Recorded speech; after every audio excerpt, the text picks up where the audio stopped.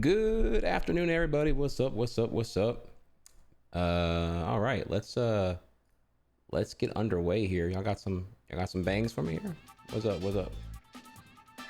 Let's swing over here and get to it here. Okay.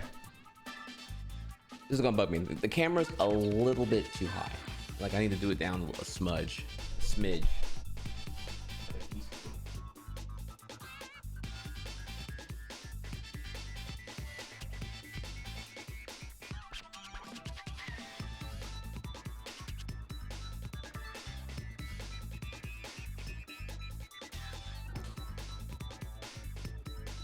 So hard. That is so hard to get. Oh no, wait, hang on, wait. When I'm in, okay, perfect. I'm like exactly in frame. I don't know what I did. Like I don't ever touch the camera because like the spacing for it is really stupid because the depth of field X whole headshot is dumb as hell. Anyways, here, yeah, let's talk about it, y'all. We are here. What's up? Today, evening stream. DDR was earlier. I'm back. It's been 2 hours. Well, I'm sorry, 3 hours, right? DDR 2 hours, 1 hour break. So 2 things on the topics here. The next pair of headphones try once and he's horny for. Yeah. And then finally, fuck Adobe. I quit. I'm done. We'll talk about that in a second as well here. So those 2 things. Of course, these are all excuses to just distract from the fact that I'm about to eat some meal prep here. You know, run that DDR, run that games. We're doing good. We're doing good. Hell yeah, dude. I'm fucking, we're in here right now. So after that, Silksong, baby. We Silksong here. Pure in there all day. So without further ado, let's get underway here, shall we? Yes, chat. Of course, the good old fashioned litmus test here over what Sailor Scout it resonates most with you here. Mars, Venus, Mercury, Jupiter, Moon, Uranus, Neptune, or Pluto. Dude, what the fuck? What's on my leg? Oh, what is it? Okay. I had an ant or something on my leg. Kept looking at it. Oh yeah, this queen here, yeah, she's slaying on that cosplay. Goddamn. Both costume and everything in between here. Love that. Okay, well, yeah, let's get to it then. So hashtag, we're gonna open here first with hashtag ad. Not really though, but as you can see, I'm rocking the Sennheisers, right? It's been I've been fucking with them for a hot while now, and I do have AirPod Pros as like a daily driver when I'm doing like physical shit. But I've caught myself, I'm like, man, I wish I had a better pair of phones when I'm like not doing physical shit, but want an elevated music experience. So I've been in the market for an overhead, wireless, nice, you know. Effectively, I'm in the market for like AirPod Maxes, but I know the Maxes are like dumb as fuck, so I'm looking for like whatever is not the stupid version of that, right? So is that material reflecting light like crazy, or is it a filter? Are you talking about my camera stuff or like not sure you're referring to here. Always with the Twitch with the incomplete sentences here. Well, anyways, let's go over here and check out. Sennheiser just announced a new pair of cans that I'm like really on things for here. So we'll open first with this. Meet the new HDB 630, a headphone built and tuned for audiophiles who want uncompromised sound, whether they're at home or on the move. From its versatile design to its sound engine and customization tools, it has the capability to be your new go-to headphones wherever you are. The HDB 630 utilizes the ergonomics of our best-selling Momentum line and supercharges it with audiophile-grade acoustics. At its heart is a 42mm dynamic transducer from our state-of-the-art Tullamore, Ireland facility. Tuned for natural, balanced sound, it features the smooth mids, intimate vocals, and fast dynamics you want for deeper listening. The nuanced details in your tracks shine thanks to a new magnet damper, acoustic mesh, and optimized back volume. This combination gets out of the way of the music, letting the details take center stage while remaining true to the vibe that left the mastering studio. You'll always get sound crafted for fidelity, not hype. The HDB 630 has a new high-res audio engine that bridges the gap between the sound you demand at home with the sound you deserve on the move. Connect through USB Type-C or the analog cable for playback at up to 24-bit 96 kHz resolution. Going wireless, Bluetooth with native aptX adaptive codec support ensures the same robust quality that perfectly balances reliable playback with impressive fidelity. The HDB 630 also includes a high-res capable USB Type-C transmitter dongle. Just plug it into an available USB port to unlock this higher level of quality on your smartphone, tablet, or PC. Out of the box, you are well equipped for hi-fi sound and sonic exploration with additional sonic shaping tools found in the Smart Control Plus app. The crossfeed function, inspired by the legendary HE1, perfectly mixes some of the left and right audio channels to replicate those channels blending in a listening room with loudspeakers. It is especially pleasant for those classic hard-panned mixes. A new parametric EQ with an A-B comparison toggle goes beyond standard fare frequency sliders, letting you fine-tune the amount of boosting and cutting with adjustable bandwidth controls. And soon, you'll be able to share your presets via QR code, opening new ways to swap tunings with your fellow audiophiles. These settings and more are actually applied to the headphone hardware for everyday use and can be adjusted at any time as your tastes change, including ANC, on-head detection, and even power management. Noise cancellation is adaptive, tailoring itself to your environment, while transparency mode and built-in mics keep you connected when you need to be. Because you take your music everywhere, the HDB 630 will provide up to 60 hours of listening per charge, letting you lose yourself in a great playlist or album. And if you're in a rush, just 10 minutes of charging provides hours of playback in a pinch.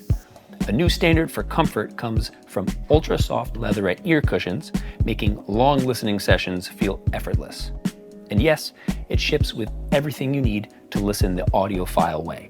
Headphones, protective case, cables, and adapters all in one tidy, luxurious package. The Sennheiser HDB 630 is here and eager for your favorite high-resolution music from input to output.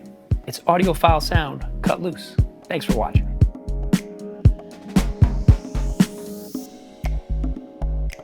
All right, so yeah, Sennheiser announced the HDB 630s. This is like effectively eclipsing their previous flagship wireless model, which was the Momentum 4s. The Momentum 4s retail for about $300, but you can get them on sale for like $180 at this point. They're pretty solid from what I hear. I don't have a pair though. I've been putting it off for a while, but then these got announced and I'm like, oh shit, okay. These are $550, same price as AirPod Maxes, but like are not like silly. Do I have OLED monitors? Yes. You're also I was looking to your comment section here, Tech. Your comparison to OLED monitor is assuming you're not even assuming the category correctly here. These are Bluetooth, and these are Bluetooth. Sorry, these are wireless overhead premium audiophile grade headphones that don't have a huge compromise in the audio quality to be wireless. That's why it has the USB dongle that allows anything that's like USB less than 6.2 to still be able to do the 96 hertz frequency. So that way it's like, you know, really, really cool and whatnot. And so they're wireless. So it's like meant to be, you know, it's for the functionality of it being used, like not at the desk specifically, but elsewhere. That's like non-fitness, non-activity. So that's like it's very akin to like, again, AirPod Maxes. You know, who wants like the best of the best in the spectrum of like overhead premium headphones. which is like a different thing than like, you know, if I was at a desk, I would just get a wired pair to have if I was at a desk, yes, I would get a wired pair of headphones, which I already have. This is like for when I'm going walking my dog and I want something more comfortable than AirPods at this point, which is like what I'm like in the market for. Now I'm not gonna get these because it's $550. It's not cheap, and also it's like at launch price here. I would wait. I'm just saying what I'm saying now. These are on my radar, so I'll wait for the sale. We go from there. Or if I'm being impulsive, I was to get the Momentum 4s, which again are like 180 right now. But again, this is like not really a purchase I'm in a rush for. So I don't know. I'll camp till Black Friday. If it drops, okay, maybe we'll see. If it's like 300 or something, I'll reconsider it. But right now, you know, it's like not an urgent thing here. Like I'm in the market for it, but I'm not like urgent to get this at full price here, you know. So just kind of like thought y'all find that pretty cool that I wanted to share with y'all that I'm like ooh. I liked what I saw there, because like as you saw here, we go back a little bit here. They didn't really know how to solve this problem here with the whole how do you people want wireless headphones, duh. AirPods have proven that people are 100% down to buy high function wireless earbuds, right? And but so people are ready to cut the cord. It is what it is, y'all. Sorry to say. And however, though, if you're Sennheiser and your market is, you know, the enthusiasts, then how do you do Bluetooth without compromise? And the solution seems to be you just like you recreate the frequencies yourself in the app, and then you bundle in the little dongle thing. This right here. You have to put this into your phone, USB-C here. It's a little dongle that hangs out and whatnot. And not all phones will need this. I don't know. We don't know the final details yet here, but if your phone has like something, I don't know what it is. It's something involving like lossless music here. So I don't know if it's like a Bluetooth standard thing, or if it's like an audio processor in the chip thing, or if it varies by manufacturer. I'm not quite sure, but it being bundled means that most of them probably don't have the protocol in question here. So,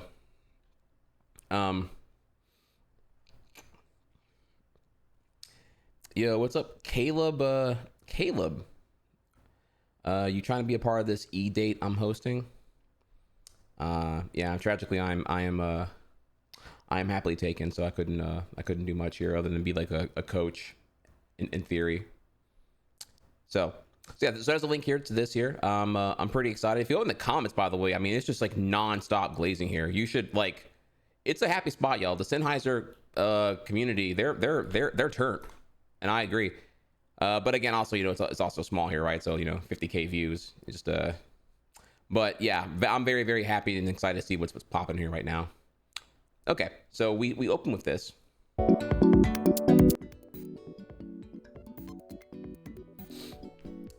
Ooh, a question here. Extreme Giga Master. What's up, homie? What's up? Let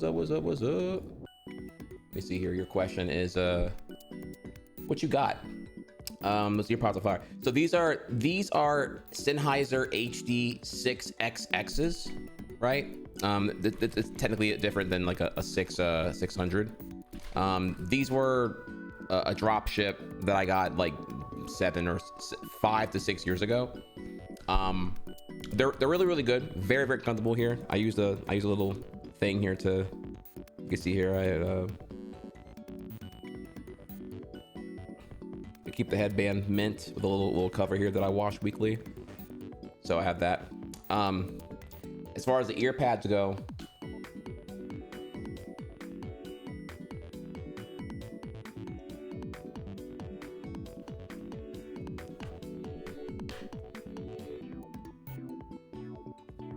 yeah, I gotta those that's aftermarket stuff here. Remind me, actually, we need to put this here. Headphones. Does this work? Oh, here you go. Actually, yeah, I made that command. Here you go. So, yeah, there you are. Aftermarket ear pads, and I have the HD 6XXs. Thanks for asking. Okay, so that aside, chat. Now we can move on to our next thing here, which our big topic before I get to Silksong, which is Adobe. I am done with Adobe, y'all. I do use Photoshop, obviously, with the overlays and whatnot. I do use Premiere Pro. It's my video editor of choice. I was never a cuck. I was never paying full price for this shit. It was already insane.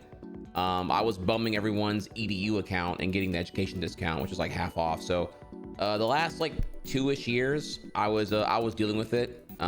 Creative Cloud, which is 100% predatory, locked in subscriber bullshit, and they surprise you. They don't tell you about it in the beginning here with a fat fuck you fee if you cancel early, and I do mean 1 day early.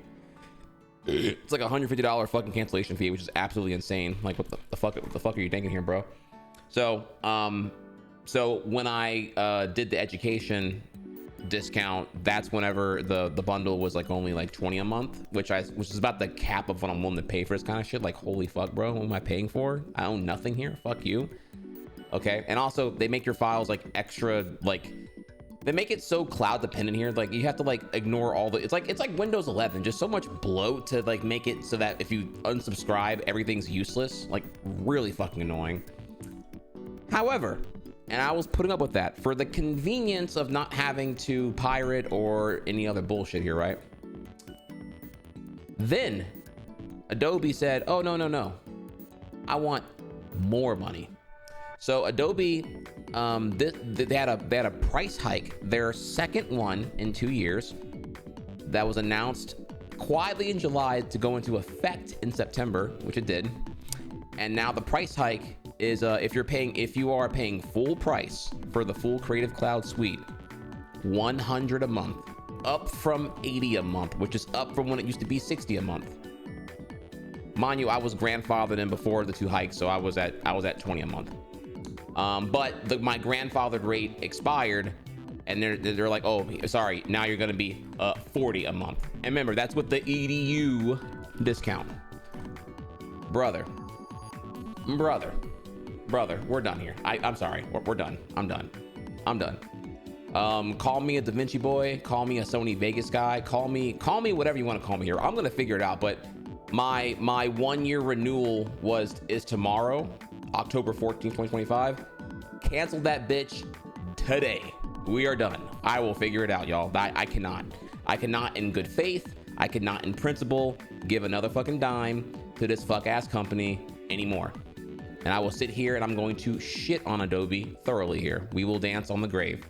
So join me, because I can't legally put my title as fuck Adobe, but I can say it out loud. So let's go over here and let's find out here. What's going on in Adobe here right now? Am I the only one who feels this way? Spoiler, no. But we're gonna sure as fuck find out today here who's someone's getting the FAFO, and it sure as fuck ain't me. So join me here. I'm sure y'all probably know who Adobe is. I don't have to explain. I don't have to explain who Adobe is at this point, right? You know who they are. Probably.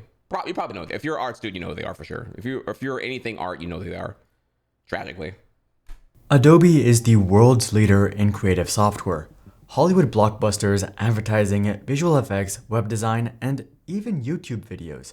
Adobe is everywhere, and they've been abusing this for years. From hidden fees to stealing customers' assets to even a lawsuit from the US government.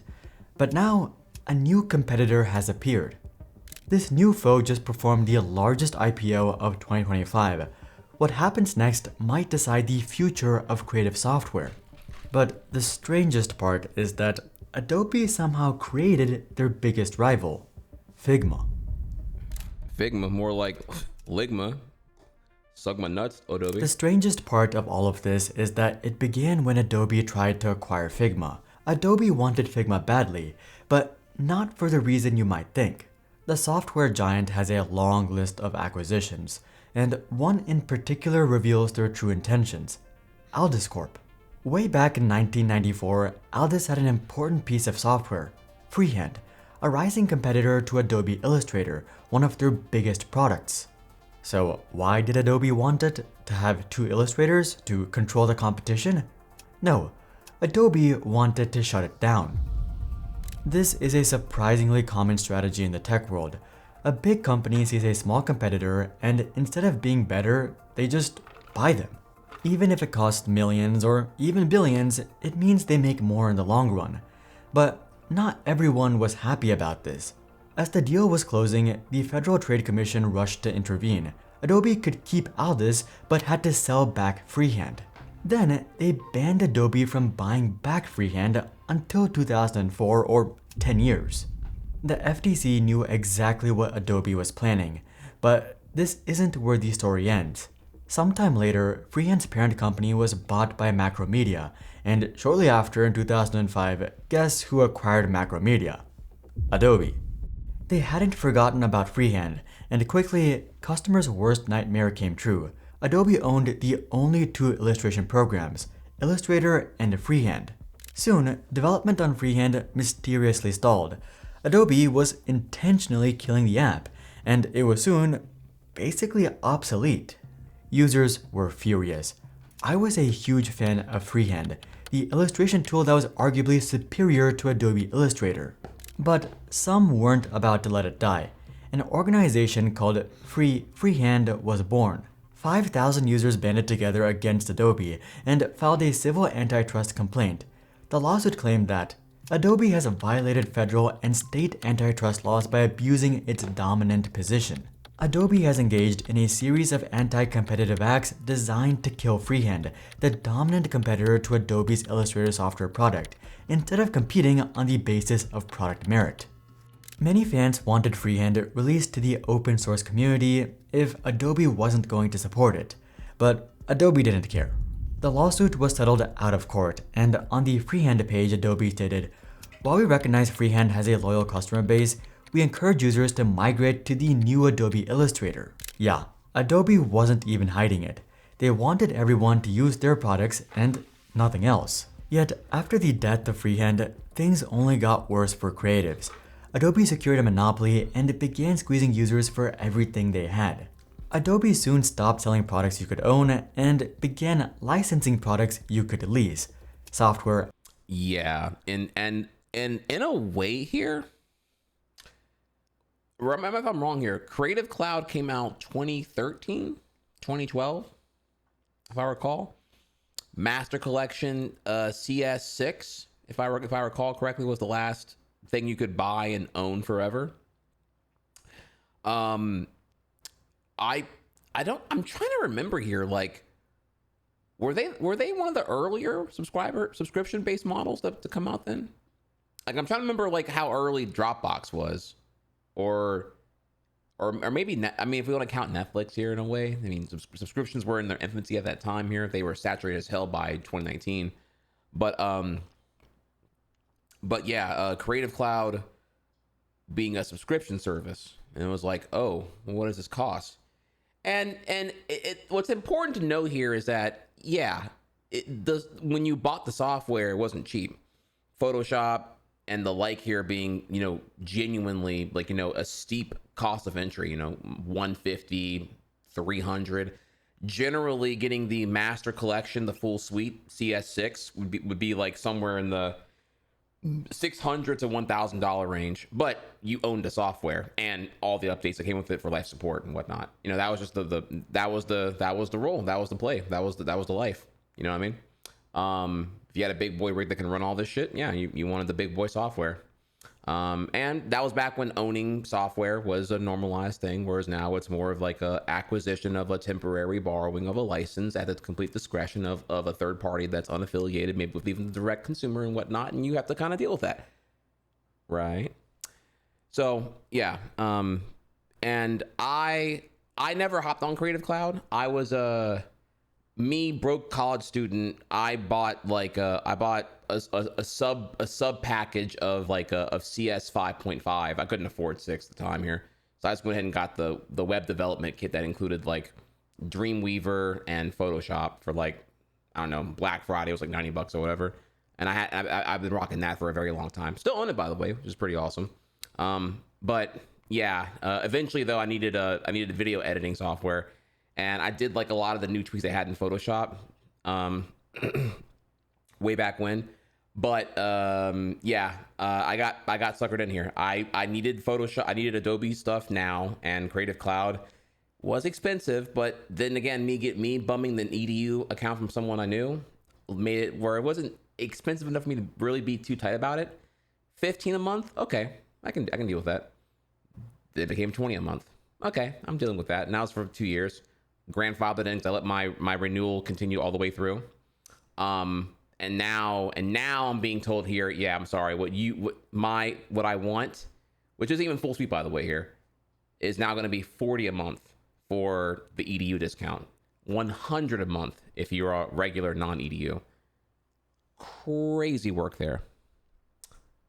As a service, the revenue began to soar as they added hundreds of millions every quarter, but they also gained something else. With the subscription, you're paying Adobe to use their software. They own the license, which means they have all the power. This is where the problem started, or rather, the fees. Adobe offers Creative Cloud through a subscription, and even offers a 7-day trial. But things aren't as they seem. If you sign up for this trial, it says paid monthly, except it's not really a monthly subscription. It's an yearly subscription that you pay monthly. Adobe does offer a monthly subscription at $90 a month, subtly encouraging users to take the cheaper monthly option, but this is a trap. If you sign up and continue past 14 days, you're locked in, and Adobe will do everything in their power to keep you there. How? With their dreaded cancellation fee hidden in their fine print. If you want to cancel your subscription, you will need to pay 50% of your remaining subscription upfront. But Not only that, no. Out chat. Full camera, please. Full camera. This is psychological warfare. When you're at this screen, depending on the variables and conditions they are tracking with their spyware, Creative Cloud, exe bullshit here, sometimes you'll be at the cancel screen with a threat, and then you click the second time to prompt cancel, and then it gives you the real answer, which may be, oh, okay, you really do want to quit then. Okay, we didn't deter you yet from canceling. Okay, how about we give you the next 90 days free? Sometimes it'll tell you, okay, well, why don't we'll give you half off. We'll just slap half off to continue your remaining 8 months, 6 months, 2 months, whatever here. Just half off, whatever here. Fuck it. You're paying 80, now it's 40. They will it is the gaslight psychological simulator torture chamber. It's crazy. Anything to get you to stop. As much friction as possible. It's really fucking gross. And they really do be hitting the students the most, I would say. I would think here. But Adobe isn't very transparent about this. Users who unsubscribe are surprised to see Adobe charge them hundreds of dollars seemingly out of nowhere. Unlike other plans, you also cannot disable your plan auto-renewing. The only way is to cancel the entire plan, which causes the massive cancellation fee. The industry had changed from products you bought and owned to licensed from the Adobe overlords with predatory fees and plans. Customers hated Adobe's ways, yet it felt like there were no alternatives because Adobe had bought many of them and shut them down. Adobe had created a monopoly, and it was extremely difficult for anyone to challenge them, even including the likes of Sony and Apple with Vegas and Final Cut Pro. But things were about to get much worse. In September 2022, Adobe unveiled the next step in its grand plan, and that brings us back to Figma. Adobe was going to acquire Figma for $20 billion. This was Adobe's biggest buy in history. But first, why was everyone, including Adobe, making such a big deal about Figma? In short, Figma is a UI design tool with a focus on collaboration. It lets teams work simultaneously on designs like product pages, landing pages, app UIs, brand guidelines, and much more, similar to a Google Doc or Google Sheet. All of this you can do in Adobe, so why use Figma? Okay, I'm gonna do my thing real quick here. 20 billion, aka math please. 20 billion, which is help me out here. $20,000 million. 20 billion, aka almost half of what the acquisition to make EA go private from the Saudi-owned investment firms. 20 billion, aka almost a third of what Disney paid to acquire Fox, 20th Century Fox. 20 billion, aka again also almost a third of what Microsoft paid to acquire Activision Blizzard King. Yeah. Goddamn. Adobe is the all-in-one software company. Video editing, visual effects, audio engineering, UI design, photography, print design, anything and everything creative. But this isn't always a strength. Adobe products are feature-packed, though bloated. Anyone who's watched Illustrator crash for the 5th time knows the struggle. But Adobe wants to be your only tool, so their tools have everything. As a consequence, all their software is heavy, intense, and makes your device struggle. Figma is refreshingly focused. It's like Adobe Illustrator and XD, and that's it. It's also lightweight and even works in browser. This isn't an ad for Figma, and both platforms have their strengths. But you can see why people would flock to Figma, especially with their generous free tier compared to Yeah, okay. So this is where we get a little bit more here. Where like, yeah, generally if you're running Adobe software, you kind of want some big boy toys. I don't know if Figma would run on a Chromebook, but I'm here. If it's browser friendly, maybe it does run fine on like things that are weak like a Chromebook here. That's pretty cool. Adobe, I wouldn't dare run anything that isn't like a heavy hitter. Like that's just gonna like, you know, you're gonna drown really quickly. Trying to run the Adobe suite on anything that's like lightweight. Adobe's oppressive hidden fees. So when Adobe announced the acquisition, Figma users got very nervous. Everyone saw the writing on the wall. Adobe wanted this competitor out of the way before it got too big. This was freehand all over again. Everything was going wrong for creatives. Another amazing product was about to be fed to the Adobe machine. But then, when all hope seemed lost, there was a ray of hope. Adobe abandoned the acquisition. But why? This would have secured them almost the entire industry. Well, they ran into some trouble. Despite both companies being American, Adobe was having trouble overseas. Since Adobe operates globally, many governments have a say, and many weren't happy. Britain's Competition and Markets Authority said the deal would harm innovation for software used by the vast majority of UK digital designers. The European Union had similar things to say, and after a full year of roadblocks, Adobe abandoned the deal. Figma was on its own once again, but as it turned out, this acquisition would be Adobe's downfall. Their greed might have created their worst enemy. When companies prepare for mergers or acquisitions, they pre-negotiate something called a reverse breakup fee. All right, pause here real quick. All right, I'm gonna need y'all to go ahead and drop some respect here. Go ahead and drop me a try EU and a salute to the European Union. Gif and curse a little bit here. I know there are some flubs lately here with the whole like child safety thing that is definitely getting hijacked by American companies to do some predatory surveillance, Big Brother bullshit here. More on that topic another day here. IMO definitely more good than bad happening right now from the EU commissions. Thanks to the EU, that's why you're seeing, God help me here, a proliferation towards USB-C as a standard. Because Apple would happily let that never be a thing and let Lightning just continue to rot in the grave forever with their proprietary bullshit. Well, it's proprietary, but it also they make a $4 royalty per accessory that uses Lightning. If you didn't know, by the way, unlike USB-C or HDMI, which are a different, more universal standard protocols. So they were okay with just like halting technology for more profit, yada, yada, yada. Anyways, thanks to them, your USB-Cs are getting standard, particularly a thorn in Apple side. Thanks to them, you're getting, believe it or not here, there's like two things.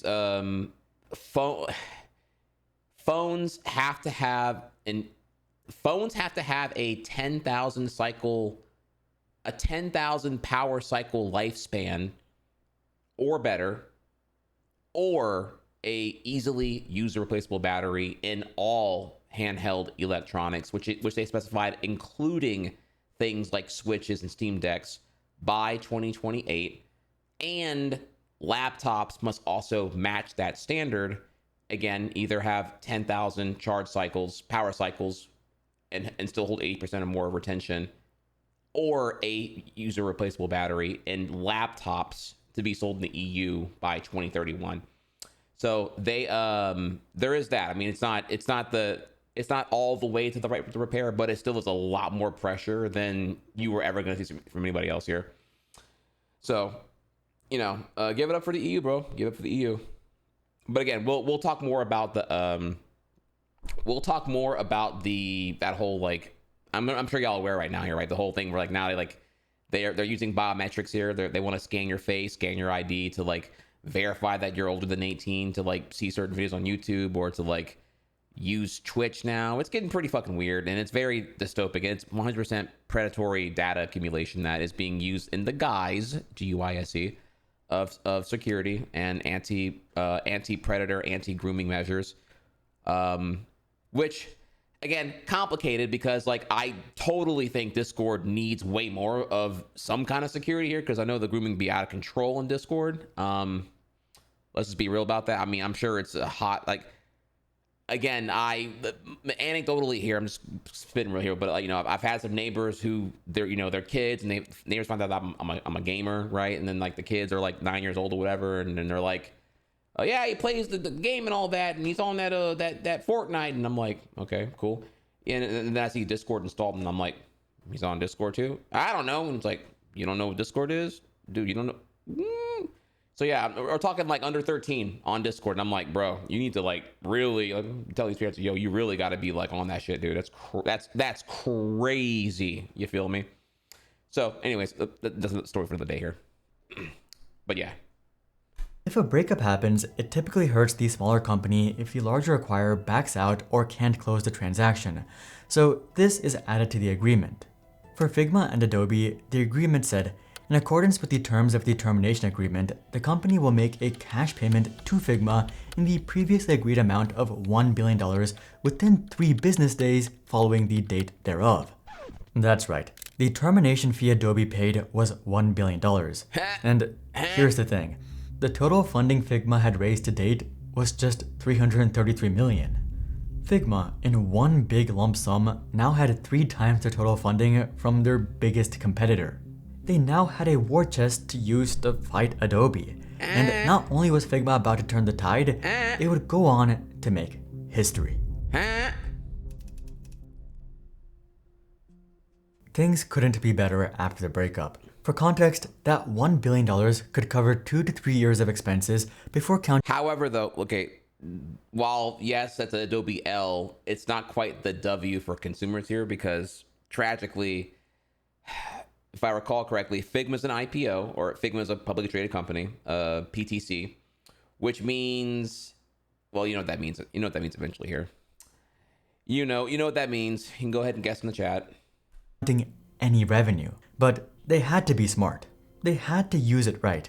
Figma began pouring money back into the business. Their existing products were made even better, and staff got to work on more products. In 2025, Figma unveiled a whole host of new products: Figma Make, Figma Draw, Figma Buzz, Figma Grid, and Figma Sites. The company had doubled its lineup, and its core product, Figma Design, was growing fast. 95% of Fortune 500 companies now used Figma. Looking back, one investor called the breakup the crucible moment. The people who remained in the boat really went to work. It showed up in the new products. I always believed that the company had a chance to build a much bigger business than the Adobe deal. In 2023, Figma reported $505 million in revenue. In 2024, that jumped to $749 million, up 48%. And unlike many explosive tech startups, Figma was profitable. In the first quarter of 2025, net income was $45 million with a margin of 17%. Figma was riding high, and across the ring, Adobe was facing all kinds of problems. People were getting sick of the predatory cancellation fees, and Adobe had attracted an old foe, the US Federal Trade Commission. But this time, it was a bit different. The chair of the FTC was Lina Khan, who was... Now, Y'all know, chat. I'm a real one here. I've been simping, glazing, and giving continuous coverage to Lena Khan way before it was cool. I've been saying y'all should be thanking her. Though tragically, you know, Trump fired her as soon as like he was able to appoint his own FTC chair, and probably most of the cool things she did are already being undone by some like MAGA crony. I don't even know the guys at this point here, but it's tragic here. But she's based, and it's funny because if you were maybe I'll do the different videos actually here, but like now with the Xbox Game Pass being $30 a month, whenever Microsoft acquired Activision, there was a subsection of like Xbox bros or whatever you want to call them here, who were like, no, it's gonna be good, bro. Like now, because now we're gonna be able to play Duty on Game Pass. They're gonna make it more expensive. It's gonna be a dub for everybody here. Says the naive people who've never taken an econ class, who are seeing predatory, like, you know, huge late stage capitalistic here, anti-competitive acquisitions and mergers, and thinking here that they're gonna benefit. Benefit how? Well, what competition, bitch? So then you know, we fast forward to, you know, a year and a half later, where now shit's fucked, and they're like, oh man, Lena was right. So yeah, they're actually there's actually an interview that she did where she admits that she's gotten like flowers and roses and compliments, and she gets a lot of mentions on her profiles because she's like, oh, what happened here? And then she finds out that's all the gamers are realizing what she actually did, and they're like, oh, they're learning that I was fighting for them actually. So. You know what I mean? So yeah, no, y'all know I'm a real one here. We've been talking about this one here. So bless her heart. I wish her great things here. Notably critical of big tech and monopolies, she and the FTC decided enough was enough and launched a lawsuit against Adobe. They claimed Adobe clearly discloses the early termination fee only when subscribers attempt to cancel, turning the fee into a powerful retention tool that generates significant revenues by trapping consumers in subscriptions they no longer want. This is so true.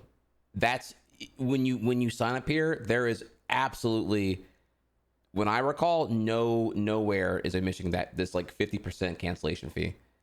Crazy work there. Crazy work here. Should not be legal, but the United Corporations of America, y'all. Usually, they would just go after the company, but Adobe's fees were so egregious that they went straight after executives, two in particular, the president of the digital media business and a senior vice president in digital sales. But It gets worse. Adobe was desperately trying to capitalize on AI, and to do so, they made some questionable additions to their terms. They now added a non-exclusive, worldwide, royalty-free sub-licensable license to use, reproduce, publicly display users' content. AKA anything you make whenever you are subscribed to the Creative Cloud may be subject to being scraped for AI data accumulation to make our generative models better. And there's no way to opt out of it because you have to agree to this to continue using Creative Cloud. I kid you not. This was drama 2 years ago, and this is when the beginning of the end happened, I would say. This is when many were like getting off that fucking train. Like, oh, okay, well, fuck you, Adobe. Fuck you, super hard. Remember back when the worst thing AI was doing was like the mid-journey stuff? And man, wow, that was where we are now is so much worse actually, but yeah. You may access, view, or listen to your content through both automated and manual methods. And then down here it says, our automated systems may analyze your content in Creative Cloud customer fonts, which are defined over there, using techniques such as machine learning in order to improve our services and software and the user experience. This was especially bad for users with NDAs, like those working in the film or commercial space. Adobe quickly backpedaled, and even after all this, their AI bet hadn't shown much promise. The stock price was going sideways and soon downwards, and it was at this time that Figma entered the race for real. On July 31st, 2025, Figma went public. Shares were listed at $33 per share at a $19.3 billion valuation, but the price didn't stay there. With so much demand, the price opened at $85 a share and jumped as high as $124. By the end of the day, Figma's valuation climbed to $68 billion, and they had raised $1.2 billion. To be fair, the share price has cooled substantially since then, but it was still a very successful IPO, and Figma wasn't the only one celebrating. Lena Khan wrote a piece saying, okay, shitpost alert here. So if the company's called Figma, all right, that means that like, okay, of course, some chud probably already like has taken like Sigma and maybe like done like a trademark or something on that. So I think it's probably already taken at this point here. But the mean ones here, Ligma and Sugma, definitely are still available. So I'm thinking here, I need to like create a product that is unironically and seriously a quality product and then give it the meme name. Because Figma did it and they're getting away with it right now, Figma dick in your mouth, type shit here, right? So I'm just trying to think here, like, what can I make that I can actually title Ligma or Sugma? Definitely definitely need to do that at some point. We only have a limited amount of time. There's only so many like Igmas we can do here, before we're out of them. A great reminder that letting startups grow into independently successful businesses rather than be bought up by existing giants can generate enormous value. A win for employees, investors, innovation, and the public. It was the biggest IPO of the year, and in truth, it was all thanks to Adobe. Since going public, the share price has fallen over 50%, but in reality, it's not so dramatic. The offering was wildly overhyped. Investors placed 40 times more orders than shares available. There was a feeding frenzy, and early buyers bid up the price into the stratosphere. Luckily for Figma, this isn't unusual. Airbnb and Snowflake had similar IPOs, so Figma isn't too worried, but there's still plenty of work to do. Adobe is still a titan and far, far bigger than Figma, but the goal here isn't actually for Figma to win and Adobe. You see here, so total valuation 155 billion, total valuation 27 billion. However, look at Adobe here. I hate when the villains win because this revenue increase is exactly when Creative Cloud came out. Creative Cloud 2012, 2013, that's when the line goes up. And short term, yeah, they climb from I'm assuming here what was probably like a $30 billion company to effectively 10x that by 2022 or whatever.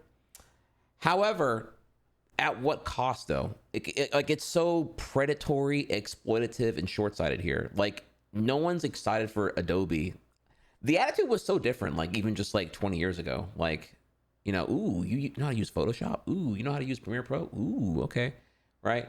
But like, whereas like now it's just like, or even a decade ago, it's like, yeah, I use Adobe. Damn, why aren't you on DaVinci?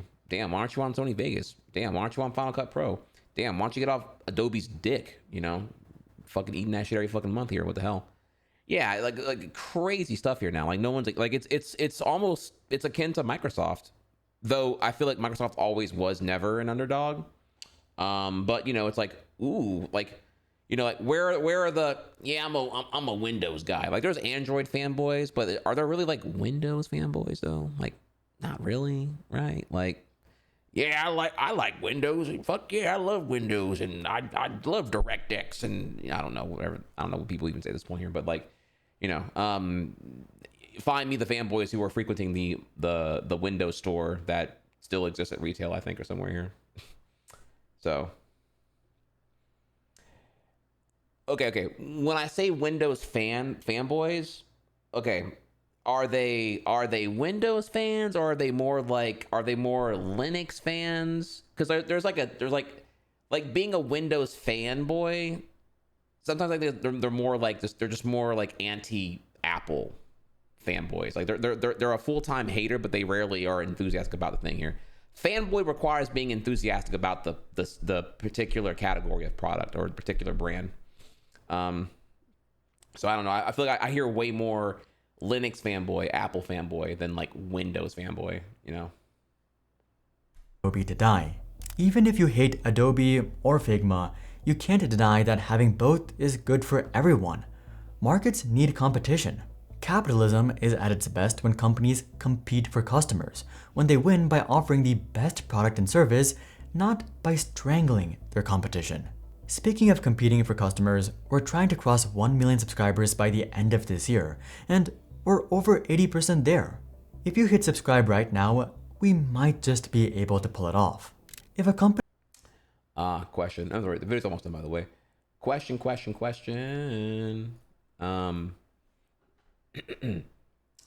Compared to what there is specifically for PC gaming, Windows is the best, right? When you say the best, I would say the most compatible right now, as of now, but that is changing at this time here. Steam OS is making momentum, and I would argue give it some more time to proliferate here. People are increasingly annoyed at how annoying Windows 11 is for a multitude of reasons here. But yeah, Windows is the best, but best is like the asterisk here. It's not the word I would use. Most compatible for now, etc., etc. Most compatible is the word I'd rather use here. company can keep a monopoly by just buying and shutting down competitors, they have no reason to make their products the best or try to win customers. Instead, they will try to extort them. They can do whatever they want at everyone's expense. With the rise of Figma, hopefully the industry has entered a new era, but only time will tell. Another fan favorite startup that's not having such a good time is Nothing Phone. Check out this video to learn more, but until then, I'm Hari, and I'll see you guys on the next one. All right, so yeah, that's a fresh video that was breaking down here from Logically Answered. Gotta love it here. Go ahead and drop a little link for y'all. Make sure to give that view and a like. Super sick channel. Love what he does. Not done yet though. Again, I got that Kendrick energy in my system right now here.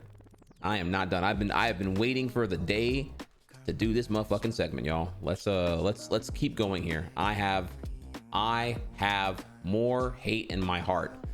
Because I was livid a month ago on this ship. I was like, let me wait until I have this ready to go here. All right, so over here, when that price hike was revealed here, I wanted to go in. So we got some tweets here. Let the hate flow real quick here. Next tweet. Be Adobe, 40-year-old PDF jockey, 2025 stock doing a perfect 1/3 dip swan dive. Will pivot to AI, says executive on 7-figure retention bonus. Can't ship a model because legal says every pixel needs to have a 12-page EULA. Mid-Journey drops version 7, makes our Firefly look like MS Paint with a hangover. OpenAI drops GPT image, Google drops Nano Banana, both free. Our responses: please log into with your Adobe ID, install Creative Cloud, update 47 gigabytes, restart, then pay $55 a month. Users collectively Alt F4 into orbit. Watching horror as ChatGPT and Gemini read any PDF you want for free. Not requiring Adobe Acrobat. Enterprise cancels 10K seats overnight. Try to counter with Sora killer video model. Training cluster catches fire after someone uploads a 1998 clip art library. PR tweet: we are reimagining creativity. Quote sheet ratios hit a 1 to 9K ratio. GIF of dumpster fire, bonfire, tops replies. I didn't even know that even happened here. Holy shit, that was crazy. Premiere Pro is now just a bloated launcher with 15 different subscription prompts. 20-something with a phone and CapCut is making better edits. Our flagship feature, generative fill, but now 3% slower. Not wrong, by the way. Board meeting, let's raise prices again. Stock drops another 8% during Zoom call. Our most innovative feature in 5 years is a subscribe to annual plan button that clicks itself. And here we are. Oh yeah. Note the timeline, by the way, here. This is all just 2025 here, just with these massive meteoric dips here. Adobe doubling further in on AI. I can't even call it slop, because it's just AI. It's like AI trend chasing, imitator, insecurity, no substance. Like, you're not even doing the AI thing the best, and you're trying to like get in that market too. You're gonna neglect your existing market of creators and human effort to chase the AI shit. You don't even have like the data centers, the or any of the protocols you're the Mr. Beast imitators. You're not even doing the Beast shit well. You're just doing it shittier and worse and bad and slow and late. And then price hiking to justify it. Fuck you. Oh my God. Talk about neglect your base entirely here, dude. You're trying to sell like Adobe to like Mr. Beast fans. Like yeah, it's gonna go nowhere, dude. The Mr. Beast fans, they're buying CapCut on the Apple App Store. They're not buying Adobe shit. Stupid. stupid, dummy, dumb. So yeah, hot ass dumpster fire. And there's so much more than just this, by the way, here too, but giving you kind of an idea right there. Also, I need more songs, chat, in the queue, please. Next up, Adobe insider purchases from 06/2025 here. Now, I don't know, does insider purchase mean stock buybacks? I'm not quite sure what this, I perceive it as that here, but again, where's the priority right now? Very clearly, going on somewhere here, right? So, however, don't super quick about this one here, though. I thought that was kind of like a, wouldn't shock me here. Wouldn't shock me. Next up, our queen, Lena Khan, always got the bangs ready, y'all. Go back one here. Do I cancel 4 days early just for this bit? Adobe, this is fucking awesome. I love the way you guys operate because like the audacity is insane. So, all right. No, I want you to see here how evil this company is, right? If you don't cancel on the day it expires, the only way to avoid the 50% of your entire annual rate cancellation fee is to cancel on the day it expires. Look at how, like, how the fuck is this legal, dude? You have to cancel on the day. You have to wait exactly 364.99 days, and only then, probably with probably not even a full day, probably like an 18-hour window to cancel and not get this fee. You'll be prompted with like oh yeah, 60 days free, or we'll make your thing half off, or like we'll give you the next 2 billing cycles for $0 type shit here. Look at this shit. Look at this. I can reassure you personally, this is 100% real. It's actually insane. I had to cancel this morning because my thing was telling me it was gonna be due today or whatever the fuck here. Holy flippity fuckity shit here. Oh my god. Got the gym subscriptions blushing over how predatory this shit here is, whatnot. Oh my god. Go back one here. Lena quote tweets it. While investigating Adobe for deceptive subscription practices here, we discovered an executive admitting that hidden early termination fees are a bit like heroin for the company. Subscription tricks and traps have surged as more firms become dependent on subscription-based revenue. It's up to consumer protection enforcers and lawmakers to stop the abuse. Tell them, Queen, tell them! Tell them! God, fuck this company so fucking hard, dude. Chad, I need a cold. I need a cold here. You know, I need that Dexter right now. Just like, oh my god, please let these motherfuckers know. Okay, so then if you want to go to hell, you can read about Adobe's like how they worded their plan hikes, new plan for pricing and all the shit it contains here, and you know, blah blah blah blah blah. Okay, whatever, fuck you, right? Then we go back over here and someone includes a table breaking down like what's changed and what rates have changed here along with that here, whether you get Creative Cloud Pro or Pro Plus or Pro Enterprise, right? And then finally here, one of many of these here. Okay, I can go all day here, right? In the official Adobe community forum here, someone says here, I received an email from Adobe stating that my photography plan billed monthly will increase from 12 euros a month to nearly 19 euros here a month, a jump of nearly 50%. Short notice. Don't tell me it's because of the new AI tools. I don't care about AI. If I need AI, I'll use specialized tools. When I want full control over my editing process, I don't want AI interfering with it at all. To make matters worse, with what we've already spent on the subscription over the years, I could have bought the lifetime license for Capture One twice. That's how much money Adobe has drained from loyal customers. And here's the insult to injury. I only use Lightroom from the photography plan, which if I switch to Lightroom only, it costs 15 euros a month. Still more than what I've been paying now, still more than what I've been paying until now for the full photography plan. How does this make any sense? This is not how you treat low customers. Instead of rewarding long-term subscribers, Adobe punishes us with outrageous increases. How can anyone justify this? Do better. Respect your customers. I agree. I completely agree. And look, that's all the official here. Their Reddit janitors didn't clean this one up yet here, for example. All the really hateful ones were already deleted here, but I'm showing the one that was able to remain here and whatnot. So yeah, I'm tight. I don't give a fuck. Fuck Adobe, dude. All fucking day, bro. God damn. So yeah, chat. in conclusion, I'm free. I will figure out the next thing here. I cannot, in good faith here, I would be a fraud if I gave in for convenience here. They want $40 a month for my EDU discount Creative Cloud. All right, you got the thug in me now. I'm done. I don't want it anymore. Fuck you. I'm done forever. I don't even know. I don't even want you back. Don't call me back. Don't call me back now. Don't tell me you regret it all. Here now. You had me. I was here for. I've been on Adobe's dick since 2002. You feel me? I was making Dragon Ball Z web blogs and shit on Photoshop 2.0. Like I'm a thug in the game here. I'm back in the gap. And I can't do it anymore, y'all. I can't do it. So I've canceled my shit, which, by the way, I can only do today without a cancellation fee because you know, because it has to be today's when my things are gonna lapse here and whatnot. And that's it, dude. That's it. Where do I go from here? Great question. I don't know. Now the well, there's of course there's the 7 Cs. There's DaVinci Resolve. You know, there's Sony Vegas. I hear Final Cut Pro is pretty sick here, but I don't know if I really feel like using like Mac shit for that or whatever here. So we're gonna have to see here, y'all. I don't know.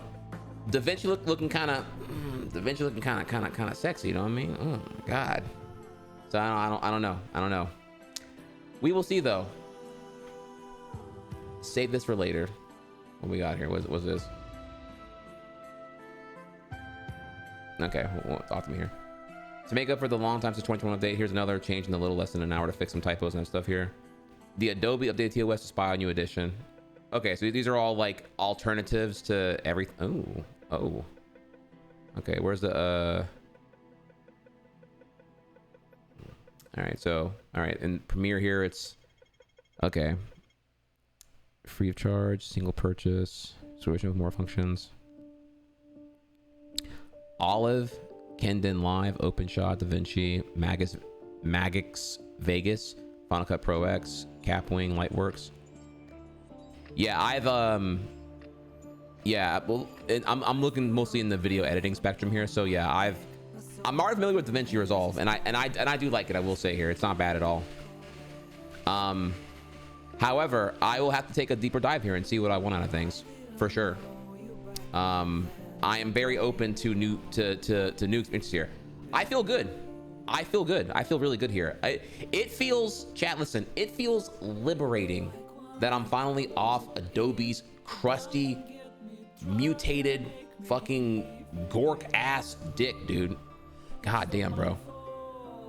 I'm done. I am so fucking done. I am so fucking done. Sorry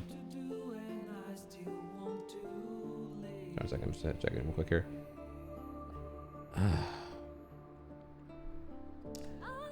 So yeah, thank you for. I'll get us a like and go from there. Thank you so much. 16K bookmarks, by the way. Beautiful stuff here.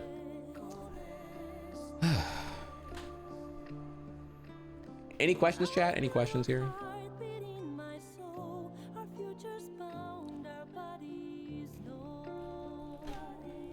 Software, and yet there I was.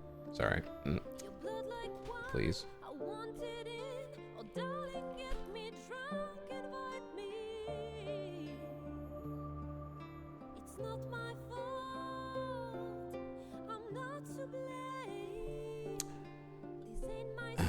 And then just to bring it all together here.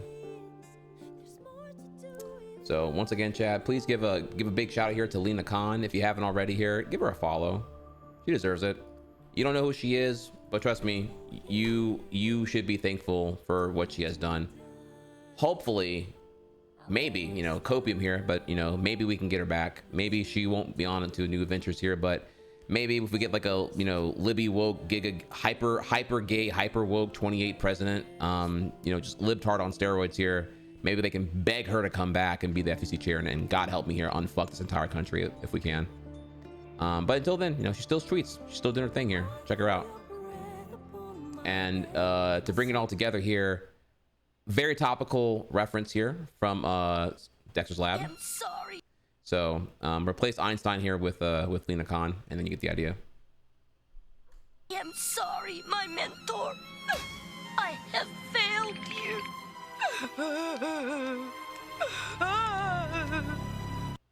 Thank you, Dexter. Completely agree.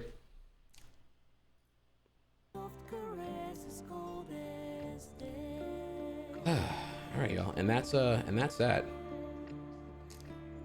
And now I can close the chapter of my life here. I am done with Adobe, and I'm moving on. There are plenty more topics here. Actually, I haven't done any discussions in a very long time here, but we've been locked on that gameplay. You feel me? So from here, we're gonna move on to gameplay. So any alternatives you suggest? Actually, no, I don't know. This is all very abrupt for me here. The price hike was news to me like 2 weeks ago, and then thankfully my annual plan, which I bought on Black Friday, expires. You know, my annual plan expired tomorrow actually. So I was waiting for today to like do the, because again I have to like wait on the day of it expiring to do the cancellation. Again, really fucking annoying. And I'm like, you know what? No, this is dumb as fuck here, dude. They're price hiking me up 50% for the EDU discount, which is like already like insane. People who are paying, remember, normies are going from 80 to 100 a month. I'm going from 20 to 40. I'm already like, yeah, fuck you, I'm out, dude. So, oh yeah. So I'm done here. I don't have what I could suggest here. If depends on what you're oh, you're not talking to me, actually, you're talking to somebody else, or actually you're talking to me maybe here. It depends on what you're using here. You're using like using photo manipulation? You're using web design? Are you doing video editing? How much of a window do you have before they auto charge? I don't know. I just know that I couldn't cancel yesterday. My subscription expires today, and it auto renews October 14th. So I just checked today and was able to cancel without any bullshit. After saying on 3 separate prompts here, no, fuck you, get out of my face, and then there was no thing. So presumably you have the calendar day of the calendar day before it renews, which again might be specific to the Pacific time zone, because they're in California, the headquarters anyway. And it may need time for processing and whatnot here. So I'm gonna assume you have at least 18 hours of the day of, or the day before auto renewal. Again, completely stupid, deliberately terrible to do, yada yada yada here. Need to get sued to oblivion and whatnot. Absolutely predatory, exploitative, and insane. So they can Figma dick in their mouth all the way through here. For sure.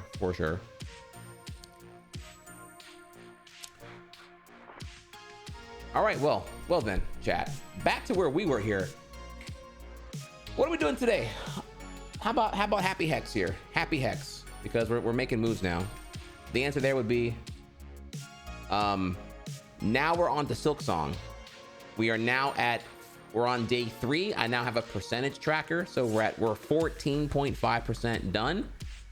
We just beat 2 bosses. I got the dash, and I'm clapping everything on site. So give me a second. Let's take a quick little 5-minute here. When I come back, well, I need more songs here too, by the way. When I come back, we will be moving on to the Silk of Songs.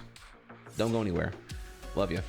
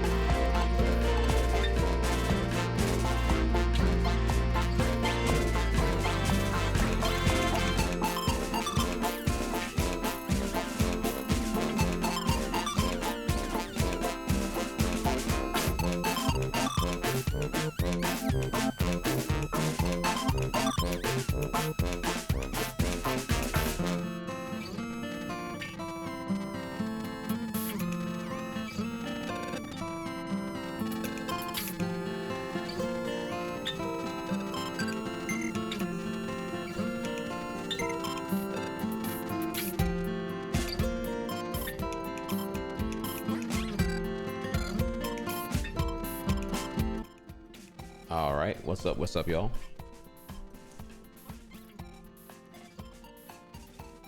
Okay, all right.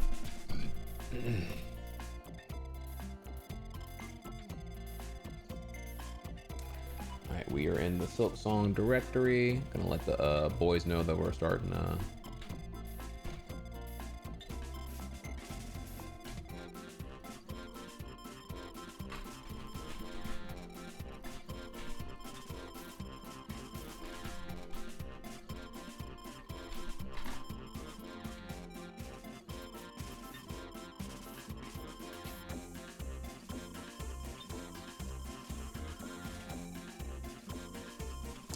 Okay.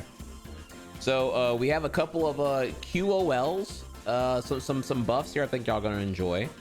There's a new command called "in case you missed it," which I'm gonna figure out what to do here with this one, but you have YouTube clips now of the boss fights that you may have missed from the last VOD, as I'm doing when I do the VOD stuff here. I can give it to y'all now here. So there's that. However, I can't make a playlist without specifically editing the stuff here, so I don't know. We'll see what happens over time here. Maybe I'll have this link to like a Google Doc that'll have like the links to all the clips, I suppose here, and go from there. But there you go. In case you missed it, there's the boss fights now. Also new is progress. Progress now links to the progress tracker third-party tool site that you can dump your save file into, and it'll tell you like, you know, where you are and whatnot. So here we are. Here, want the contents? There you go. It's 14.5%. And then also, if you go to the image there, it'll show you all the things I've gotten so far. If you want to know about all that, if you want to really get in there. So when people ask, hey, what has he gotten so far? You can just say, hey, here's the link. You can see for yourself without spoiling everything, you know. Could link to VOD timestamps. That doesn't scale, right? The command would get there's a character limit, so I can't just do like I can't do like a VOD timestamp comprehensively. You know what I mean? Like, 'cause right now it's like, yeah, like the command right now would just show like the command would show links to things, and you kind of go from there.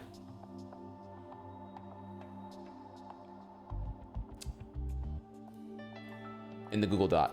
Yeah, that's the plan. I thought you could make a playlist of YouTube clips, but you actually can't, which kind of sucks actually. So yeah, the plan would probably be a Google Doc with just like links to the thing with timestamps. Yeah. But again, it has to be to where people would actually use it, because if it's too much friction, that the people who are asking are not gonna fucking use it anyway, which is kind of useless then, right? You got to make it like idiot proof, like really idiot proof. Okay, all right, so there's that for y'all there. And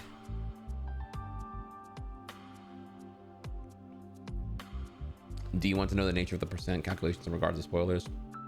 Not really, no.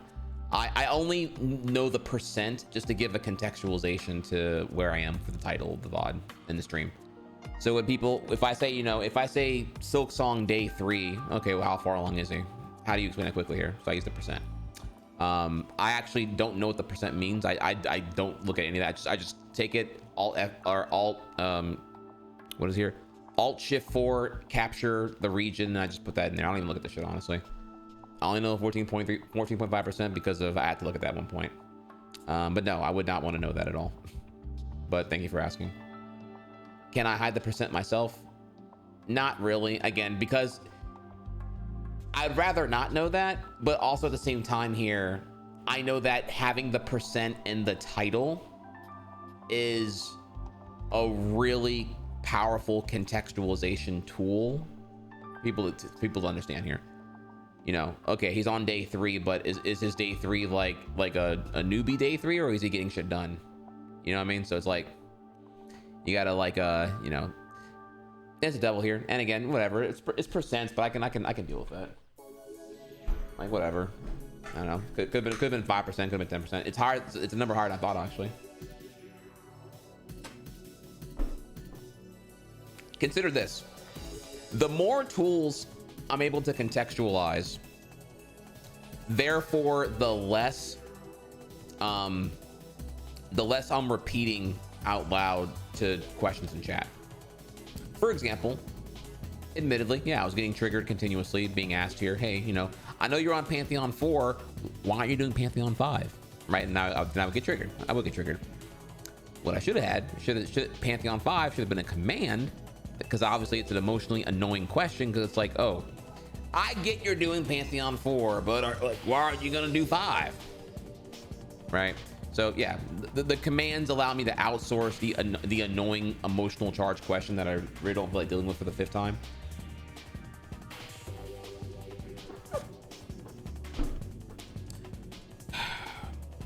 It's like the God of War people. I don't get it. Why aren't you playing on very hard mode? Have you played very hard mode? Are you assuming it's good? When everything's like a fucking 5x tanky sponge and every fight's a 25-minute slog fest? It's like, because you can't DPS any more than there already are tanky as fuck. Yeah? Okay, all right. You know, you get the idea. We're good here. All right. So, yeah.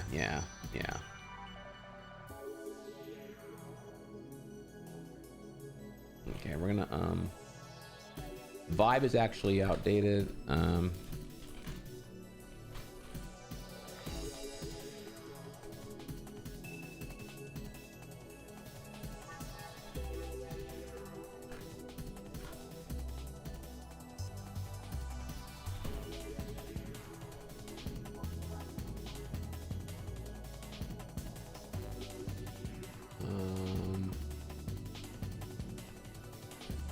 Let's see here. Impression. Is this still accurate? Might delete some actually here.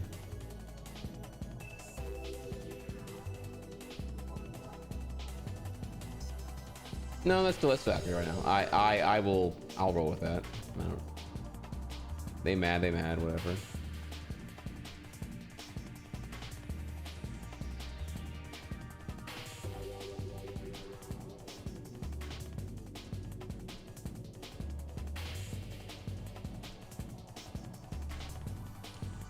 Okay, cool.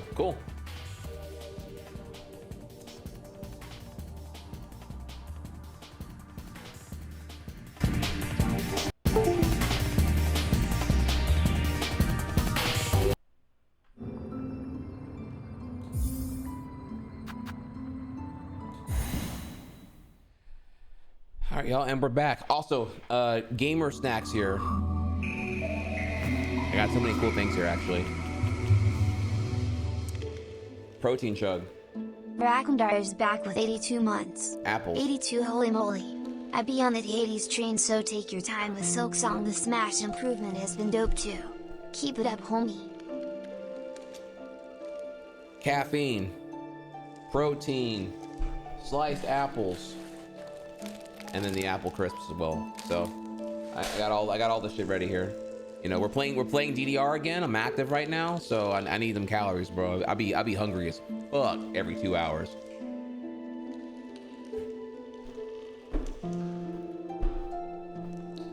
Bro, pizza and nuggets. You already know, dog. If I was hitting pizza and nuggets, I'm hitting the bed after that. Y'all ain't getting Silksong if I'm doing pizza and nuggets after DDR. Like, stop the cap. Rakeem Dar, thank you so much. Okay, so we just we clapped Splinter Sister. I went over here. What are we doing now? I know I need money. I need money because I need some things I need to do right now. I know we're broke. Yeah, I need 500 for the simple key. There's currently there's 2 simple locks I could unlock. There's one to the right that looks more promising than the one to the left. But again, I need money. I'm broke right now. So we have 120 plus, so we have like about 230. So there is that. I also have this here.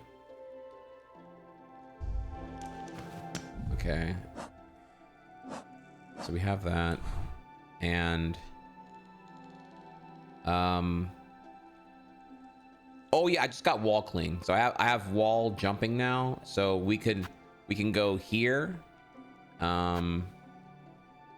We can go. Oh, I'm sorry, it's silver. All the silver rings are wall clings that I can do. Actually, I think this one's, yeah, this one's old news now. No, look at that one. That one, this might be locked.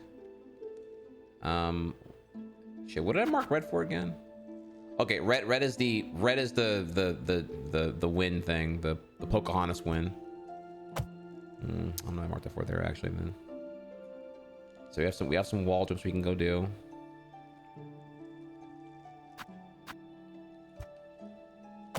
Okay, so we can go investigate that one there if we want to as well.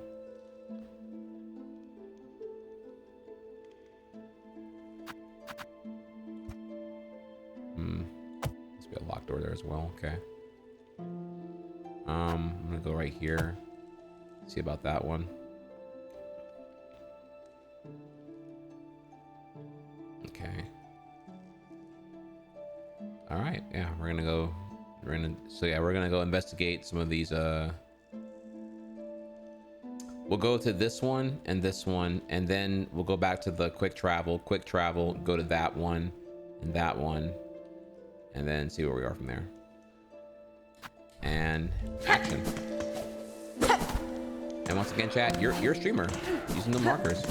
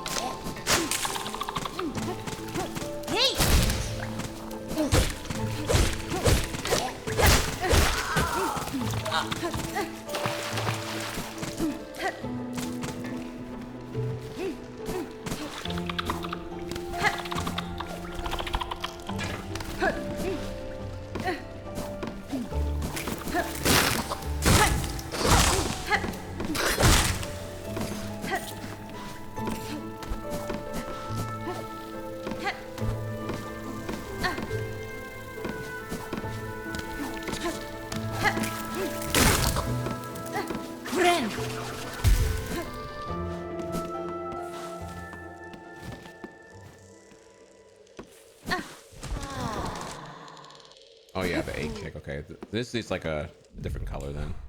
I gave this a silver when it was really, it's more of like a, yeah, a build, something to come back to later on. Okay, so then we're gonna go to this one over here, right? Which is a, okay, yeah.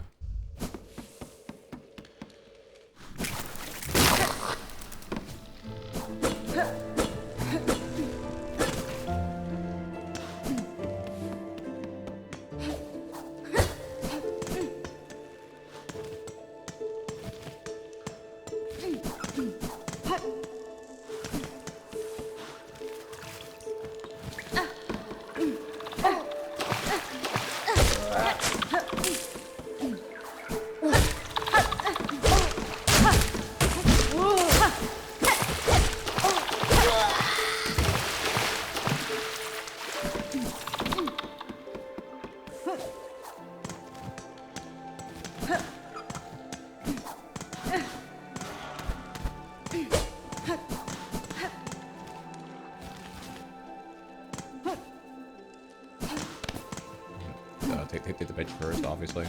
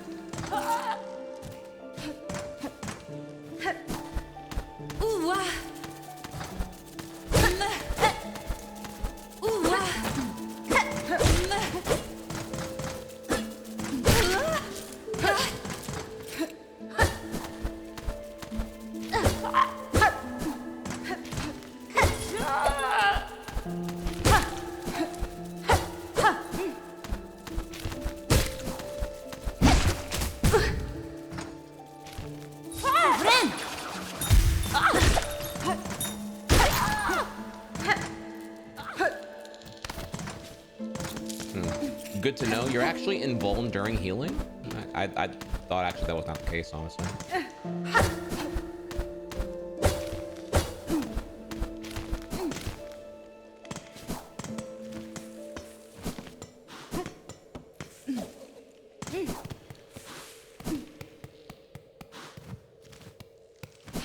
Let's go towards the green first. Okay, maybe I'm not invuln then. Okay. I don't know. Look like I didn't get hit by that earlier.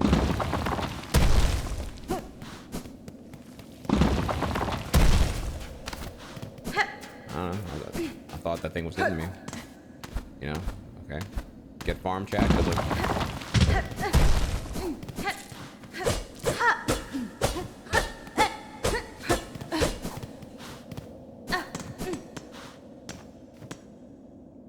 Accept the judgment of the rise beyond, that all who stand at Varloom's holy crest prove pure of will and want.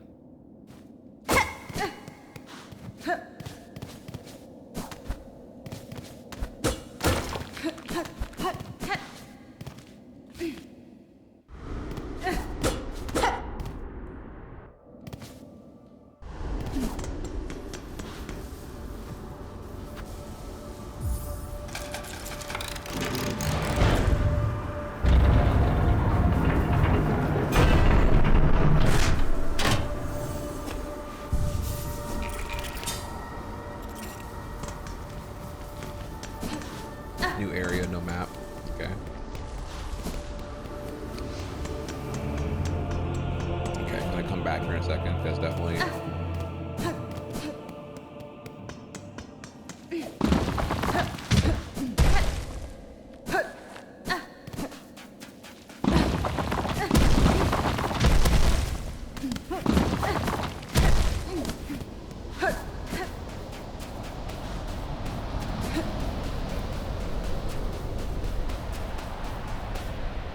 Yanara.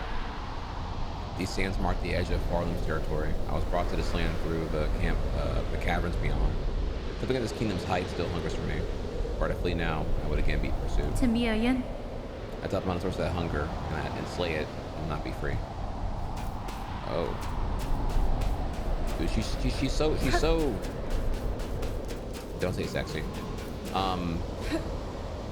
She's attractive in a personality, virtuistic, deterministic kind of way, you know?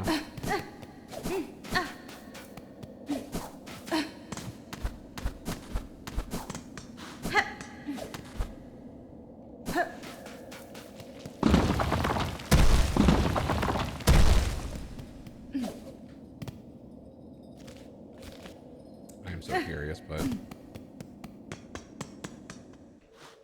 And that got a follow. Hey. Base takes. The base takes, you know?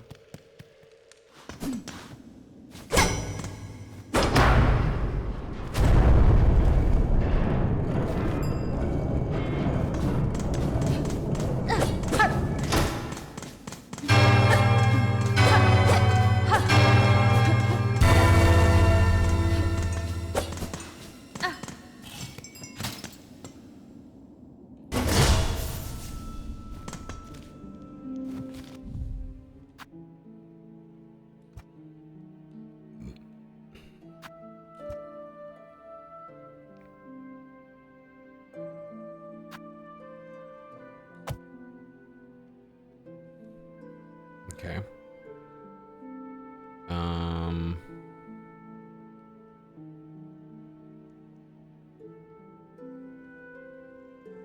Okay. All right. Well, then now we're gonna go ahead and quick travel to Morrow and do shit there.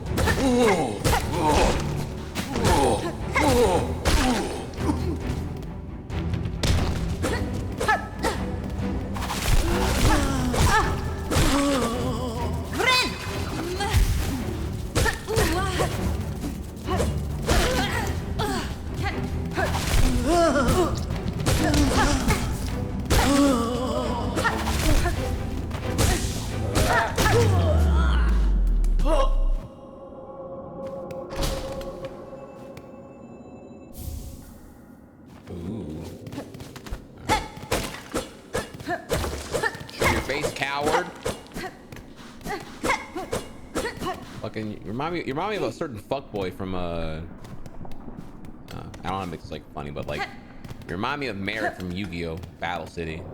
You know, catch that flight direct. Quit subtweeting me. Quit possessing other cronies to do your bidding for you, and want me like a not total bitch. Pussy ass.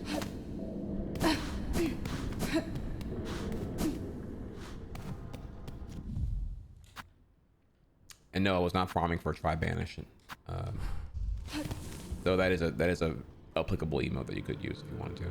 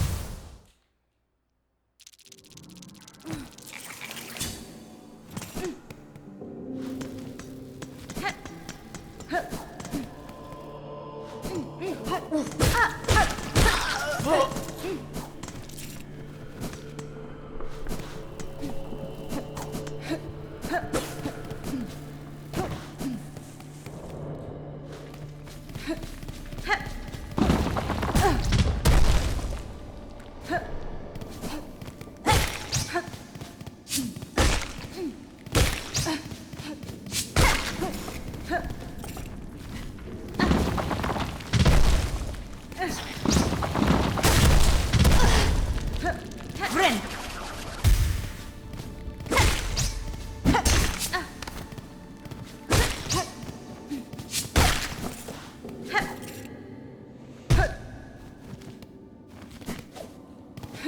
Want to verify this is which store is it that needs the simple key? Not this one. Okay. That's a real.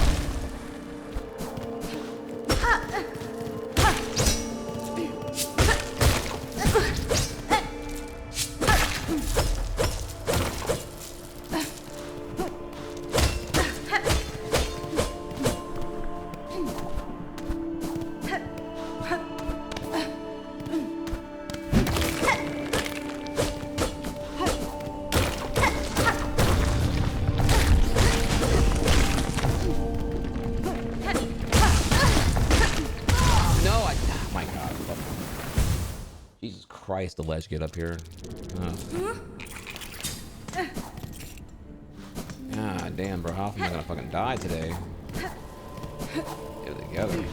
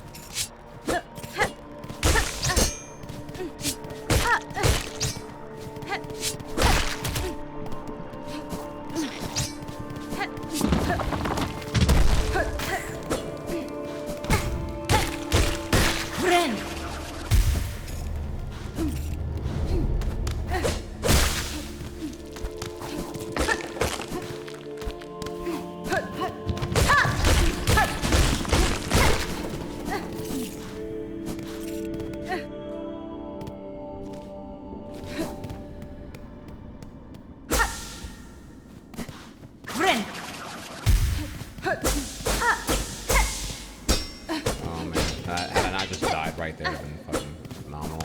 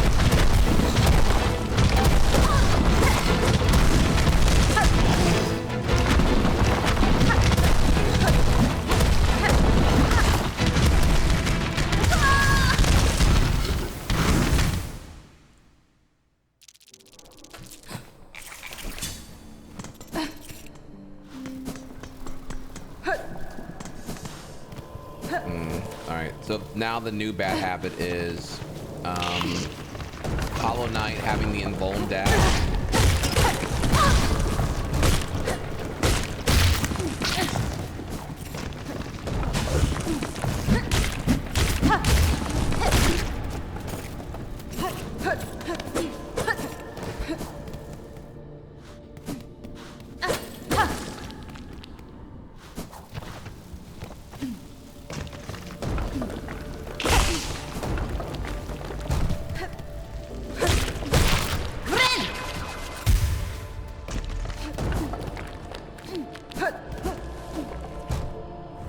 So just like another habit I gotta like unfuck my brain on here.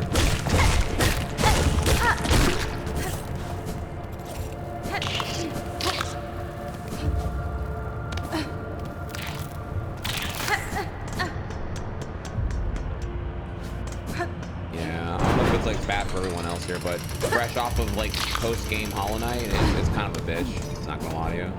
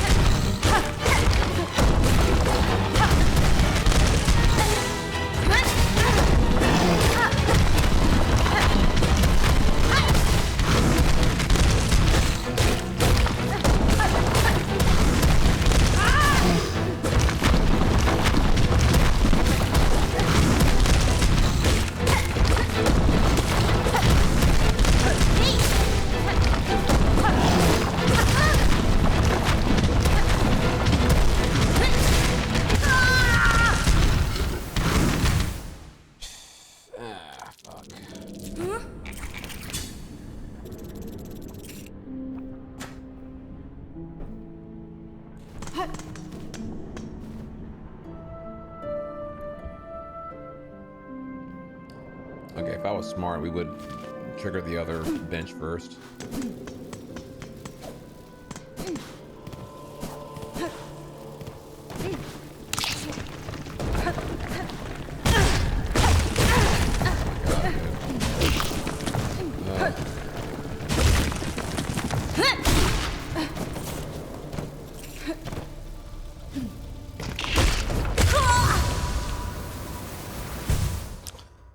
That's so fucking annoying. That is really annoying.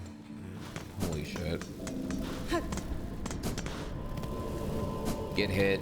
Okay, need to avoid getting hit. Get hit again. Try not to get hit. And then now in a bad position where I have to like do everything. Oh my god, dude.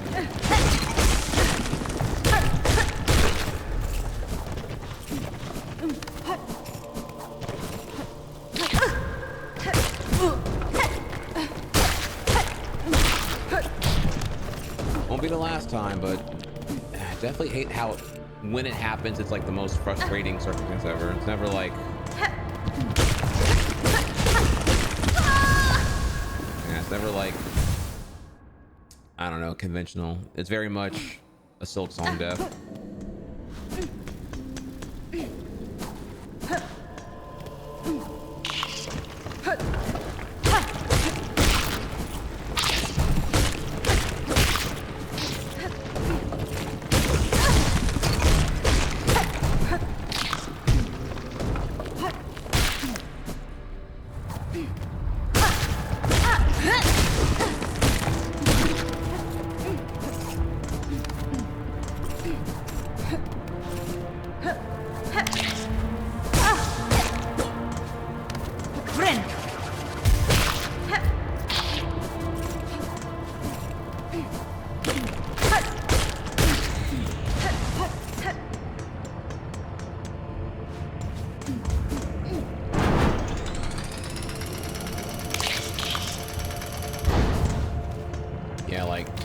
definitely just like so team, like, man, give me more. I want mass shards like yesterday, big time.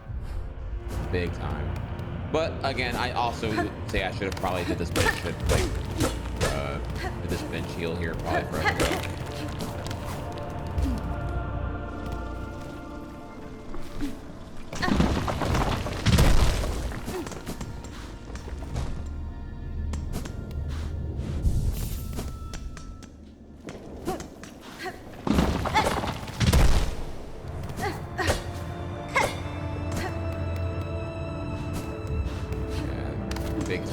Big time would have been a good call there forever ago.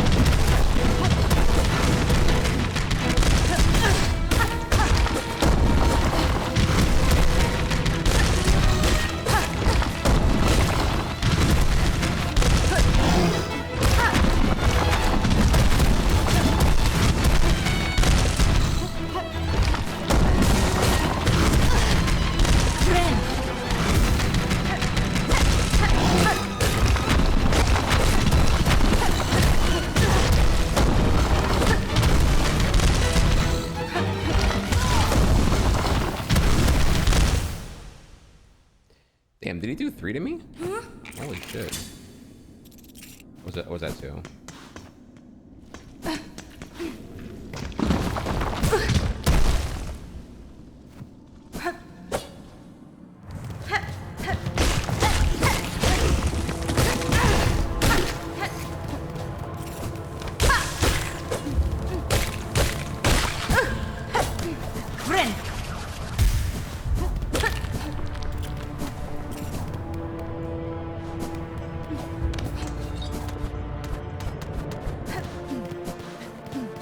Part sucks.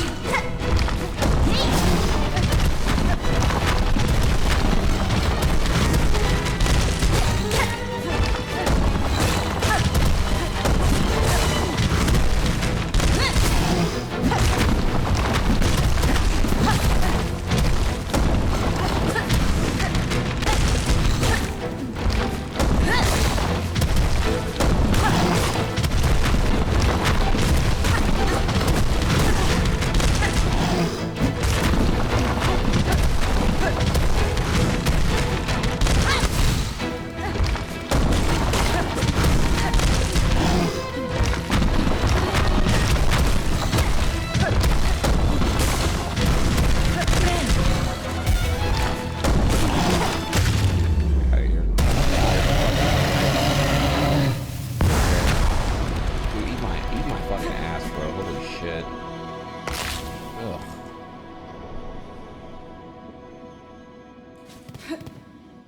Ugh.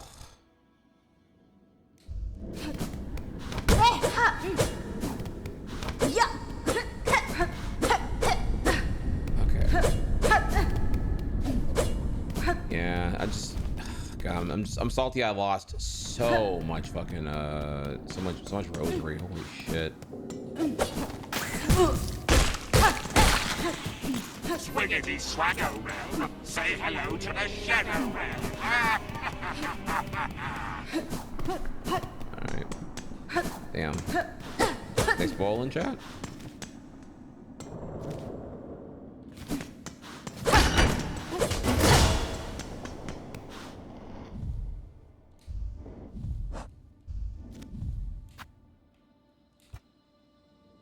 Okay, we did that. I don't know what's over here actually. We need to figure that out. After I bench.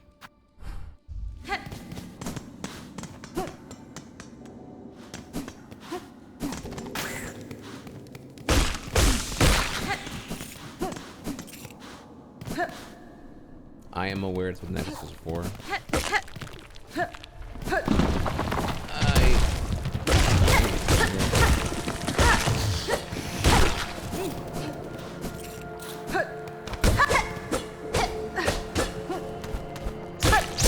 Bear with me here. I'm human. I'm not happy that I died and lost like 200 rosary. Like anyone else, it's not a fun feeling to lose all that resource. Hey!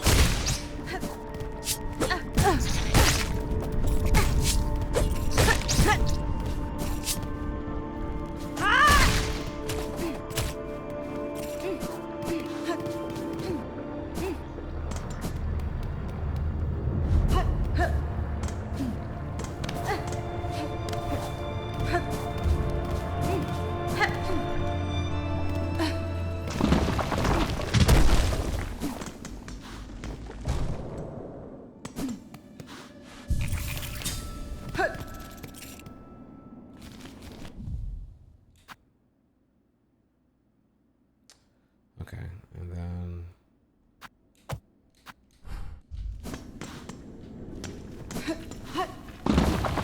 I think because I've been broke most of the game, like having to buy.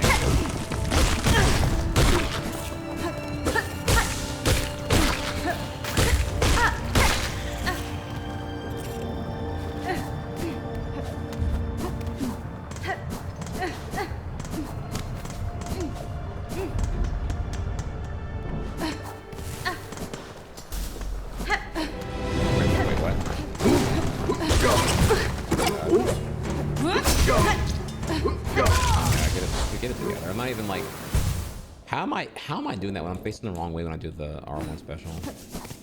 I was checking the map to even see like did I miss the thing I was looking for, and it ends up being a fight.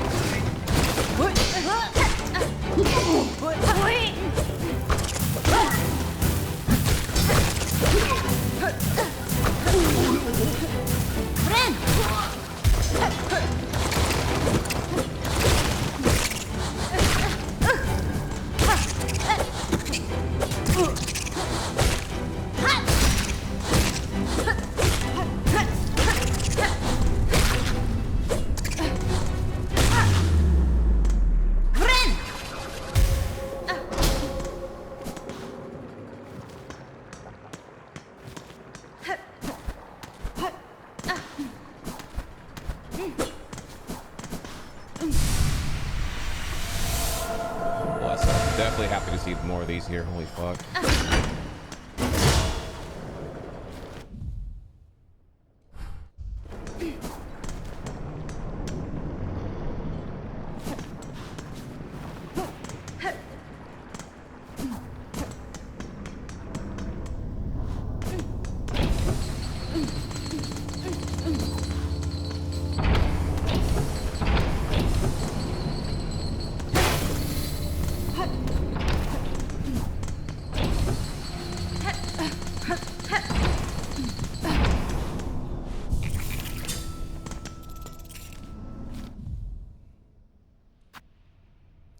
Okay, so those are both boss fights. Both will get drops. I need rosaries. That's pretty much what we need right now. I need rosaries for a simple key, for the shard of the memory thingy, and for this other item that I need to buy from what's his face.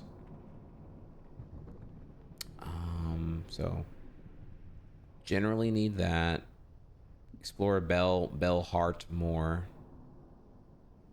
And let's see here.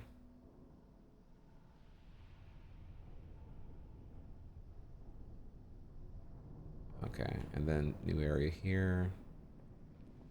Also, there's a new area wherever I was. I was up somewhere here. I don't know, like this is where you turn around, I think, if I recall. Okay, well, let's see. Well, I'm already at Deep Cox here. Might as well keep going there and see what's happening.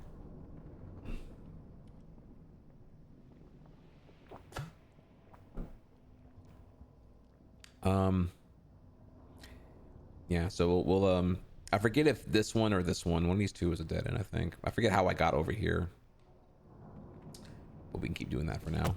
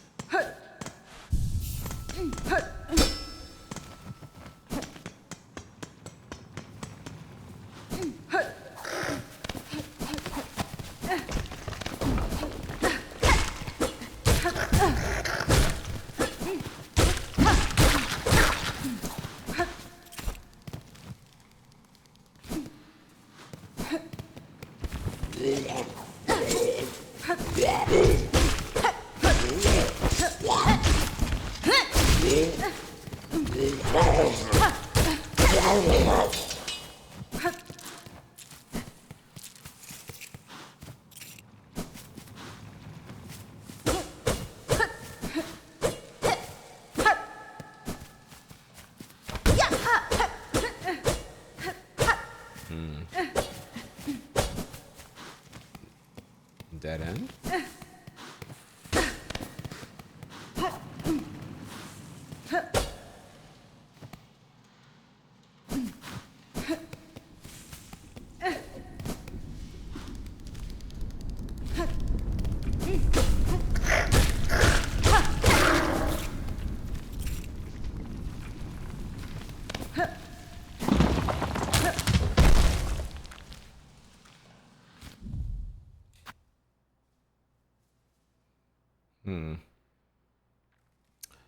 Okay, I guess we go back and we drop one and then go back to the other bench.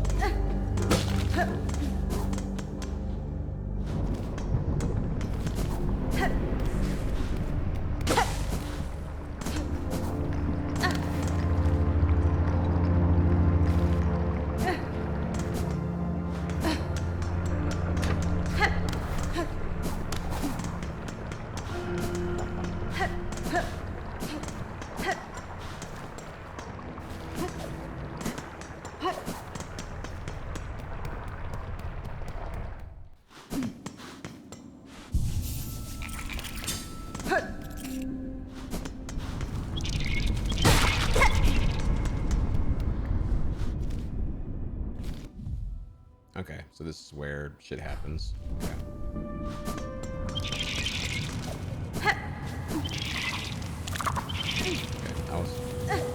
I was here. Okay, so why did I? The question is, why did I turn around when I was here before? That I don't know.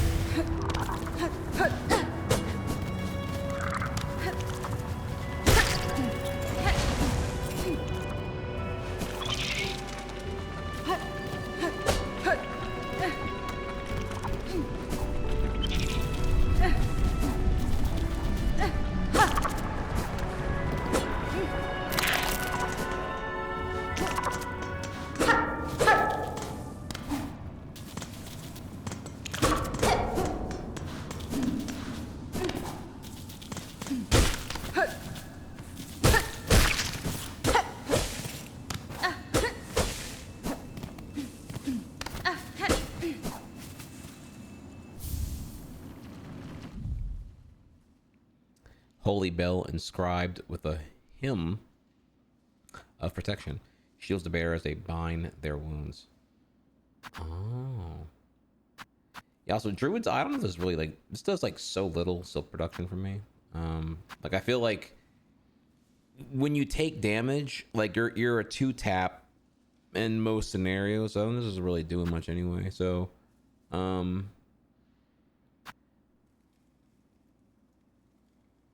yeah, I feel like warding bell. Yeah, I gotta I think that one's gonna be a better call here.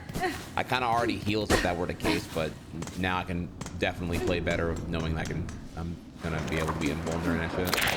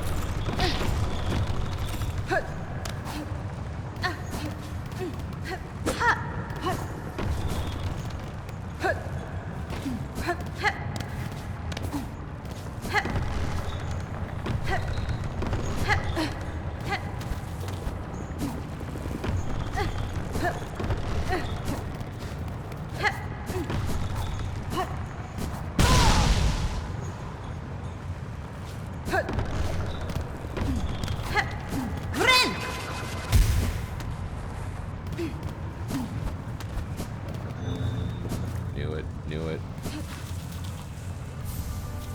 Nice.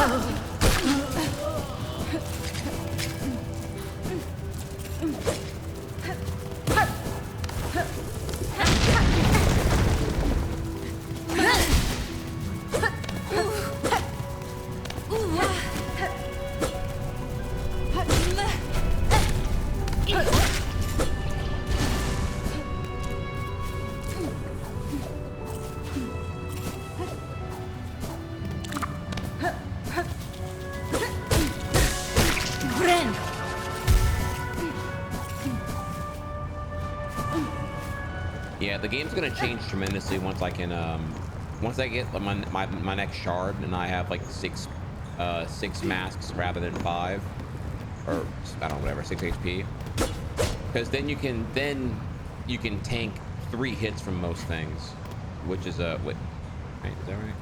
No, I'm math bad. No, I need 2 more shards. I need 2 masks. Never mind. Whenever you can tank more than 3, that's whenever, like, I don't know, I feel like good things happen. Huh?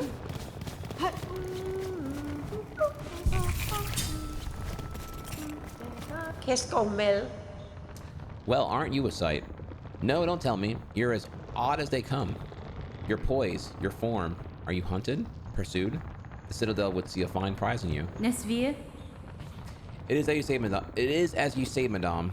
Veiled bugs brought me to your land. I seek them now, for answers. Sentaso. Ha! Fierce, too! These are bleak times, but a powerful stray like you could certainly cause some damage. Some change. Well then, I've no love for that holy caste, and I do worry for this kingdom's ailing state. If you're seeking to settle a score, perhaps I can lend some aid? Pero en Torotano. Wait, seamstress here. Wait, am I getting a new wardrobe? If you're planning to ascend from these low fields, you'll be needing some lift, and I'm just the bug to help. Head for the caves beyond my home. The bugs within produce a spine with a marvelous core, flexible yet strong. Escomel. Cut their spines and collect the cores. Return to me, and I'll soon have your old cloak transformed into something far more buoyant.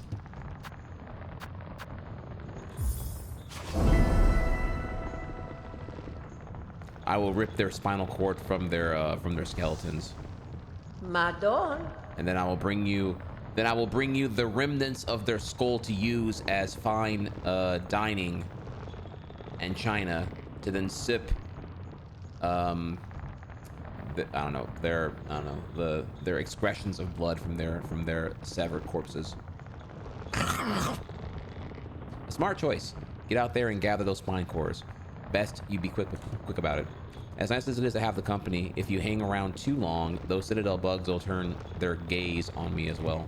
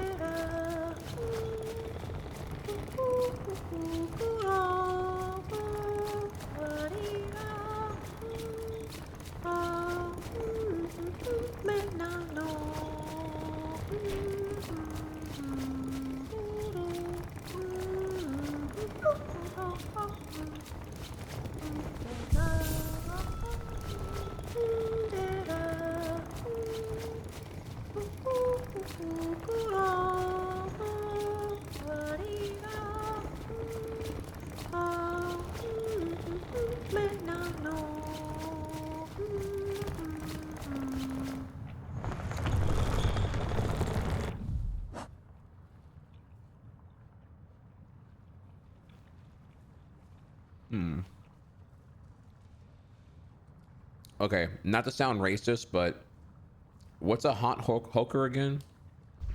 Is that an ant? Should I know they are at this point? I don't know. They're bugs. They're honkers. You know the bazookas, the jugs, the gallons, the binoconocks. You know the honkers.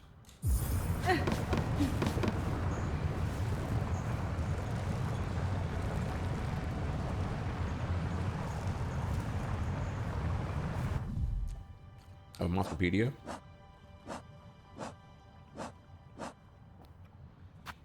Okay. You said that mega confident, and I don't see that. So I'm gonna ask you politely here. Okay, Mr. Confident person who said this. Where's my PD at? You know what? And I love that you actually admitted that, because so often they come at me confident like that, and then it's like, Hollow Knight 1, it was NPC that gave me that. I haven't encountered that here yet. Okay. Admirable for admitting to it. However, that won't dodge here. Anyone got channel points? I got trigger figure here.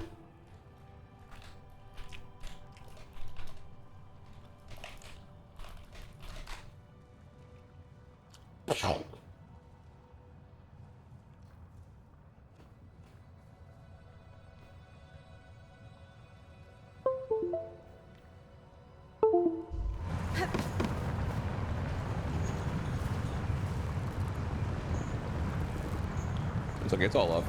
Though he did say literally, which kind of implied that it came from a place of like impatience.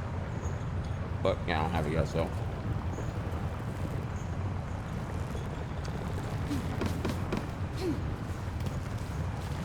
Alright, so let's kill bugs till I figure out which one of these things is a honker.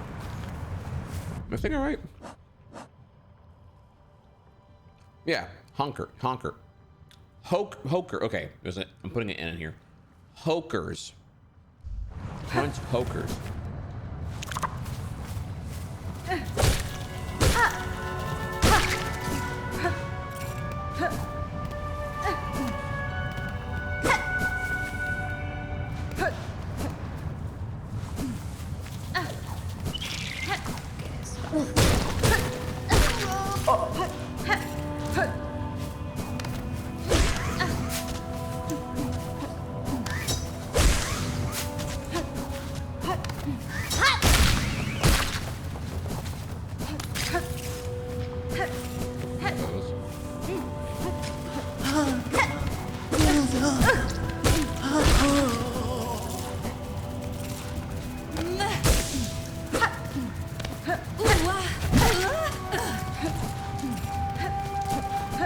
Yeah, it's probably the ant thing.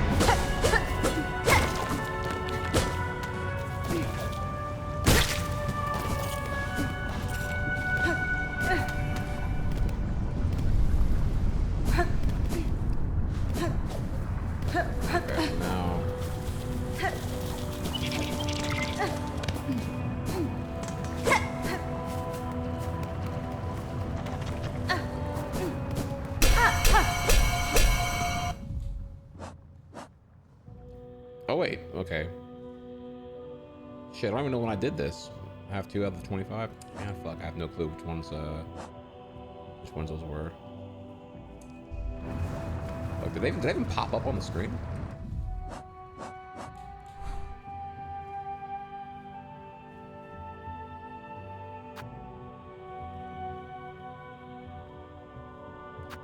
You boy off the map, huh? I'm so far off I can't even do pins yet.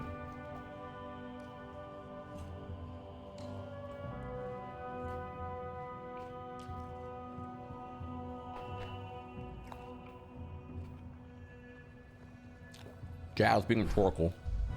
I play Yu-Gi-Oh! I don't read. All I do is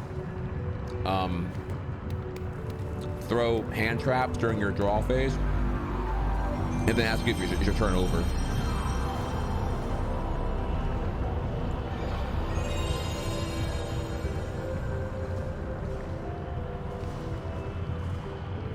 Welcome back.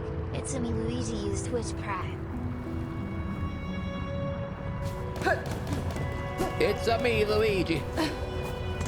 Exactly. I reveal in my hand I have like 3 max C's, and if you can't stop that, then all right, next roll.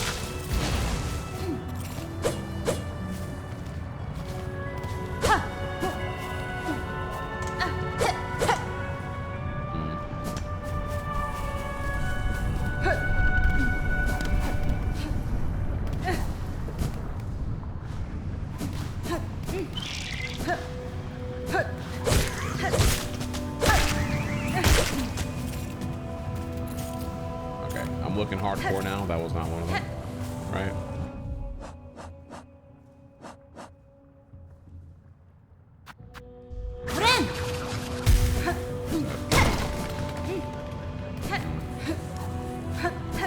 Is that a little black thing?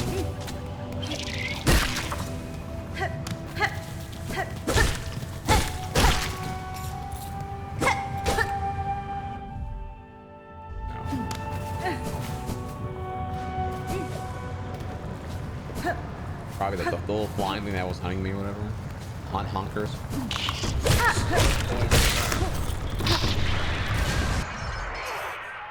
Ah!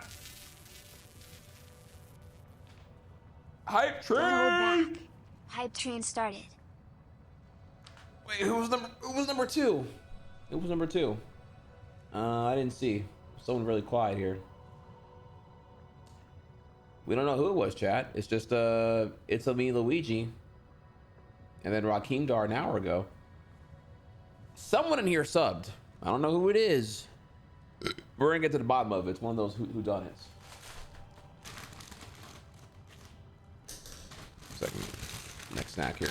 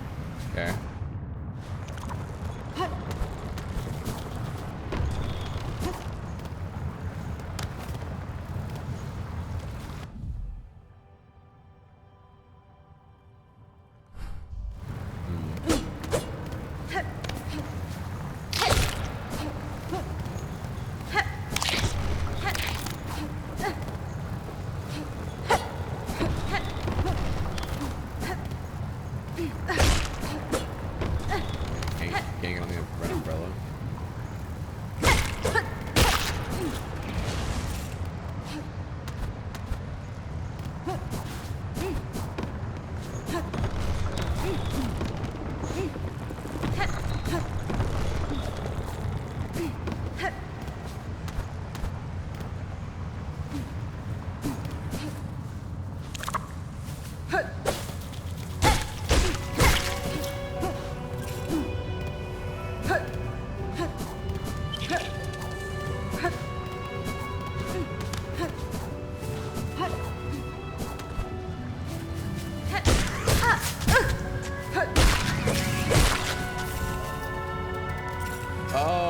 God, it's those. Okay. Okay. Damn. I killed that earlier and it didn't. Okay, whatever. Alright, anyways. Okay. Now I know everything.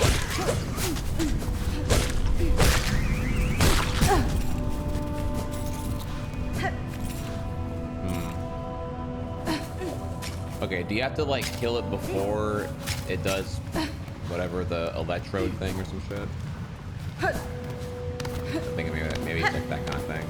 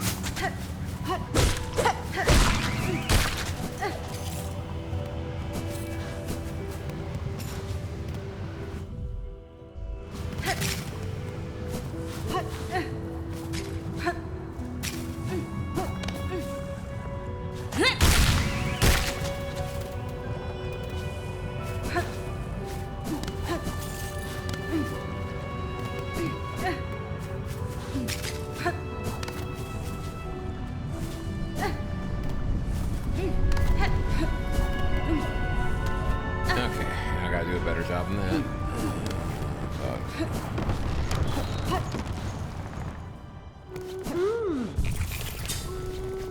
VOD friends skip like. Fuck. Am I really stuck here? This is like broken.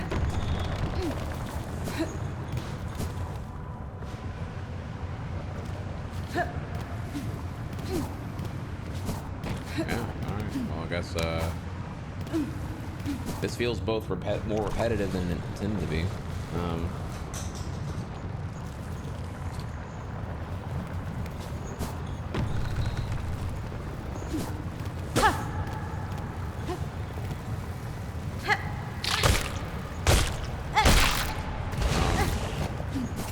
Just to commentate out loud, my thoughts so far, as I see them currently here, I need the floaty float to get the fuck out of here. I don't know how to get out of here without that currently. And to do that, I need to do this mission where I thought it was going to be optional, or just like not immediately, but yeah, I need 25 spine cord thingies to. I don't see what to really do here.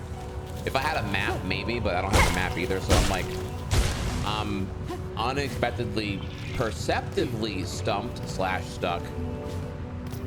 And the only way I see out right now is doing this mission that I don't think you're supposed to be doing right now. It's also a mission that I don't think I'm even doing correctly, because I feel like I should be probably progressing to the next area on the way to doing this mission. So there's a lot of like, I know I'm not doing the right thing right now. I kind of wanted to go back to the previous area and double check shit, but what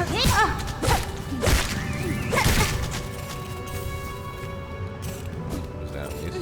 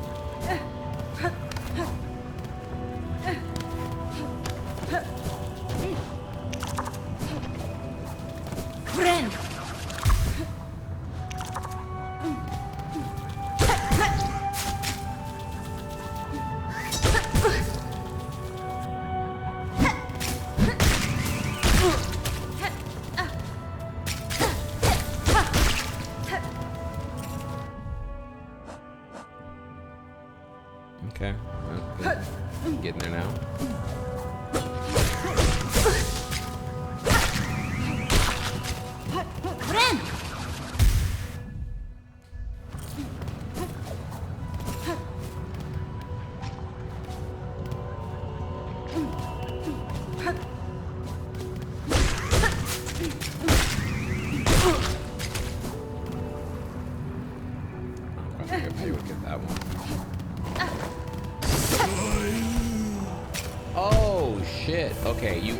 Oh my god, okay.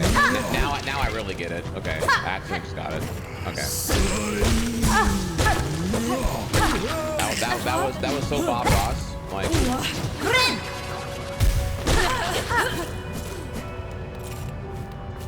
I did not know that.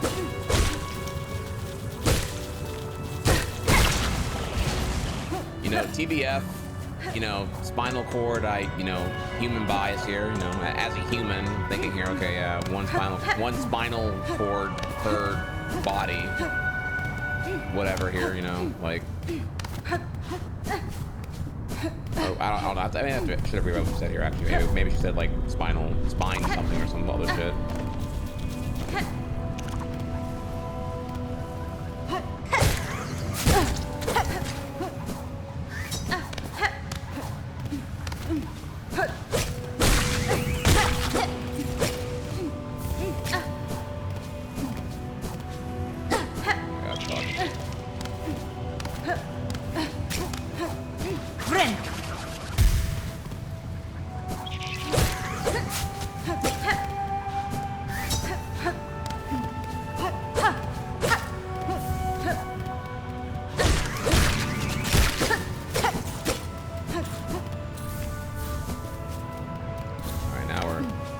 Make it work now.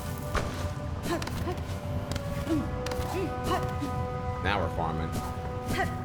Now you can spam Tricona in chat.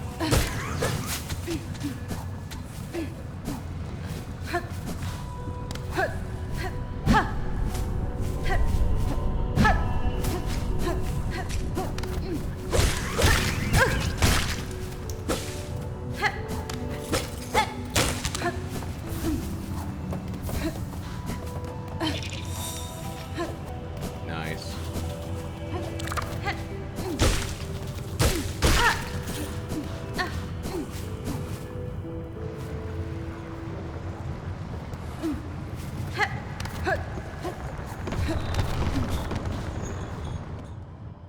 Okay, that's kind of a shit show. Harida, Sia. Well then, I can tell by the rattling from within your cloak, your hunt was a success. And you'll kindly pass over the cores, I can get to work.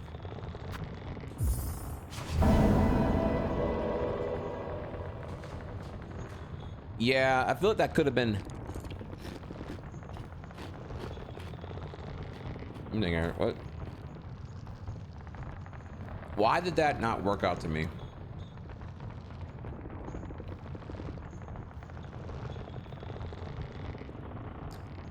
I'm assuming, I could be wrong here. I'm assuming the reason why it wasn't intuitive to me was because spinal cord, I'm thinking like it has one cord, and those things don't look like a cord of any kind. But I have to reread what she actually said there. I don't know. I don't know. That's what kind of got me thinking, okay, it's like one per thing whenever I realized that's what it was.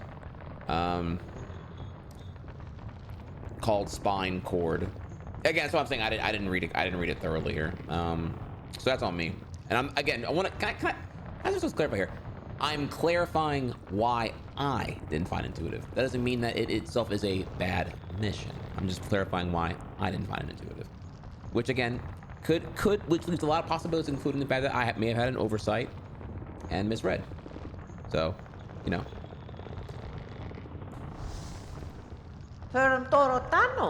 But happy mistakes were made, and I found out on accident that that was the one. I didn't know which enemy it was, and then two, I didn't even know that was the thing. That those were the things, and then three, I thought it was killing the enemy before it exploded actually, and then it wasn't doing that. So I'm like, okay, well, is this like, is it only certain ones, like a loot thing, like a RNG thing?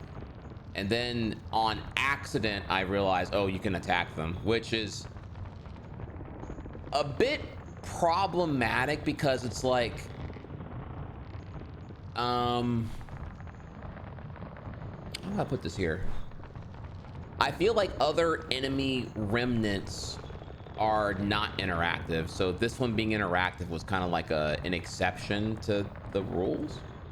Not exception, just like really unforeseen, especially if you've played like Hollow Knight for 100 hours and you're playing this, and you're like, oh, okay, now hitting enemy shit is like a thing now. So anyway, I don't know. I'll have to think about it more. These should be more than enough. Wait there just a moment and we'll soon have you soaring up and away from these lowlands. I do feel bad for whoever was hard stuck here for like a hot minute, because I was just like, man, I might be here for a fucking while.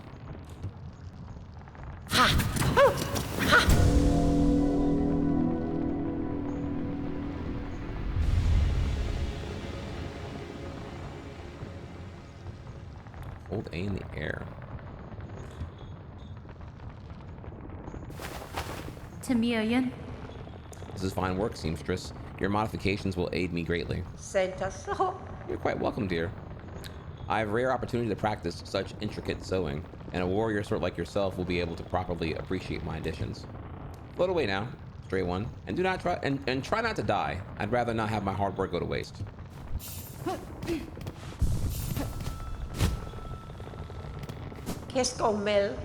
Oh, before you scurry off, I'd loathe to spoil the surprise, but curiosity begs me to ask. Do you know why they pursue you? Those Citadel bugs? Magina Fora. No certainty, but I have a strong suspicion. They hunt for me from my nature, for the silk produced within my shell. Oh. Aha, truth, no doubt. In Furloom, yours is a rare skill. prized beyond measure, to channel one soul within a thread, soul and silk, inseparably linked.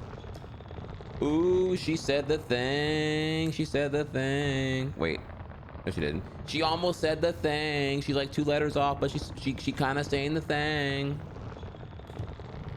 It is a skill almost lost from Farloom.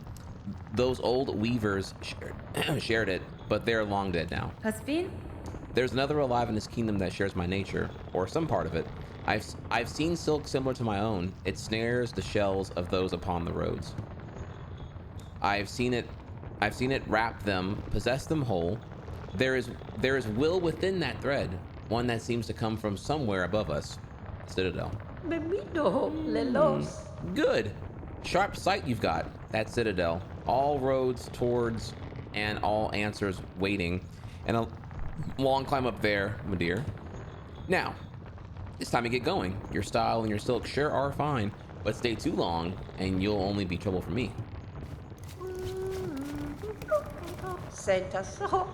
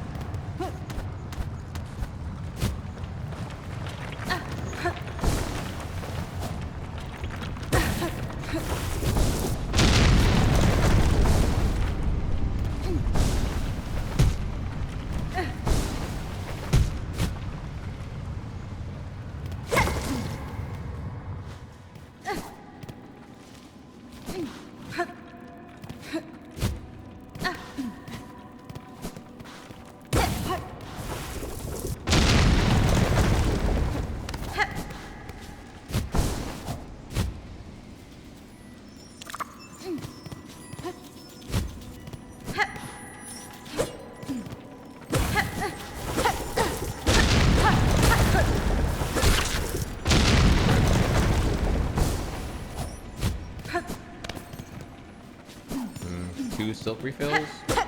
Sussy.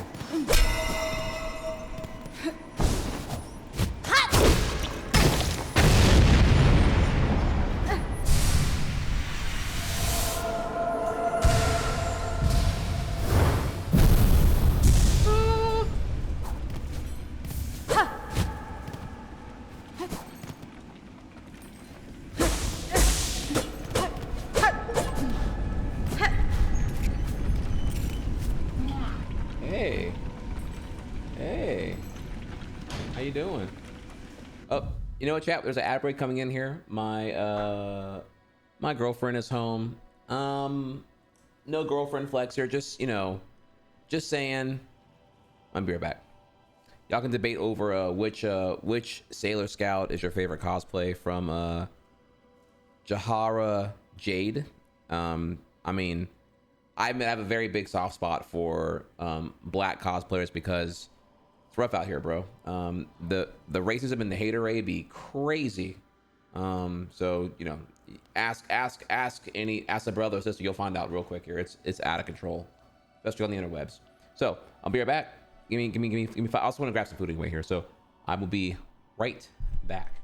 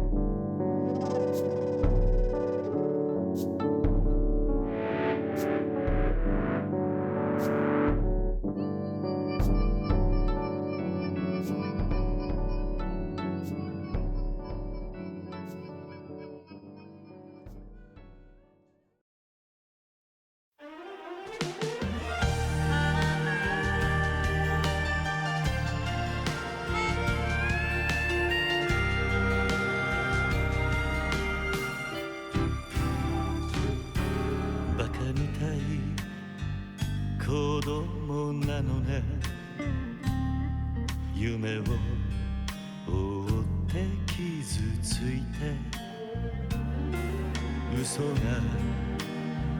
下手なくせに笑えない笑顔を見せた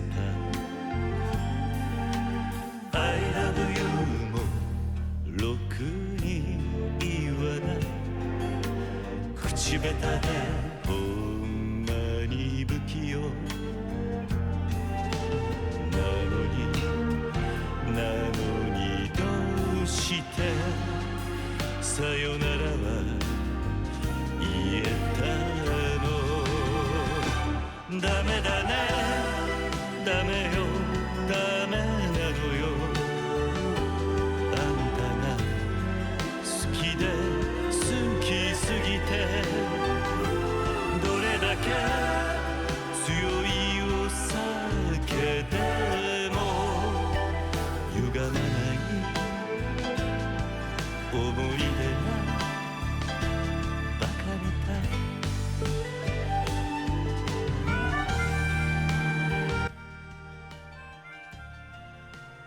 All right, y'all, we're back, and I'm back with food. I got brisket and rice.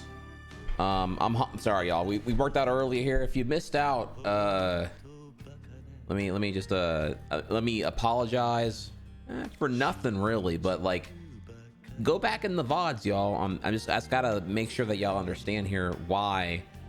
Damn, Trihex, why are you eating so fucking much, dude? Cause man, we back on the workout, bro. Have you seen lately? Sorry, I got the wrong button here. Oh, they changed how this works now. Wow. Have you seen the morning stream? Look, I mean, are y'all even paying attention right now here? You know, we out here, dog. We out here, dog. So, morning stream, DDR. Let me see here. Quick little something. We were on that doubles, and I did a.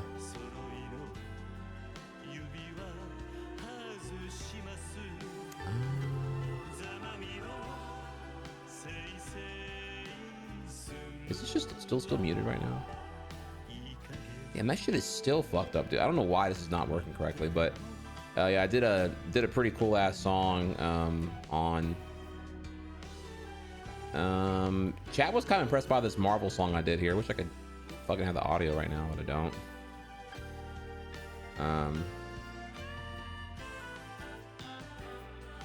You know, actually, I could show you it here. Hang on.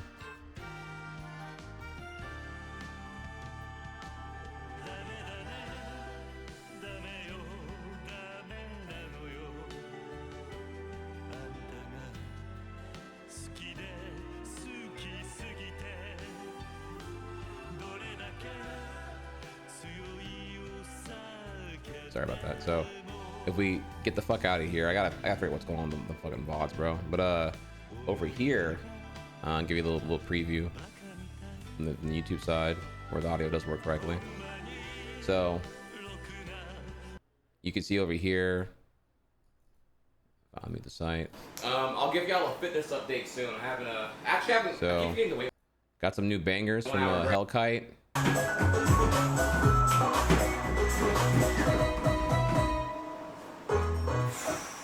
Okay, that's a banger ass chart. God damn, dude. Woo.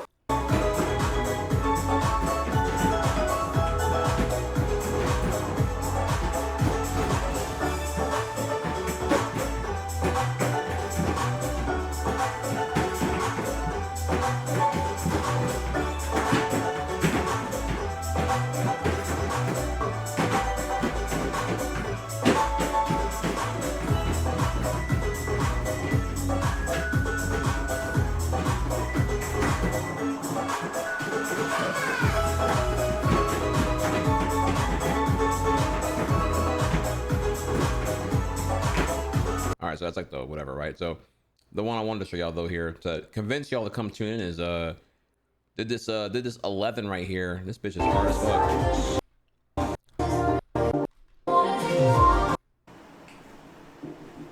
I doubt I'll pass it. That'd be actually crazy if I pass this shit.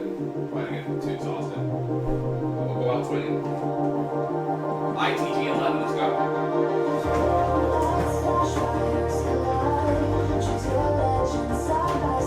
Fire chat.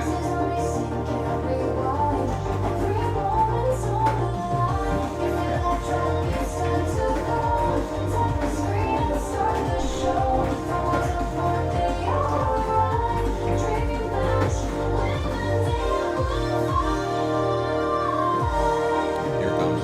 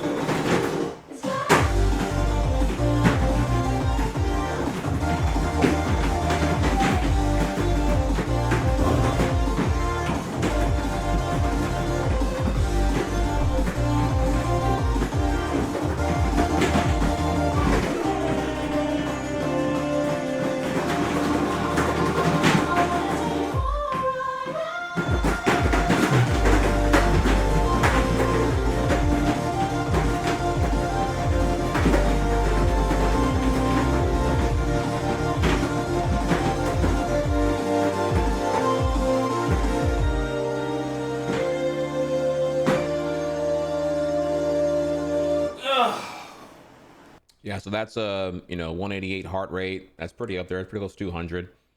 2 hours into the session where I did singles the first half here. We're in zone 5 right now. So the cardio game getting crazy. We're getting there. Now, I understand. I'm seeing some comments here. It's all good. Question 1, is this fun? Very, very, very fun. I mean, yeah, DDR's legacy. DDR's been around since the 90s. So like a lot of the best players now have been playing for like 20, some cases even 30 years at this point. I myself have been active since 2003, though I had pretty big gaps in my activity due to college and money and being broke and poor. Couldn't afford the pads, didn't live near where the arcades were, stuff like that. That ain't dancing. Well, that's okay. You may find DDR to be, though it is the, in many cases here, the inception of rhythm games with a physical component to it here. There are things that resemble dancing more. You think this is not dancing. Okay, that's fair, right? But there are games that are much more akin to dancing if you're skeptical still at this point. There's another one called Dance Rush Stardom by Konami, and this way more resembles dancing if you want that.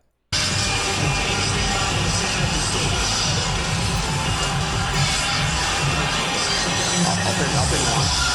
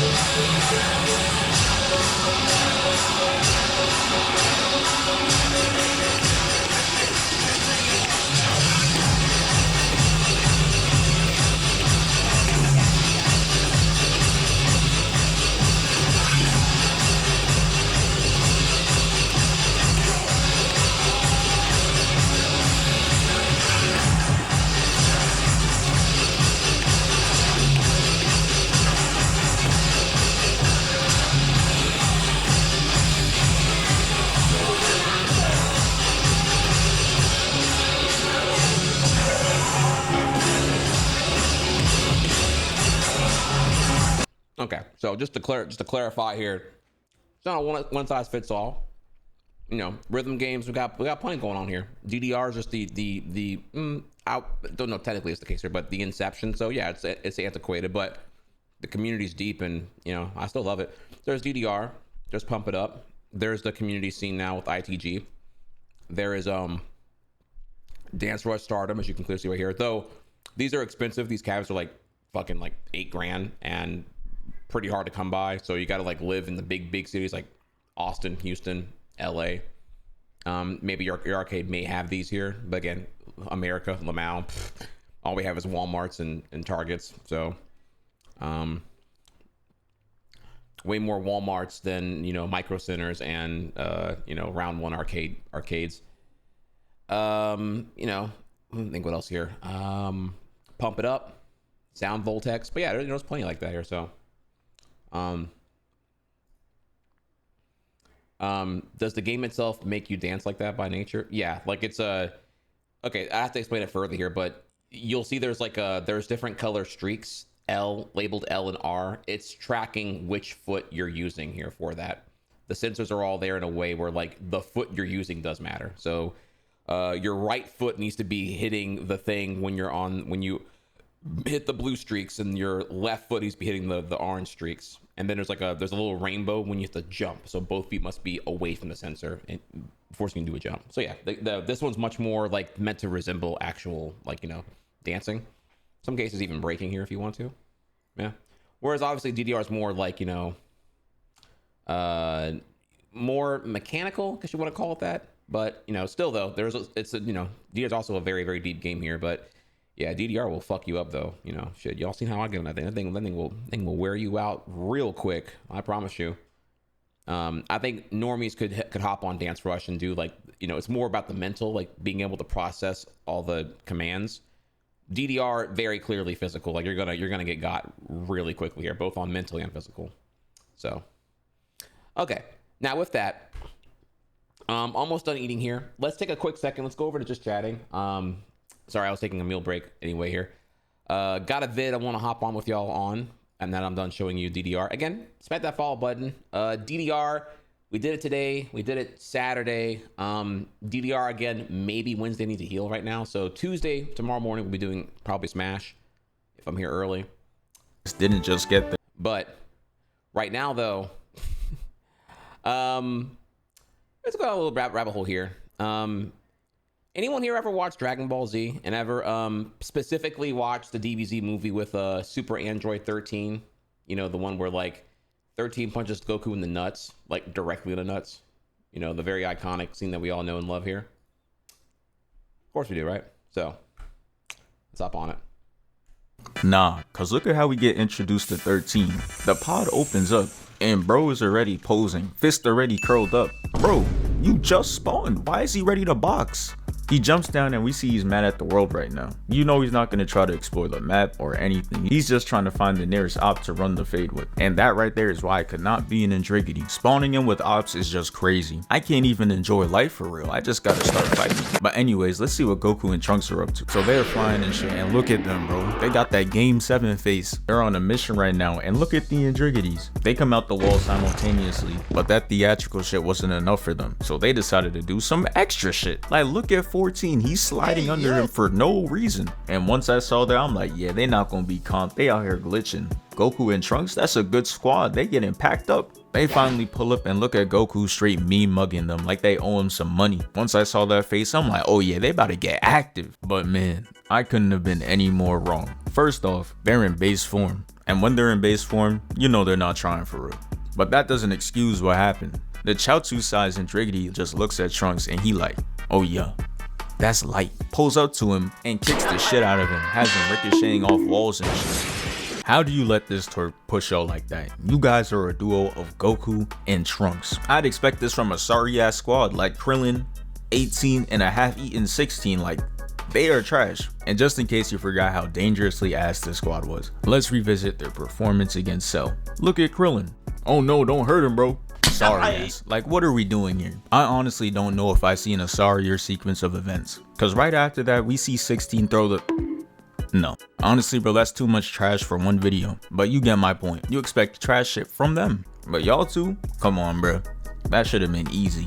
Should have jumped him, emoted on him, and made sure he never did that shit again. But nah, instead we get this man pulling up to him and Goku talking about some, oh no, Trunks, after he gets hit. Bro, get back for him. Attack him. Do something. Now his dumbass out there on some, huh? Like, bro, you were next. He kicks him to 14 and he just like, straight feasting, hitting him with mad gut punches. And after that, 15 comes in and they just start wilding on him. Like, look at this. Dr. Giro always be in that lab making sure they have that jump programming. And I can't blame him. That shit is reliable as hell. Look what 18 and 17 did. They packed all the future Z fighters up in 4. Easy money. One weird thing that happened after Goku got jumped. He sits there smiling like he's trying to make getting jumped look cool or something. It's not, bro. They see him smiling and they just like, oh nah, stop that shit. Punches him into the wall and he goes falling down. And that's why I can never understand them chilling in base form. What did you accomplish? Like, look at Goku. He trying to get up and walk it off, but that pain is real. Had him on all 4s. Bro was out here chilling like shit was sweet, but it really wasn't. And to top it off, after getting jumped like that, this man 13 pulls up and just look at him. You know he thinks his fit is cold. He's sitting there smirking like, ooh, you know I got this shit on. Trunks young in the background like, that shit is fucking trash, dog. And 13's just like, I know good and well this capsule dork not talking to me. That trash ass fit,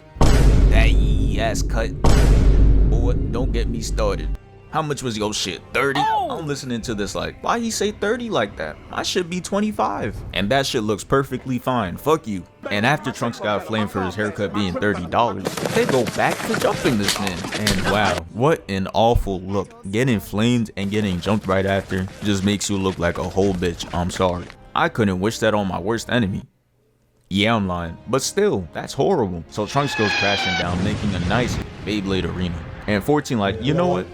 Here go 2 more for y'all. And makes glaciers fall on him. Yeah, he's going out a little too sad for my liking. Like, imagine having the bottom of someone's shoes on each side of your face. Come on now. You know what? Let's take a break from talking about Trunks. Let's look at Goku and Andriggity 13. So it starts off with Goku throwing a big ass glacier at 13. He dodges it, flies to Goku, and Goku like, damn, yo shit, boom. Not gonna lie, you gonna need that hat back. Your cranium crazy. And 13 like, boy, I know good and well you not talking with that highlighter fit. Come here. Yep, he was built to defend himself verbally and physically. Kinda crazy how he winning in all aspects. And they start boxing. I'm not gonna lie, it was one-sided as hell.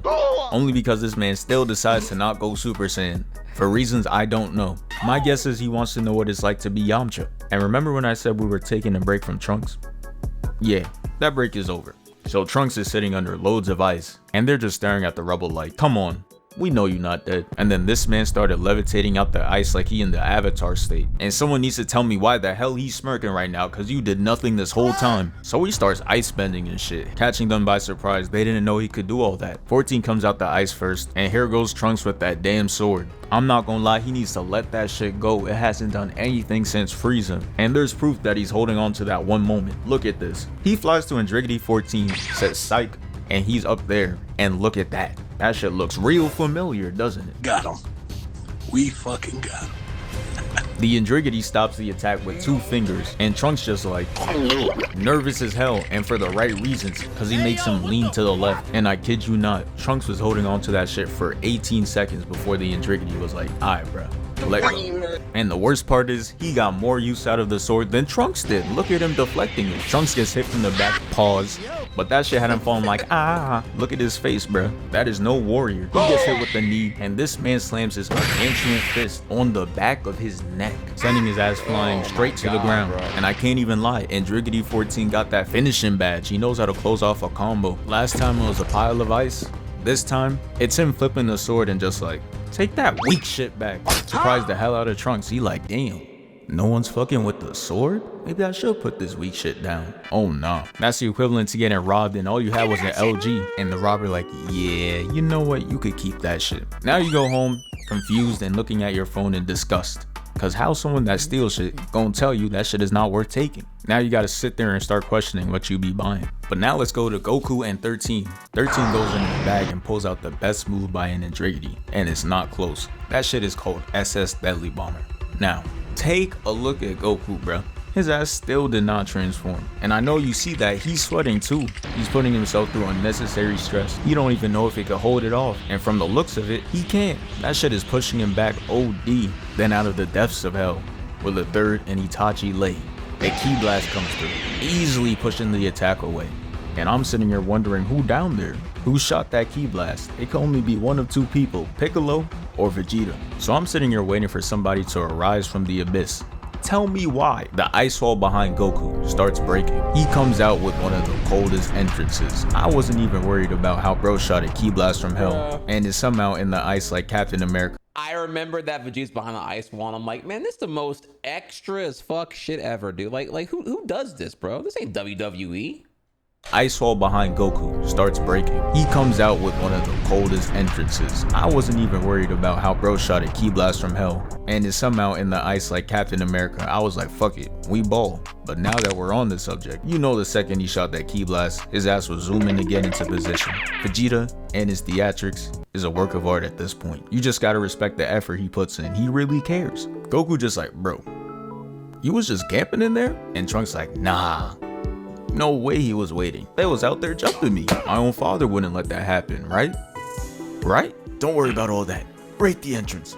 I'm not gonna lie, what does the prince do on a day-to-day basis anyways? You know his unemployed ass didn't just get there. He definitely was sitting in the abyss for a good minute, plotting, deciding how he's about to pull the entrance off. But yeah, after all that, they started fighting again, each of them taking on their own one-on-one battles. But what happens next just makes me laugh, because they get their ass beat. In sync. Trunks is getting CTE, Vegeta's getting used as a surfboard, and Goku just getting bopped. But bruh, this gotta be the goofiest shit ever. Look at how they're just getting bodied and they just start smirking. Trunks is already down 3-0, no Celtics. So for him, it's either cook up now or never. But yeah, they all turn Super Saiyan at the same time and they start going to work.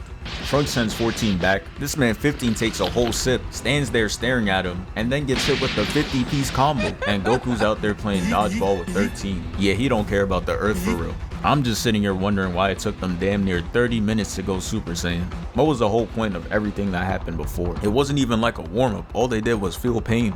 But it's time for another legend of the pull-ups to show himself. This dumbass kid Gohan shoots a ki blast at 13. That shit did 0 damage. And if you're gonna help anybody, it should have been Trunks. When he was getting his ass jumped back then, 13 looks at him like, that weak ass ki blast, let me show you a real one. He should be gone because you know Krillin not saving him, even though he's right next to him. Piccolo is just sitting under the map. I don't even want to know how long he was sitting there for. He deflects the ki blast and saves Gohan. But the job's not finished because he goes to 13, grabs him by the leg, and throws him down.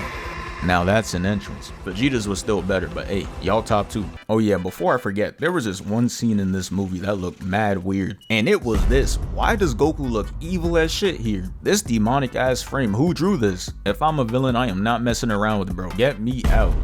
Oh, now this video is at 9 minutes and 30 seconds already. I didn't even get to the main part yet. So we're just gonna speed through real quick. Alright, so long story short, Trunks restores honor to himself and his damn sword by getting another kill with that shit. Vegeta packs 15 up, and then they all surround Andriggity 13. Alright. Damn. Now we can finally get to the good shit.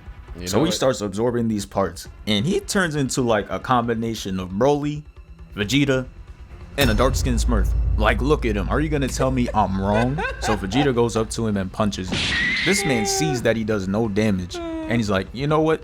Let me try it another 80 more times. After he finishes weak ass combo, he like, oh shit, I did no damage. Whoa, really? If the first weak ass punch didn't work, why would you throw 80 more of them? That's the time when you say, alright bro, let's jump him. But no, instead he gets grabbed by both arms and gets sent falling to the ground. And Trunks is out here really pushing his luck, cause he pulls up to the new and improved 13 with no Super Saiyan, and he's trying to use that weak ass sword again. Like, bro, you got a losing record with that shit. Please put it down. It's not worth it. So obviously he gets bodied, and Vegeta continues his descent. He gets slammed to the ground and then boom. And now it's time for the next victims, Piccolo and Goku. So they're both flying, right? And Goku's ahead of them. And this man sped up just to do no damage. And where is Goku? Bro was not that far behind, I promise you. He saw him speed past and was like, oh no, Piccolo, no. Faking that shit the whole time. Somebody give him an Oscar. And he did it for the right reasons, because when he pulled up to 13, he also did no damage. And he tried to spawn kill Goten. That shit was not the move. And you would think that all that torture would end there. But it doesn't, because this man Yeah, we're just skipping over that part, dude. The dick punch is crazy. and you would no damage, and he tried to spawn kill.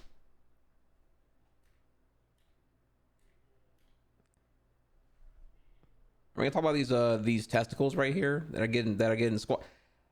Hey, say it, y'all. Goten didn't happen, bro. Chi-Chi was definitely cheating on Goku, bro. Ain't no ain't no way Goten chilling in that after all this shit's done, dude. Like, really? I mean, look at the speed of the punch. Like, next frame is like fist in the scrotum. You feel me? Nuts are. Kill Goten. That shit was not the move. And you would think that all that torture would end there. But it doesn't, because this man proceeds to throw bro in an ice alleyway, and he continues to beat his ass even more. Look at the combos this man is giving him. Oh my goodness. Yeah, nah, somebody needs to help him, because he's out there getting cooked. So he gets boomed out of the cave and goes into the water, descending down. But you already know he's the main character, so we don't gotta worry about that. But what we do have to worry about is Krillin being on the Z Fighters, because he's way too sorry. Look at this. Bro's out there doing the same bad play Curry did when he tried to dunk. And Driggity 13 starts walking Gohan down. And Goku starts ascending out the water with the Spirit Bomb. That boy Gohan sees a Spirit Bomb forming, and he knows what time it is, because he starts to tee up in the craziest way. He sees 13 is about to hit his father, and he's like, nah, ain't happening. Damn, did you see how fast he moved? The Ki Blast was already halfway there, and you see how he caught up? That boy was not playing. That right there is someone you need on the squad. He didn't even hesitate. Goku's sitting there talking about some, hey bro, y'all gotta help me too. I'm trying to pull off this Spirit Bomb. And you know the Z Fighters are not trying to hear that shit, cause it just means they get their ass beat even more. Look at Vegeta. His ass does not want to be up right now. He got that I'm just here so I don't get fined ass stance. The Prince goes in, and unfortunately he gets hit with the Bane backbreaking move. Oh, I forgot about that one. Nah, resume. Anyways, Trunks hears all that loud ass yelling and hits 13 with the Ki Blast. And I'm honestly surprised that Ki Blast made bro drop him. He was unfazed by everyone's attack. Trunks pulls up to start fighting him, but he gets cooked. But it's okay, because we got one more man on the job. He charges that one attack again, and Piccolo comes in clutch, making him throw the attack in the other direction, showing why you don't want to mess with them in the fourth quarter. And man, they ended this movie off with one of the toughest finishers of all time. Goku absorbs the Spirit Bomb, and then he calls ISO on Driggity 13. Look at him standing on that rock alone. I know he's scared as shit.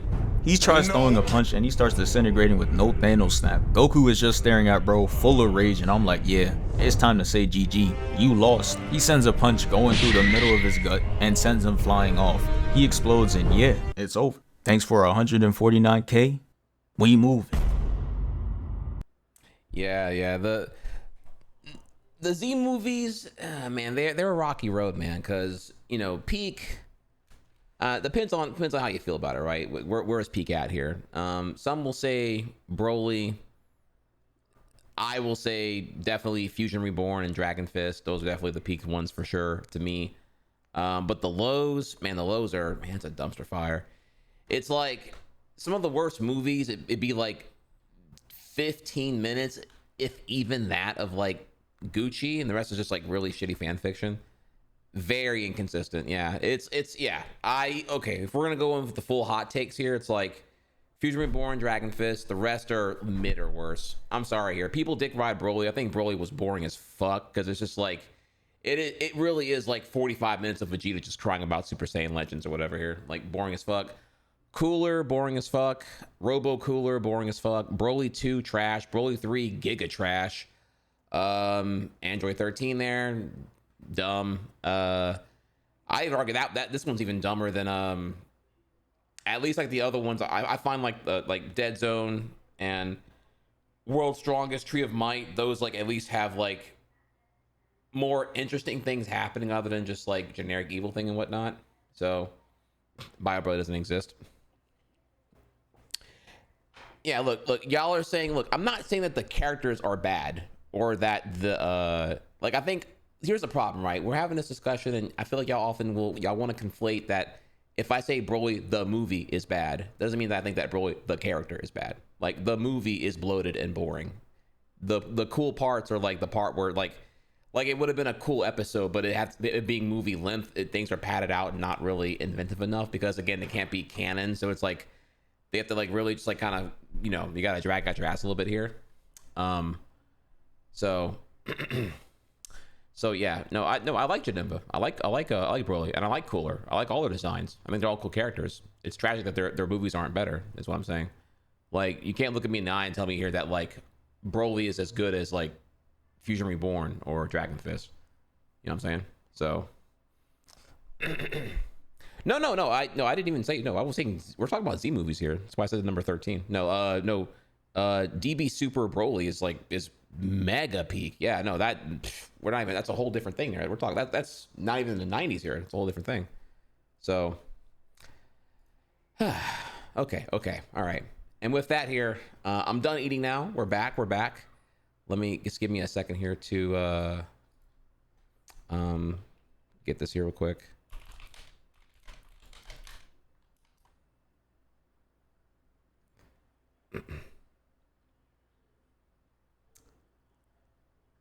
And let me see here. And oh, all right, back to Silksong directory. And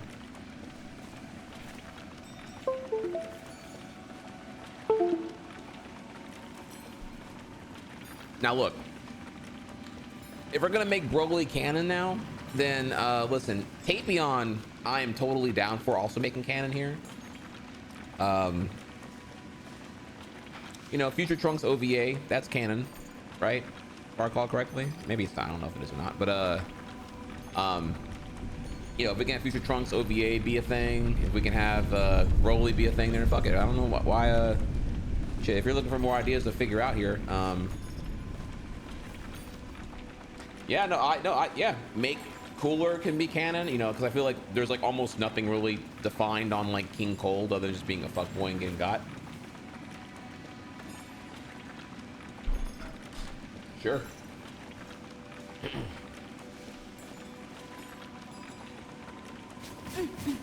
What are we doing here? Alright, so we got extra health now. Still don't know where the fuck I am currently.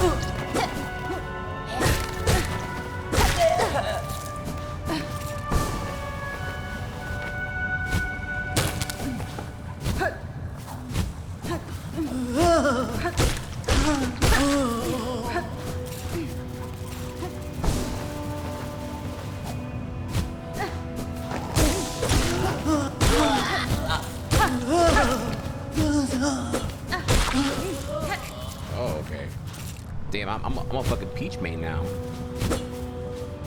And you can attack out of this shit? Oh my god.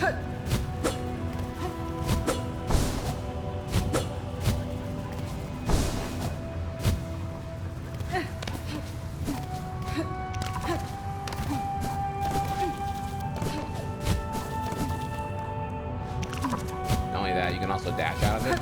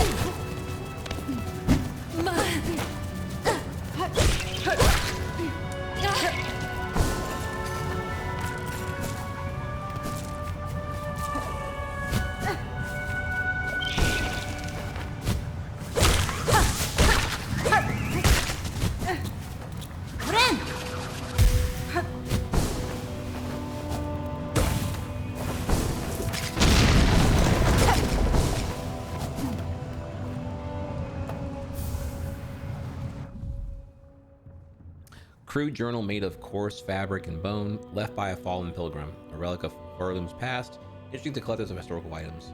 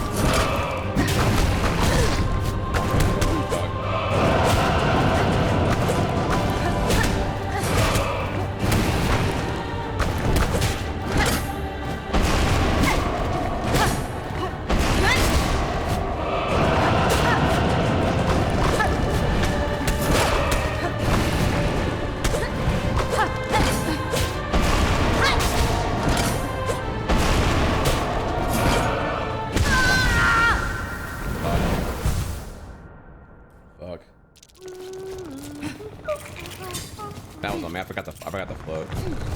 There's some kind of like dumb habit I'm having from like Smash or some shit that's making me not do that. I'm not quite sure what it is yet.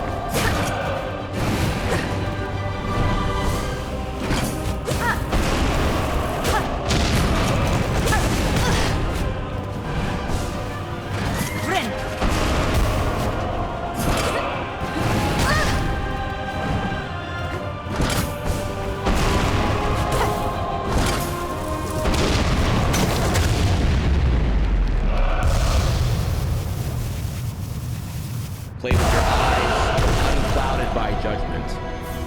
GG's.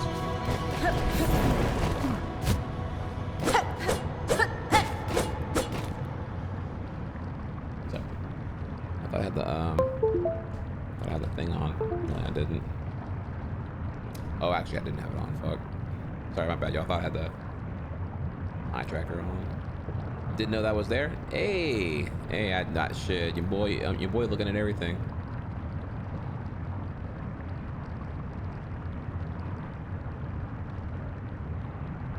Okay, yeah, now it's on. Sorry, I thought I had that on. Apparently, I didn't. All right, new boss clapped. GG's.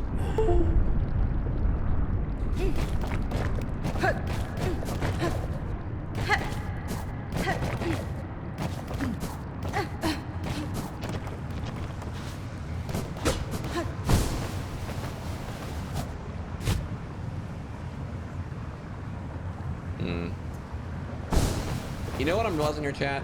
This is actually really important. We lack references to poofy dresses being blown up in a comical way. Like, is there anything, like, I'm trying to think here. There's like Mary Poppins, I guess Peach from like Melee, and then what else? Like 70 years of culture and we have only 2 references here. I'm not saying we need more upskirt, okay? I'm just saying that we need more dresses being cool. Big difference there. Big difference there.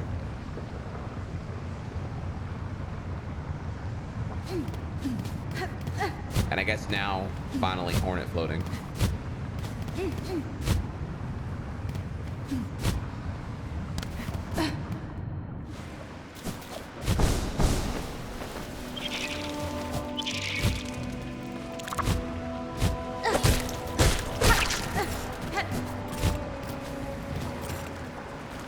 I still got no fucking map yet. Fucking my, where am I going? What am I doing right now?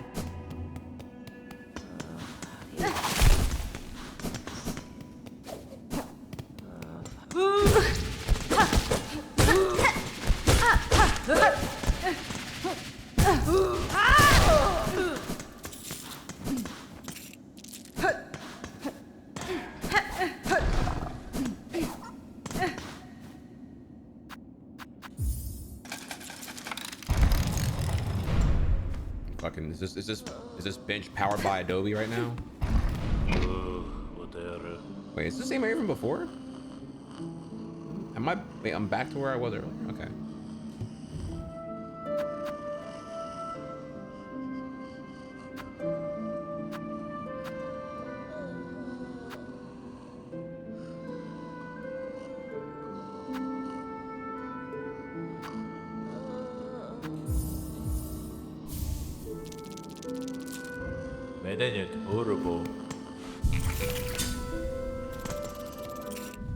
Okay, so now I have 3 of these.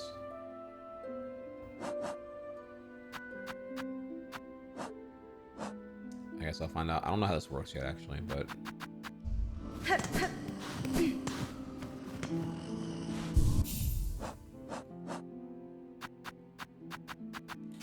Wandering Bell now, for sure.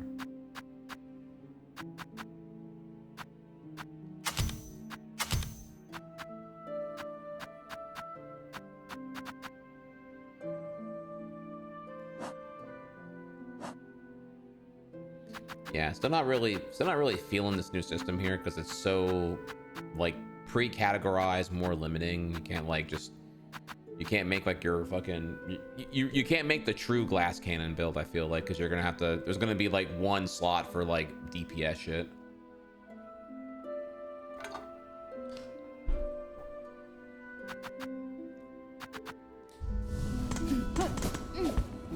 But I guess you know, it's also me being like ignorant now. I don't really know.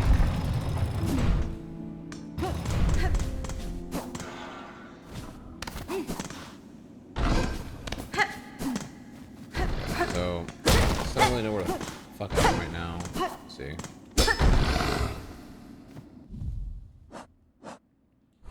Gonna mark this as a locked door.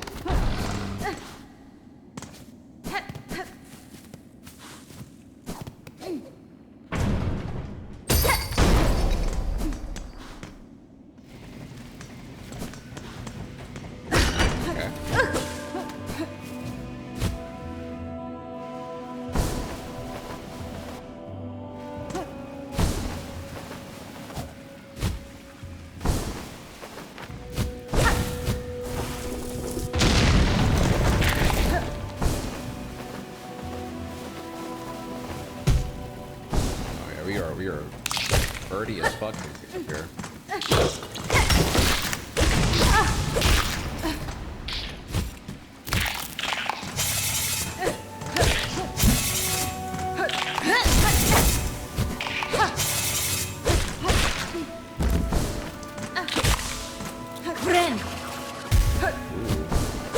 Spell cast a circle.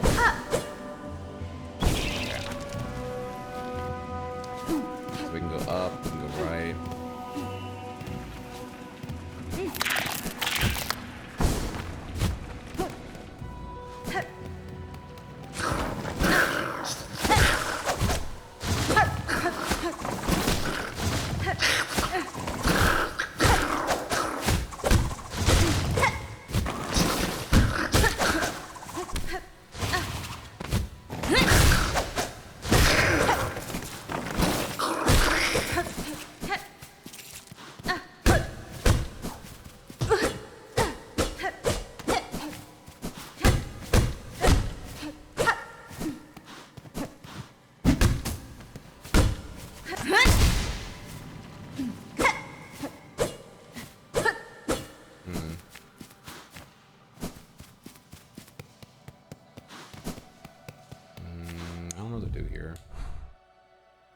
I'm gonna mark this as like a sus, I guess. I don't know.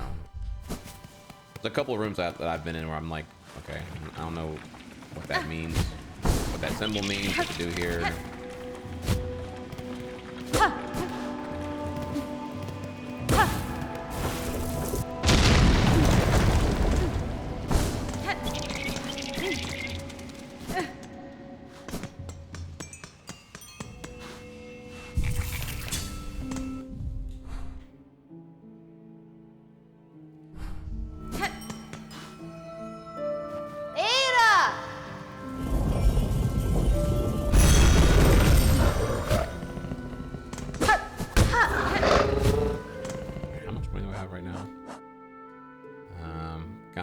So we have 180.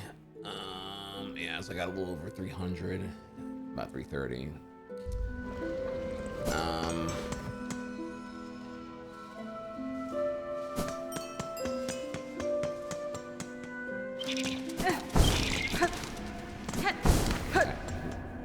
I'm thinking I need to go back and have my map activate here to look at.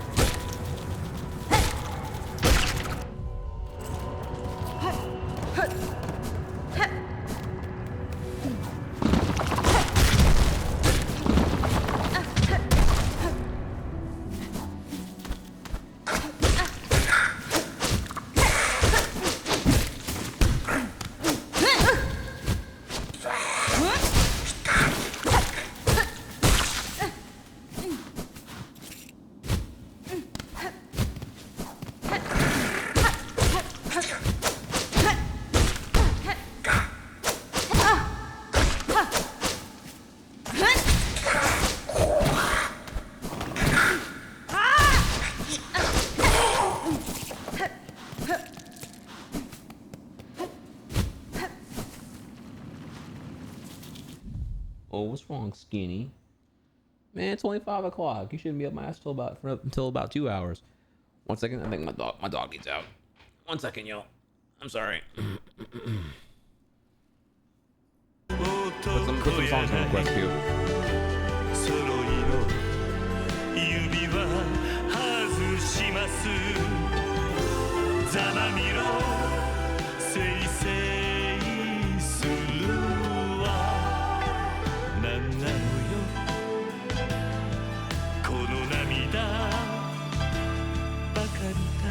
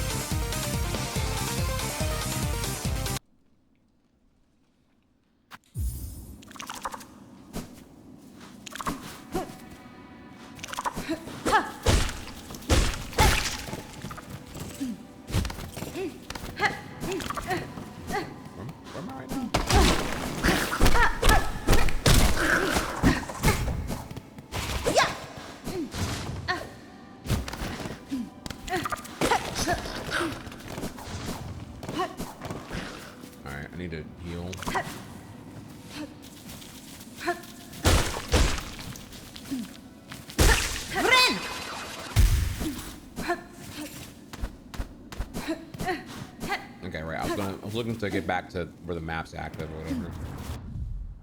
Actually, I'll say like I couldn't do it right now.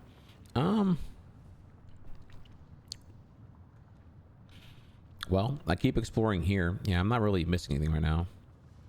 I don't have enough money to go back to Bone Bottom and do shit there.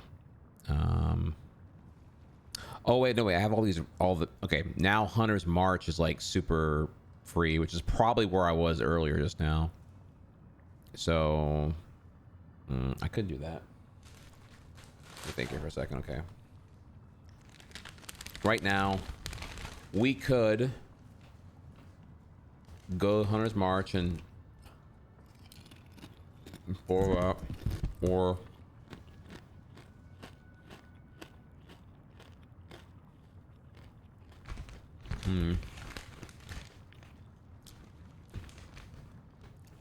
or go Bellhard, but I think we're fine right now.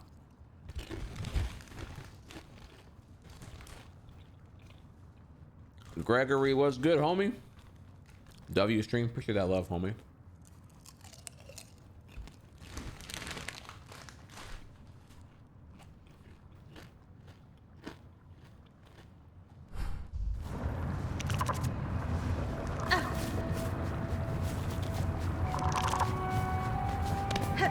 Okay, so now I'm like, okay, Now I'm thinking here.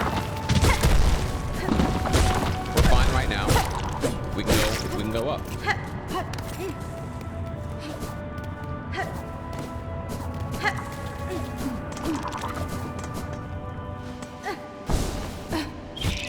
Alright, what's down here again?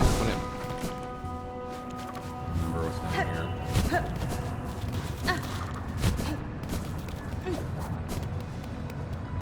Okay, I remember this.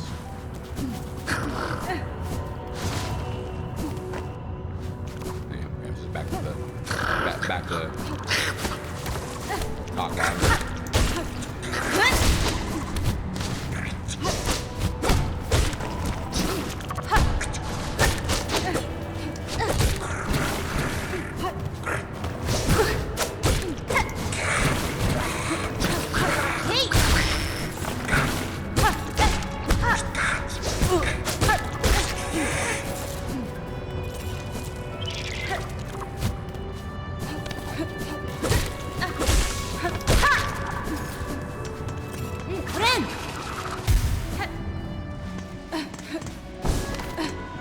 First time I'm watching, just got Twitch. Oh, well, welcome to Twitch. What took you so long? Got tired of YouTube? Just beat,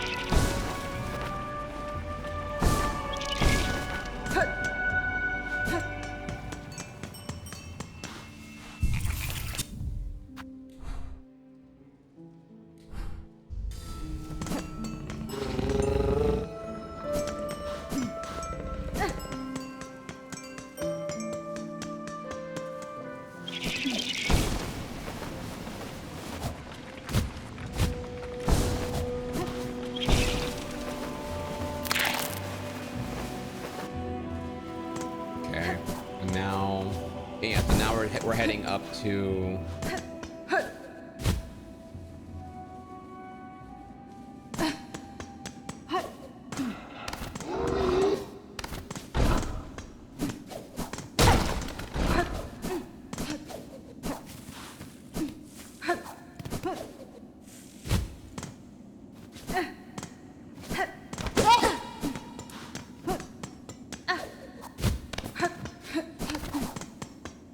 heading up to the ant area. Sorry, I had to kind of make sure I knew who the hell I was right now, because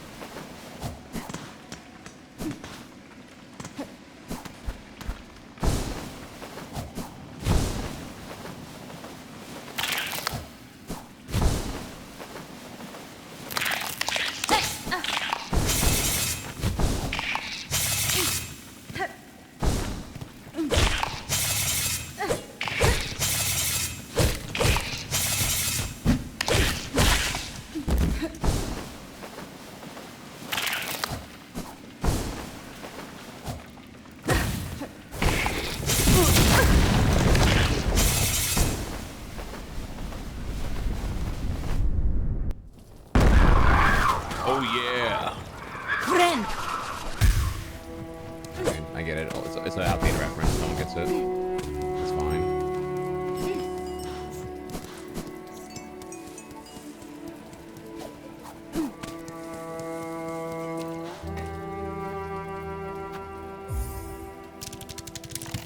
Wait, no, wait. Fuck, it's the Gamba thing. That's what I wanted to do.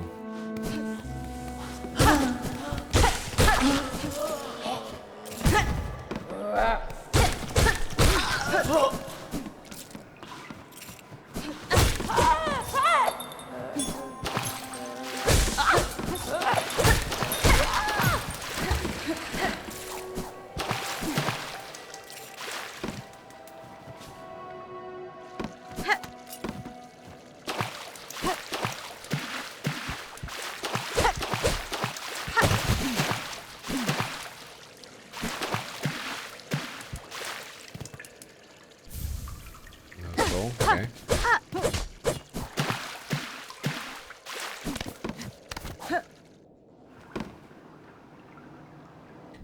I just let you out. You just went outside. What you gotta, how old are you? Well, you gotta pee every 5 minutes now? Now, if I open this door. Okay. And then what? And then what?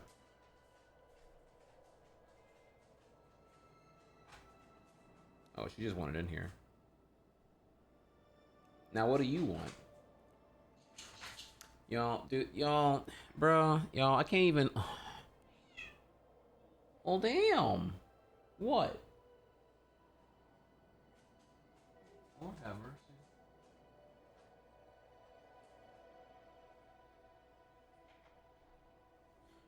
And where you went? Oh, there you are.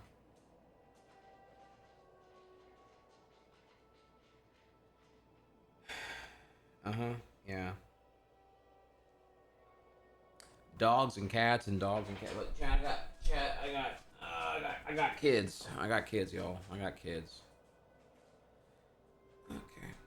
Here we go. Here we go. Yes, yes, yes.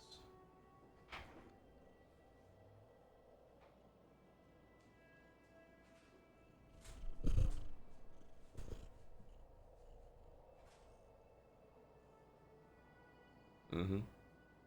Mm-hmm.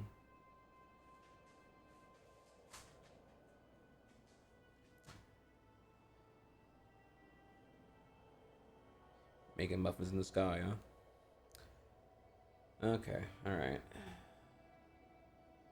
Let me go see what, she probably needs, like, food and a bunch of other shit, too, here. I mean, yeah, normally this happens at 7 o'clock, not 5 o'clock here, but hang on a second.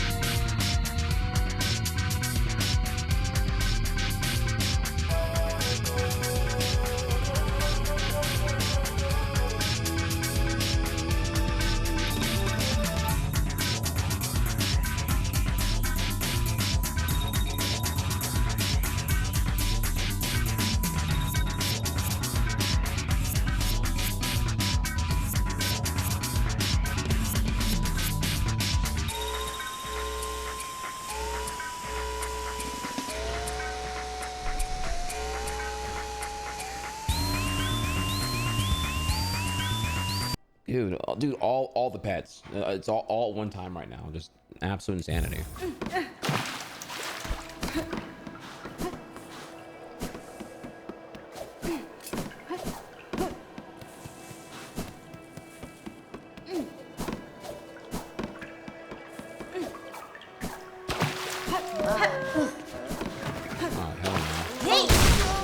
gotta go.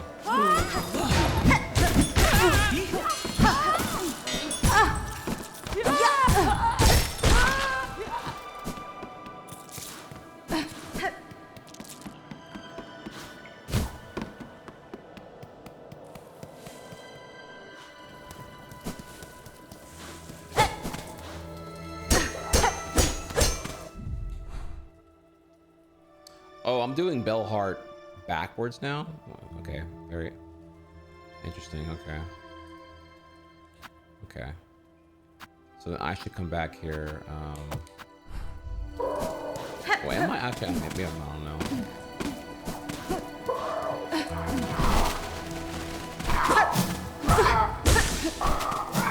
Friend.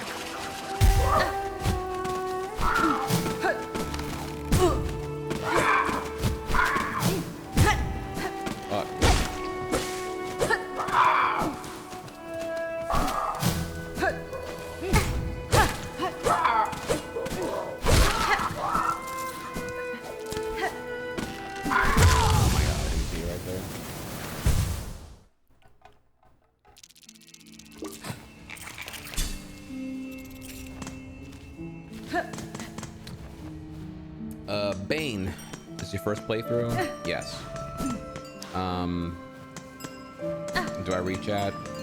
Sometimes.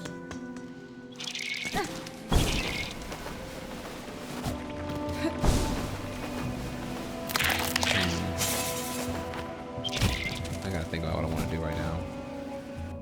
I think I want to,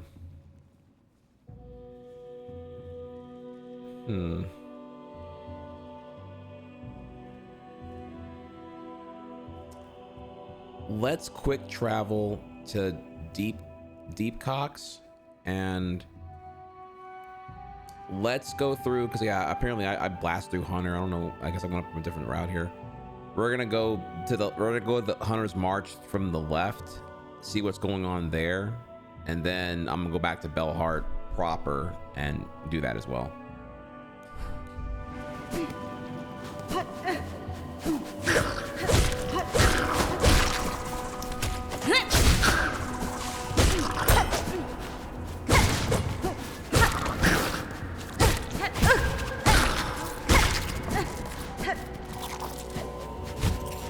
Actually, wait.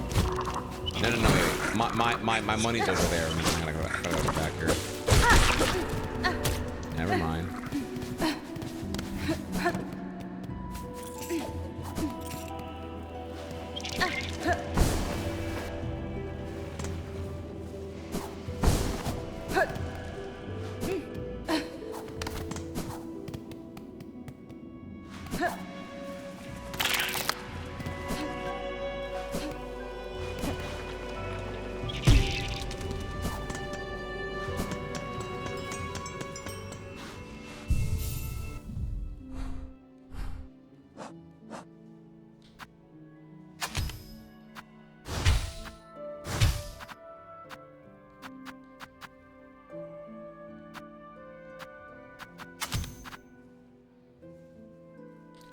Oh my fucking god, dude. This is how this shit works. Oh, fuck my dick. Jesus fucking Christ, dude. I did not know that's how that worked. Okay. I was waiting for an NPC. That was a happy accident there. I was waiting for an NPC to be like, thank you for finding my deep diary where I confessed about my bukkake porn addiction. And I don't know, just motherfucking dumb shit. Okay, now I'm ready to fuck. Okay, 2 weapons. RB up and down. Okay. Ooh, okay. Hang on now. I'm cooking. 2 bells. Okay, yeah, fuck it. All right, and then all right. 5 more shell shards. Oh my god, chat, dude, fucking highlight this, dude. Oh my god, brother. Can I ask a confession here? Am I? Was this a really long time for me to realize that? Like, Is that like y'all knew that the thing was the thing right away, or like? Oh man. I'm sorry, y'all play Yu-Gi-Oh! I don't be reading, bro. I probably could have read that better, or maybe I read the dialogue better, read the item description better, and just like known. But you know, all things considered, though, could have been worse. That could have been worse for sure. I came here actually to reevaluate my shit, and I'm like, wait a minute.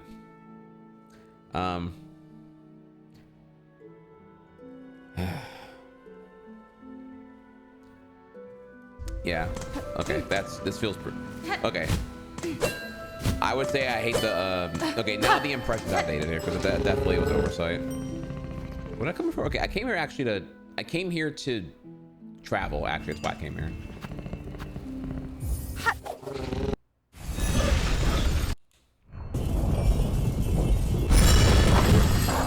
Yeah, I mean that's what the. That's why y'all are here. That's why I'm always so confused. Sorry, tangent alert. Y'all come here. They come here because it's the first playthrough. Yes, everyone already played Silksong. That was a month ago. Here I am playing it, first playthrough, in the title, I believe. I could be wrong. I don't know if it's the title right now, but like, you're here because it's the first playthrough, so you can live vicariously and see the discovery and blah blah blah blah. All these things here, and they want to spoil so bad, so bad. So no one did anything here. NF Gale is saying here the discipline around spoilers being enforced because I didn't know, because y'all allowed me to remain ignorant on misusing the whatever the fuck the shit, I don't remember what it's called now here, the thing to expand my expand dong and expand my my thingy here. So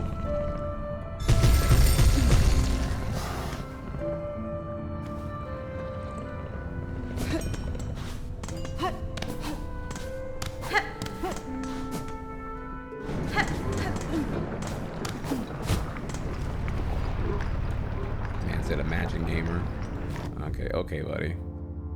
Yeah, they're not real, are they?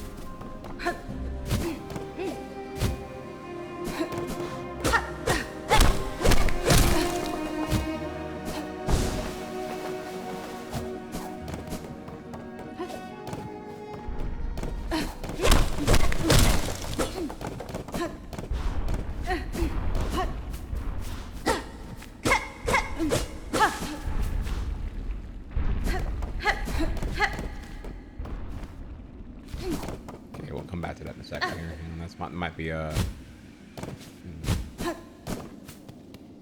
That might be a thing.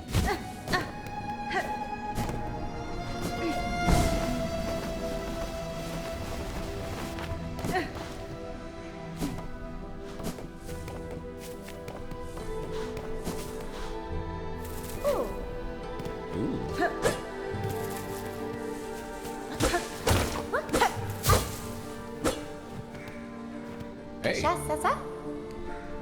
Goodness, this is just too embarrassing. Detected even though my perfect cover? What tell?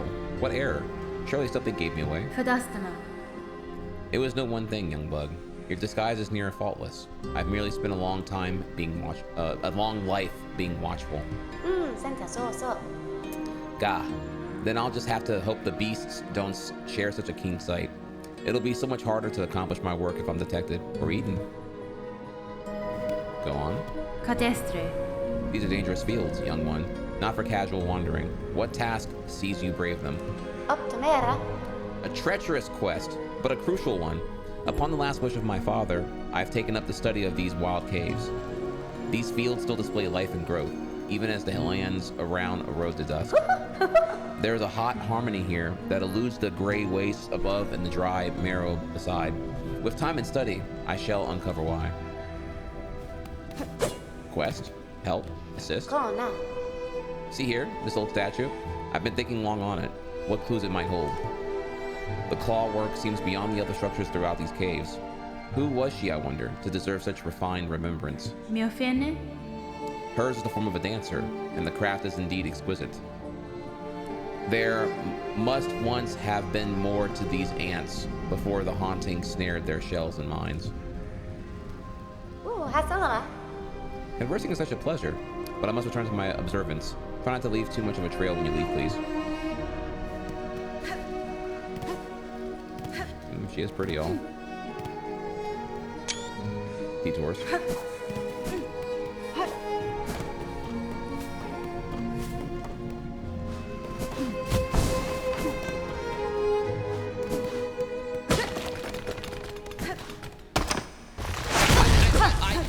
fucking knew it. Fuck you. Piece of shit. Bro. As soon as I sat down, I'm like, wait, sus.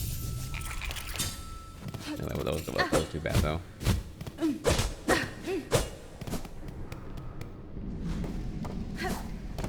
Like, had I just waited a little bit longer on that? Fuck.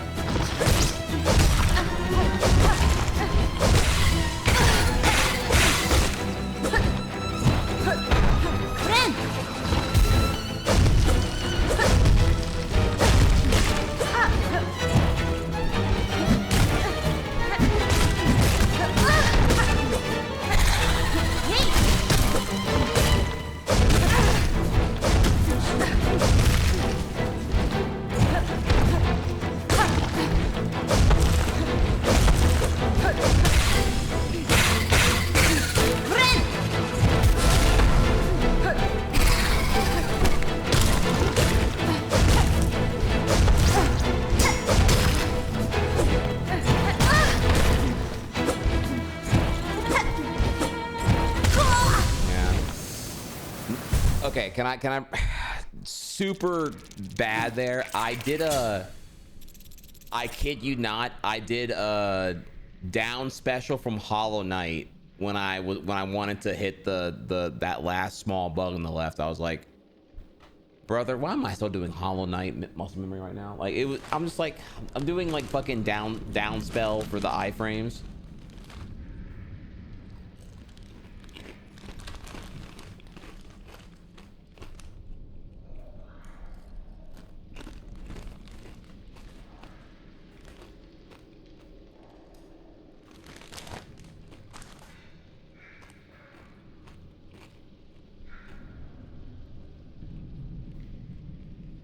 Okay. All good. All good.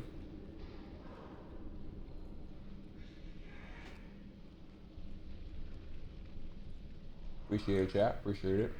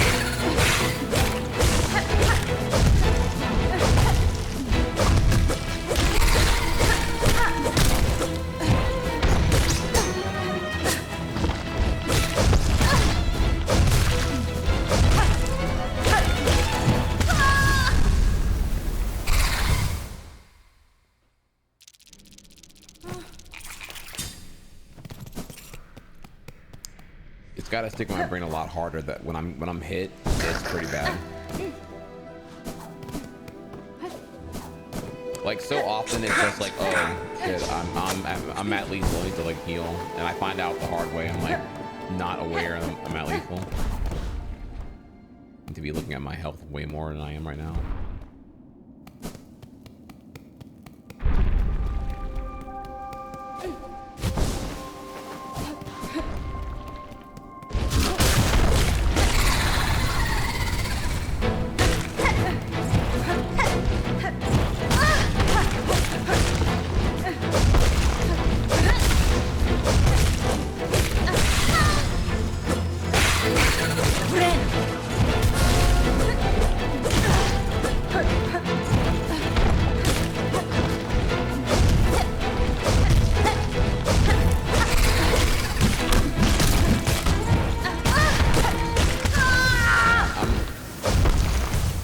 Hell, dude, I'm doing Shadow Dash from Hollow Knight 1, and this is Silksong.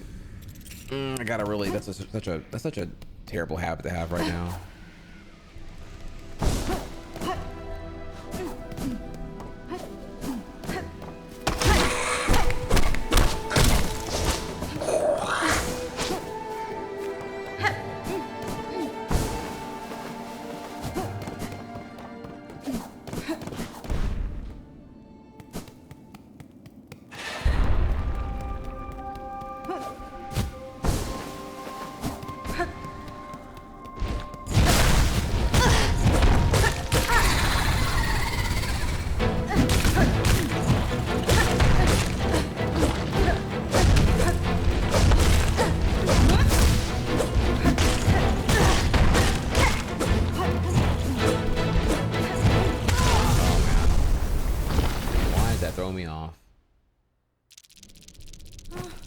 I guess I don't think I'm gonna be able to not get hit if I'm under him, so I want to jump over him. But maybe I should consider something else instead.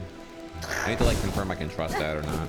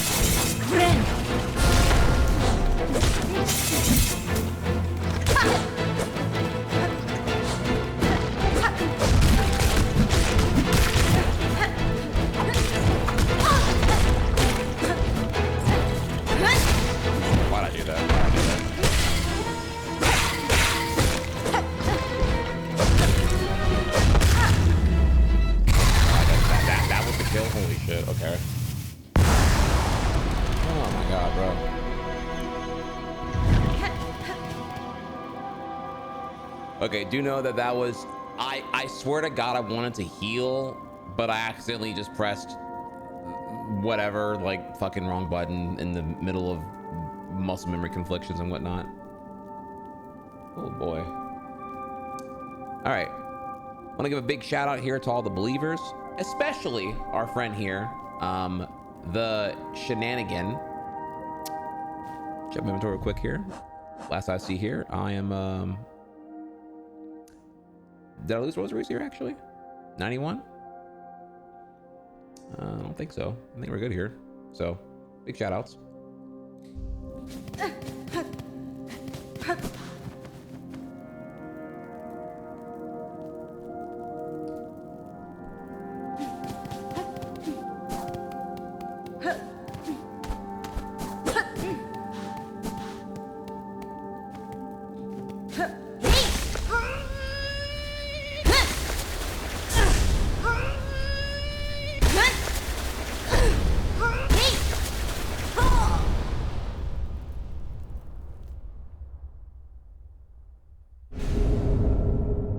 Bound the crest of beast. Tear foes with savage tear foes with savage slashes, bind to enter a wild fury, and steal life from prey. To change crest, open the crest menu. Okay. What's my current crest right now?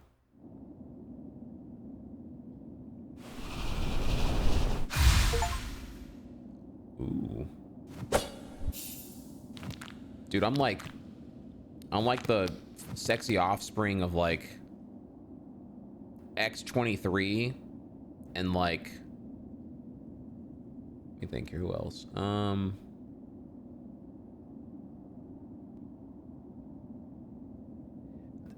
There's someone else that this reminds me of. I don't remember who it is though, but all I have right now is X23. Oh shit, dude! I didn't even know about the. Okay, wow, I wasn't even playing that with the whole claw thing. I was thinking like, okay, damn.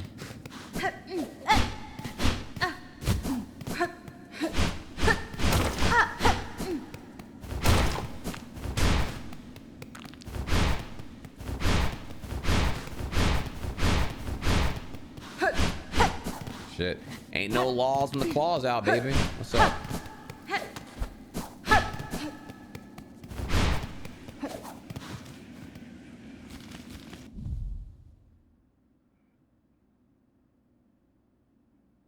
Fuck, I'm at right now.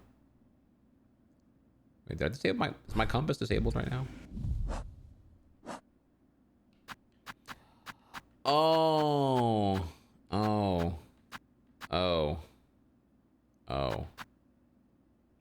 I see.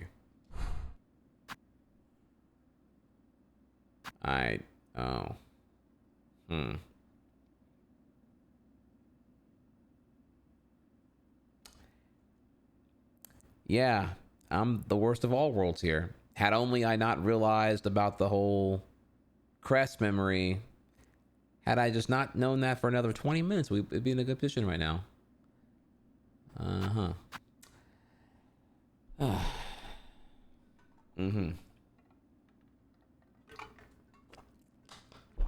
I see.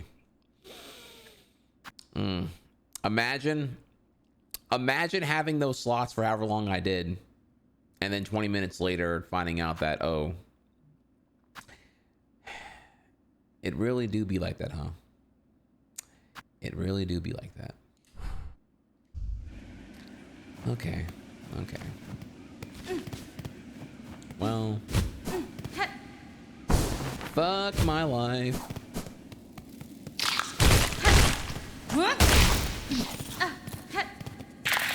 Wait, I don't have any. I ain't got no fucking consumables like that. God damn. I have to equip them. I can't do it right now.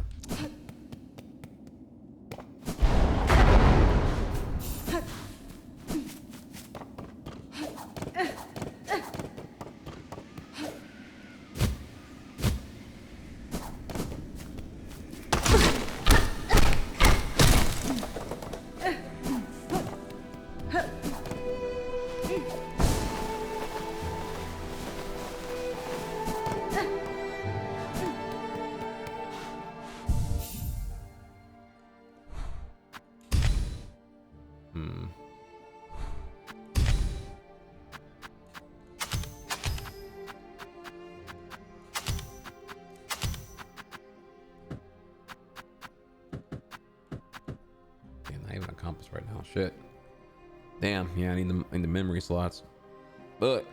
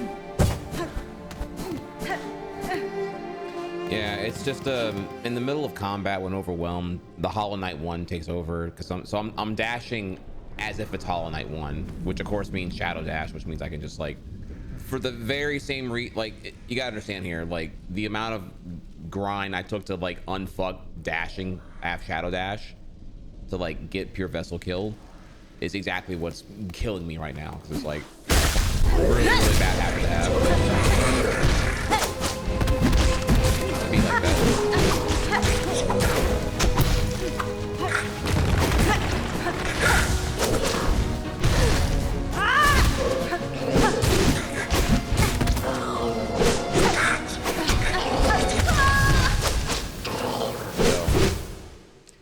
It's just working on it, and it's like, so it's muscle memory confliction, which means I'm doing everything slower to not do the dumb shit, and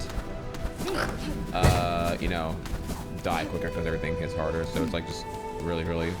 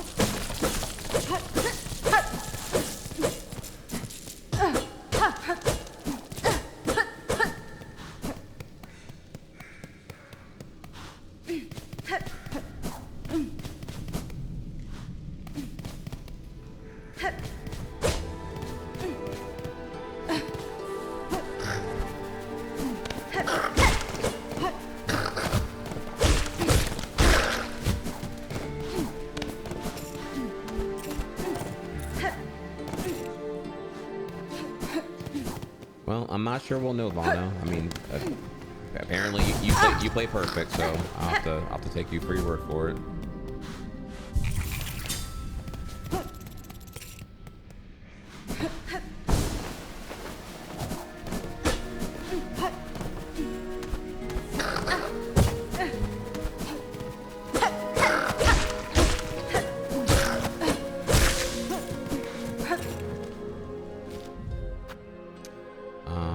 Okay, so we can take this out, take that out.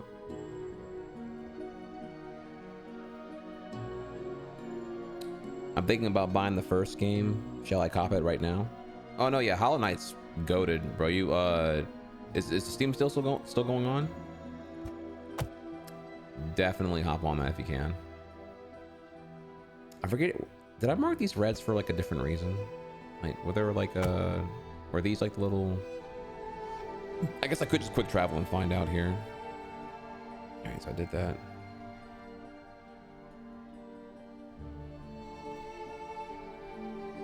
Okay, we gotta take the long way out of here. So we're gonna go back to Deep Cox, and we're gonna travel. What's here again? This is a locked door or some shit. How much money do I have right now? Not exactly broke anymore. That's nice. Oh, actually, I could get the key. Could do that. Get the key.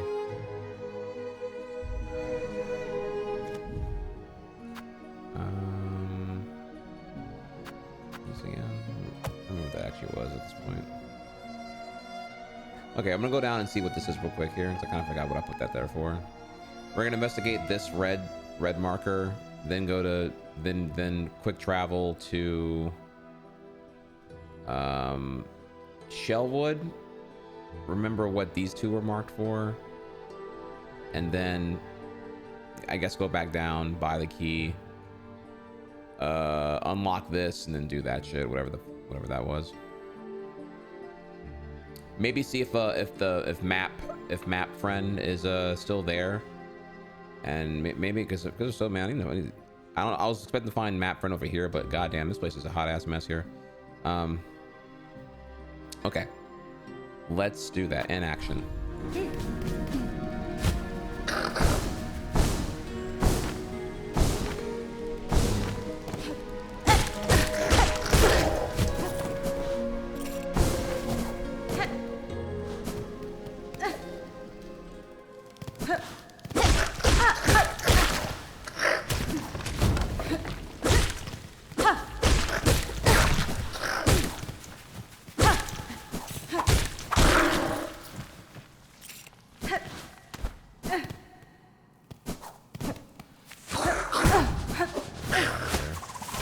Okay, so it's like the room that I don't know what to do right now. All right, you get a different color because it's just confusing me right now. Okay, room that is awkward and weird. Don't know yet. All right, put a yellow for that. Okay, now we're gonna go. Why is this locked? How is this locked again? I'll put a yellow for that too. Actually, you know what? No. Sorry, we're gonna use this instead. Because yellow means locked doors. That's what I actually use that for. Okay. And what's here?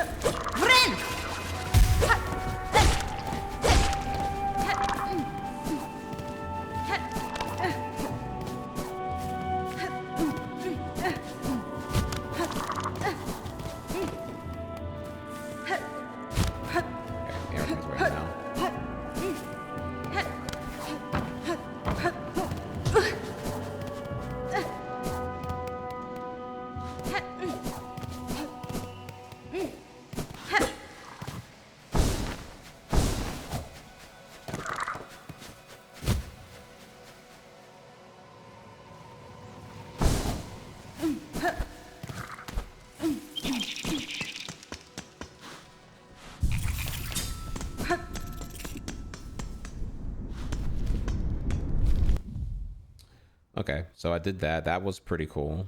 We don't have the map of that area right now. So that was a great investigation. So I know we know where that is. Okay, now we're gonna go back down. We're gonna go to the quick travel and do shit.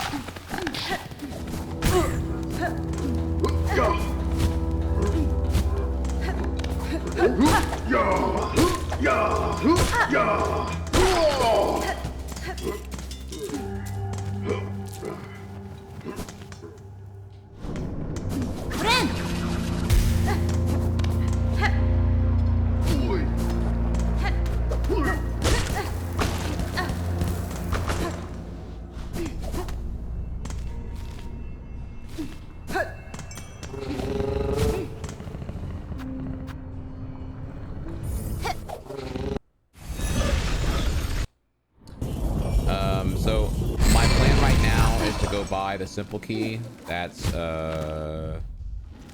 for sale. I should went to Bone Bottom actually.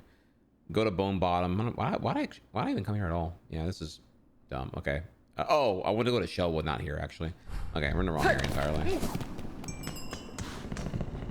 We're gonna go to Bone Bottom, buy shit, then go to Shell, and look at my map marker, remember what they were for. I don't know if they were for windsuit or not, but we'll see.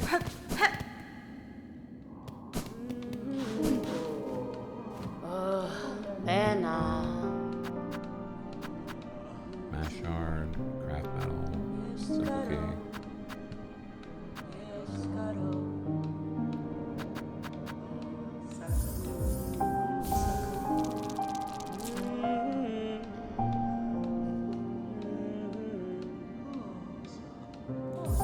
Oh yeah, I need to go to the craftsman too, actually. I forgot about him. We should do that too. Fuck, yeah. Where's the, how do you trigger the legend again? Zoom out, markers.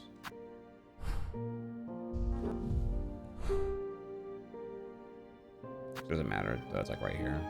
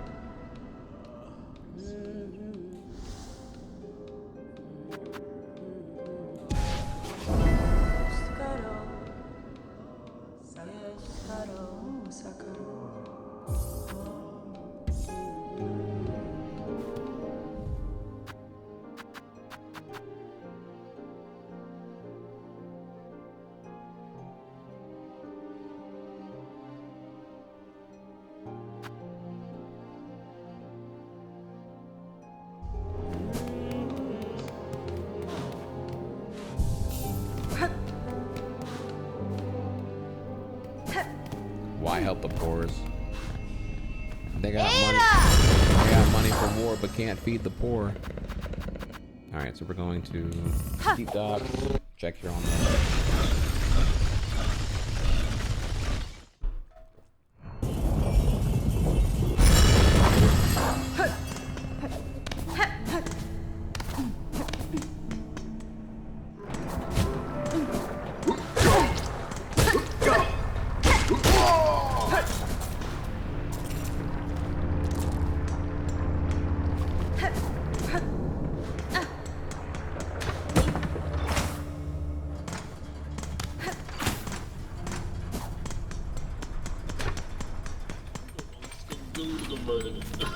That's fine.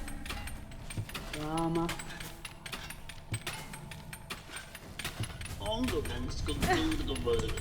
Mario.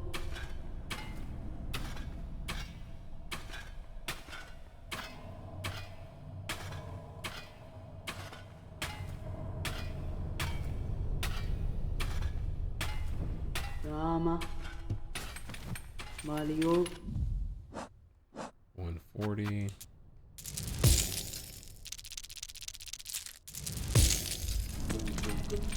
Purovara. Rama.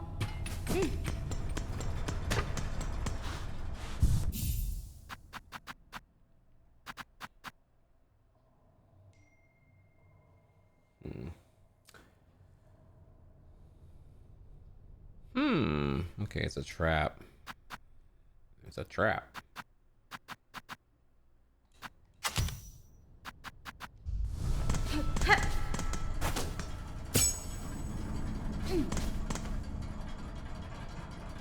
I see.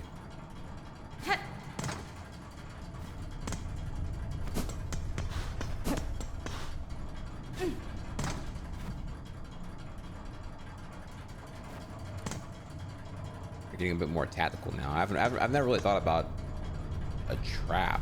Come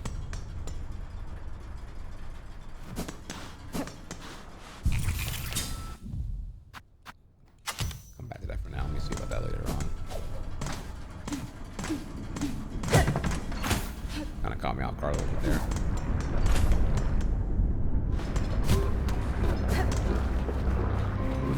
Let's go!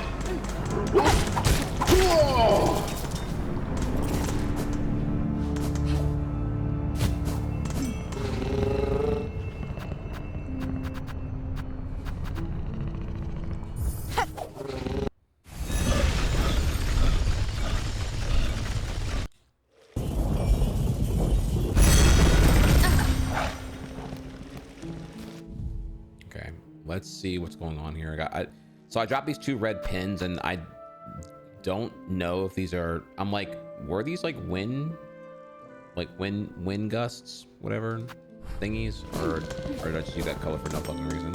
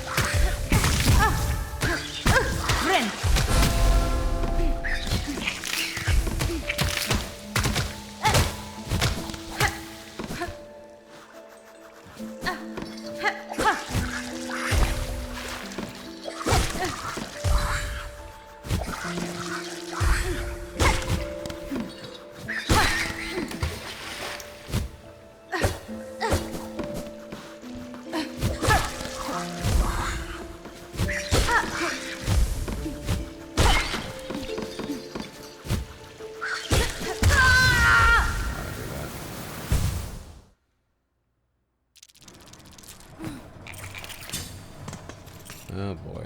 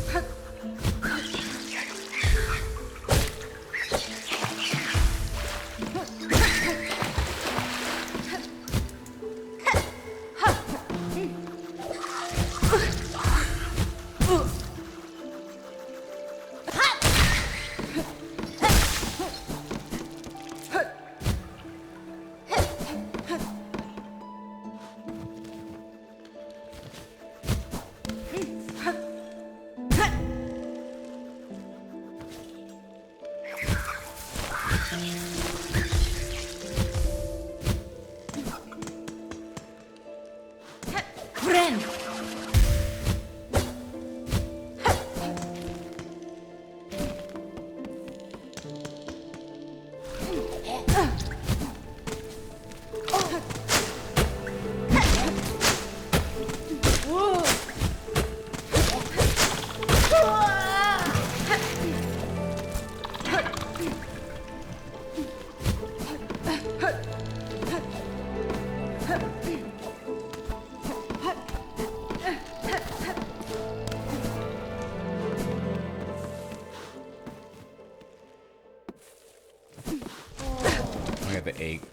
Well, actually, we can talk to her real quick. So I need to remember okay, she gave me some kind of like shit about something or whatever.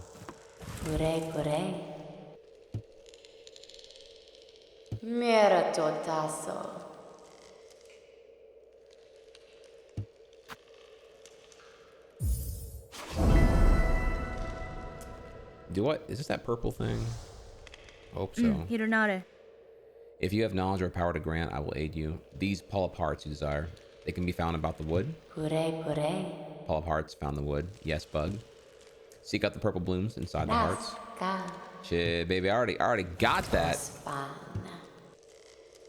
And never mind, no, I don't actually. Okay. Oh, okay. I need 6 of them. I only have 3 of them. Okay. All right.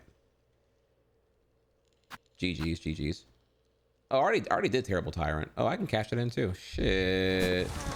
Ooh, the RPG experience. Side quest already done because I'm too good. Okay. All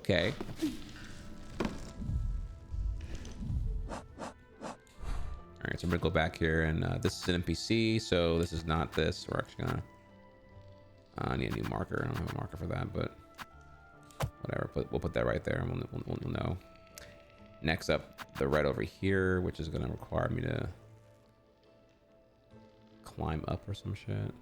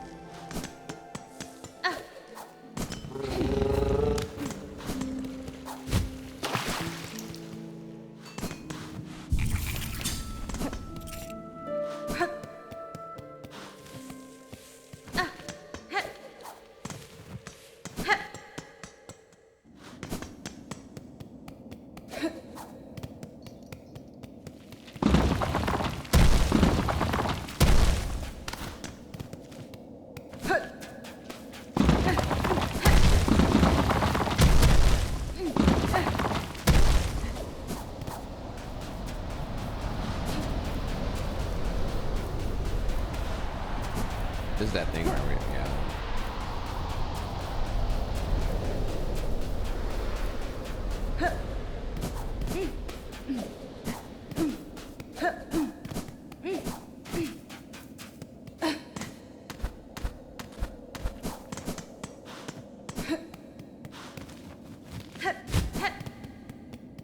Yeah, I was already here earlier.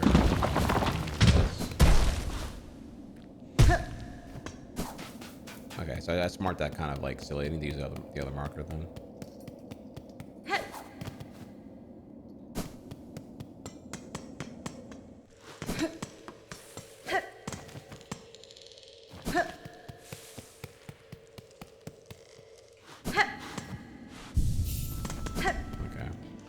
I'm gonna YOLO here and just see what happens if you fall down there. Now that I have like peach float.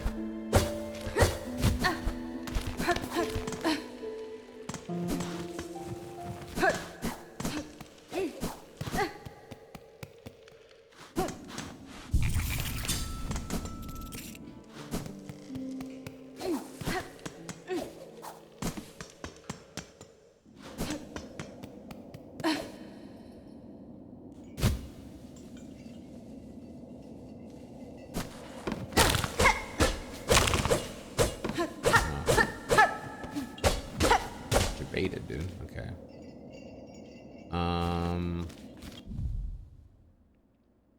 Okay. So yeah, replace this with this, and okay. And now we're gonna go down. I already bought the key, so we can just ascend with style. We're falling with style. Toy Story 1. Shout outs here or throwbacks. We're gonna fall with style and go down. What's over here though on the other side?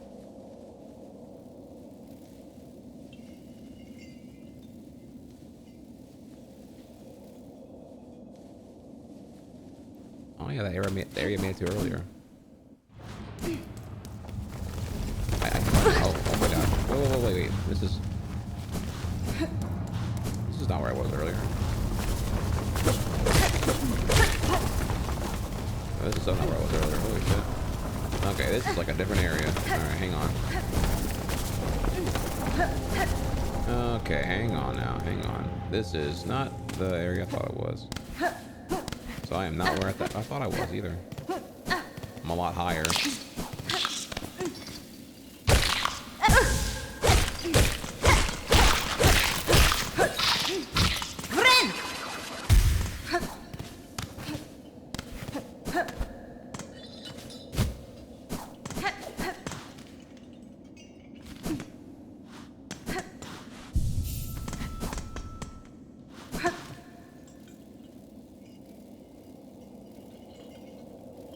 Okay. There's worm way fun and there's worm way I get fucked. Okay. Alright. We can come back here in a second. Let's go down.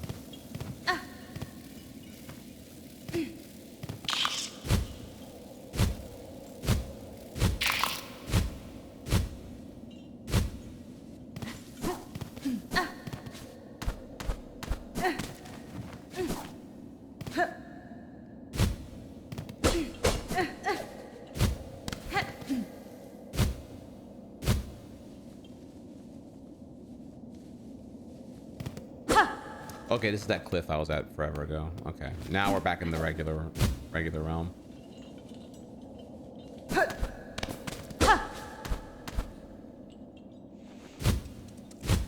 Okay, now we are where I was on day one.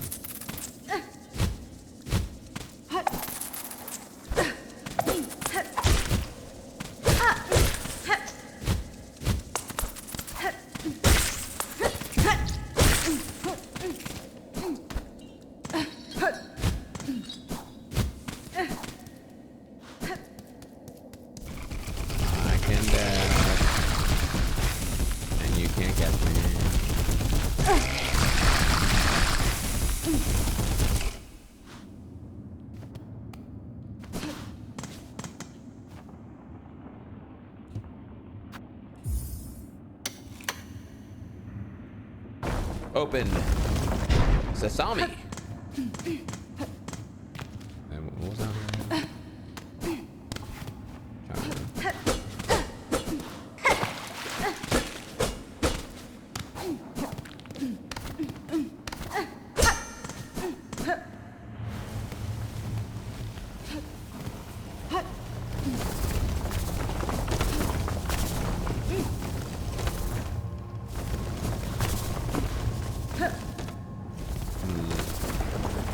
Okay, there's more of this shit. Alright, this is pretty big right here. Let's go buy maps first. I need to see if, like, before I go in there and fuck shit up there. Let me just go see if map friend is gonna, I should have her name memorized here. It's, I don't want to say Shakira. I don't want to say Chakra. I don't remember how to spell it, so I don't know what the fuck it is. But yeah, map friend. Whose name I can't spell.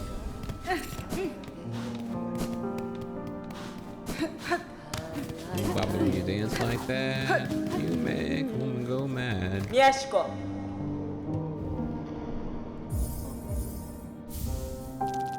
Ona moszkę. Alright, so now I have nearly all of far fields mapped out now. Tight. Okay, we can drop that. We can drop that. That.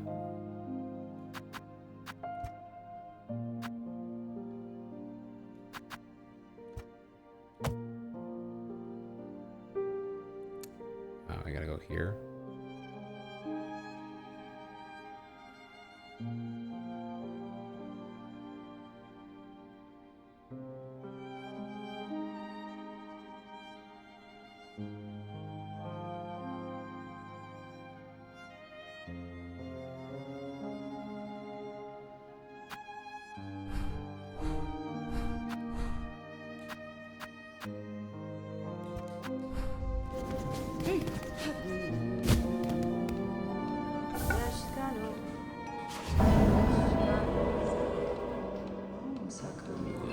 Baby, I done already did that. What's up? Hep shit. Do your chain hang low? Do it wobble? Do it flow? Does it shine in the light? Is it platinum? Is it gold? Shit. Chat. I need to understand here. Look. Shit. Your wrist bling bling. My wrist bling blow. Heavy. Like my nuts. That I Figma on your mom's mouth last night. And Figma in your mom's mouth last night. Now what's up? What's up? Alright.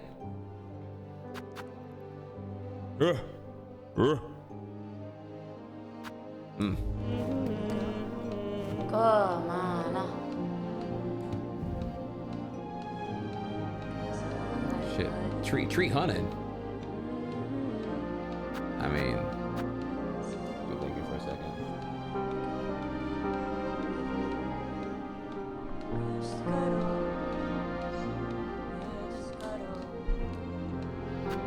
No one say nothing. Why not?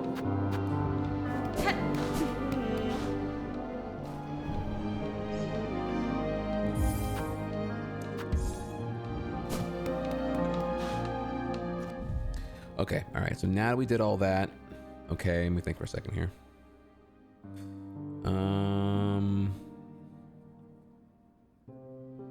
Yeah, so there's Explore Bellheart, or there's Go Back and Clean Up. This won't take long. I kind of want to do this before I forget.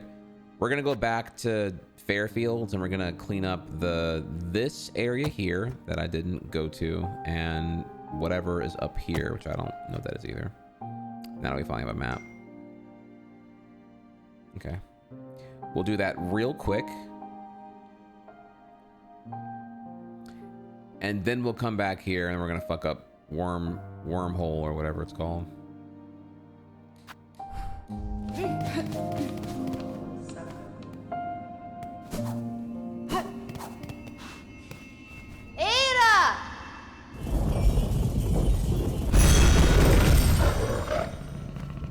Also, I don't even know what you have to be mad about here, bro. Like,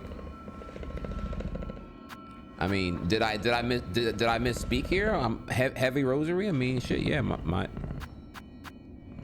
the chain heavy, my wrist bling. Wow. What more? What more is there to clarify? Only mad and only think it's cringe because you're in denial, and that's okay. I'm used to that.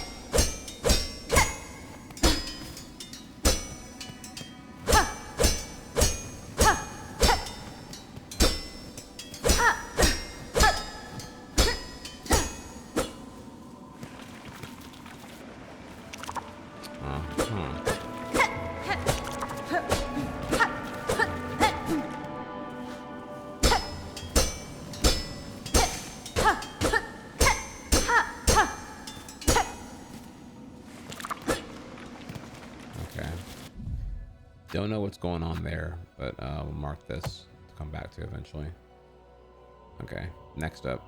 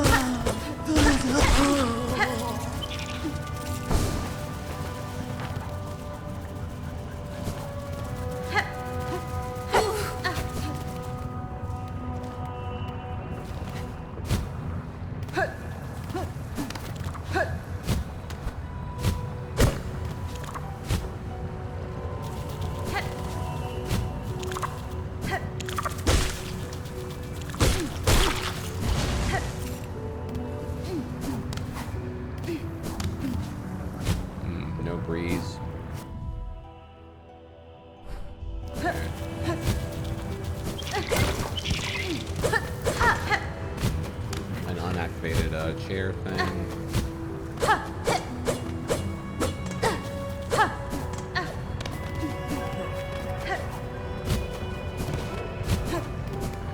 Lock door. Did mark this right? Okay, I did mark that. Okay, lock door. The context there. Hey!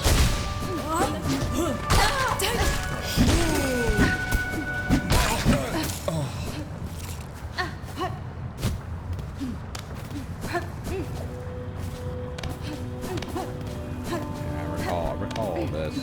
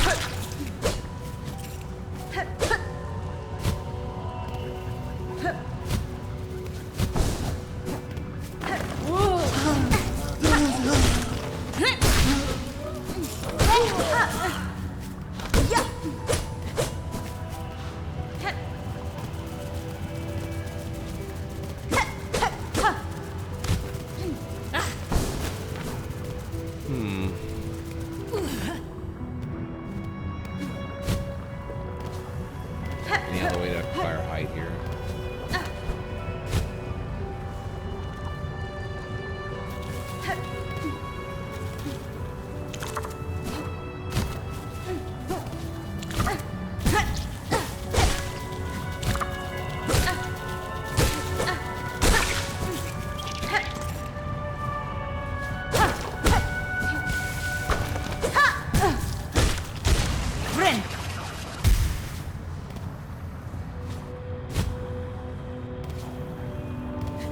Import's not worth info. Also, don't really know.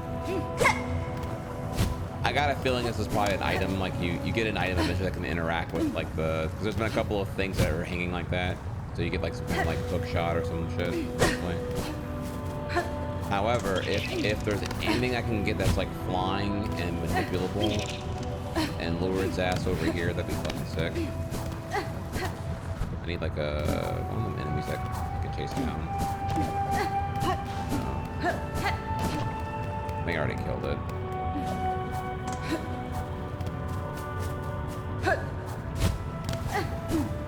Yeah, so gonna mark that one down here.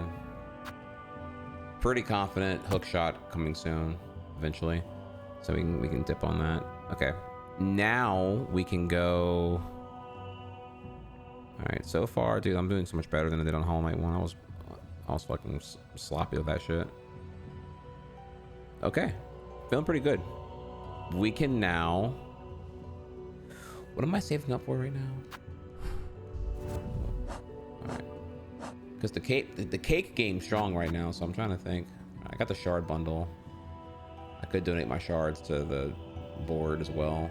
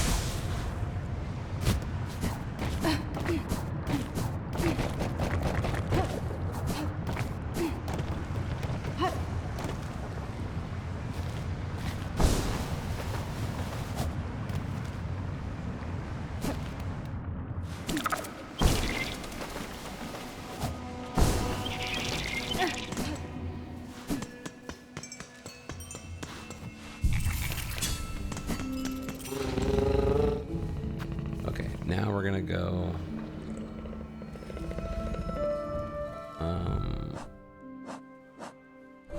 Okay, hang on. We're going to.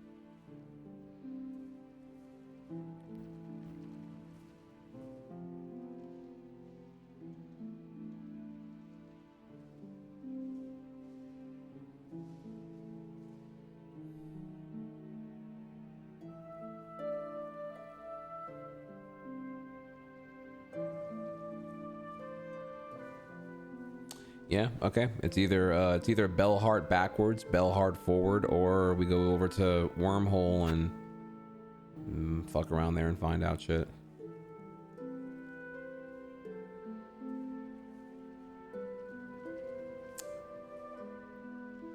Okay, let's fucking do it.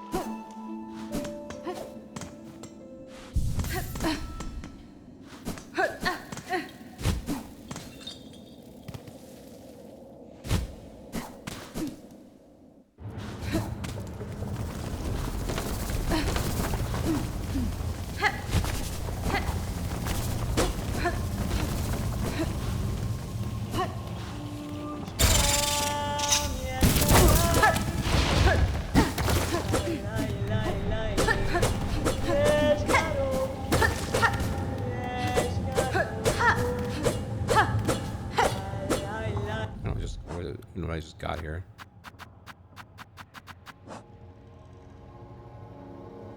Discarded purse of a fallen pilgrim allows the bearer to retain some rosaries upon defeat.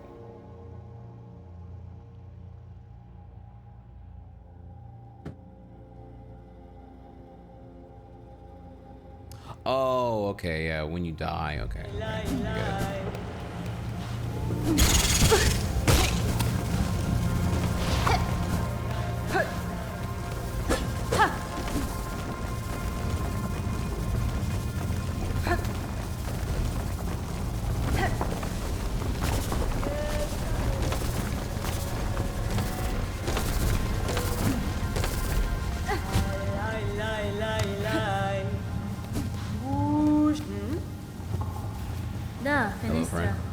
Chakra. It was a welcome surprise to hear your call echo through these crumbling tunnels. How goes the search for your master? Pashanka! It's a difficult task to track anything in these caverns while the worms ceaselessly churn the rock. Still, I can see that my master has traveled here. Her path within the land winds strangely. Winds strangely? I wonder at her intent. It is no matter though. She can enlighten me when again we meet. Until then, I'll continue in her shadow.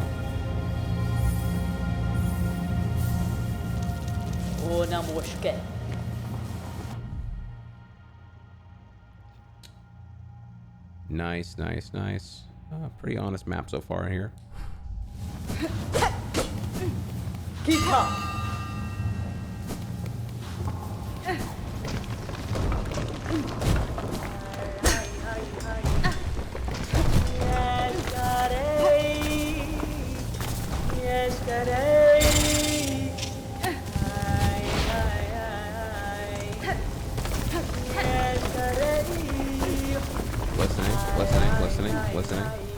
Listening. Oh yeah, y'all already posting it. Y'all already posting what I was on God. I was already thinking. I'm like,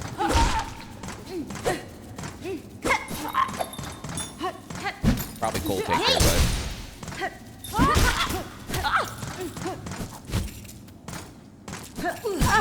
Oh, you're not dead. You're not dead.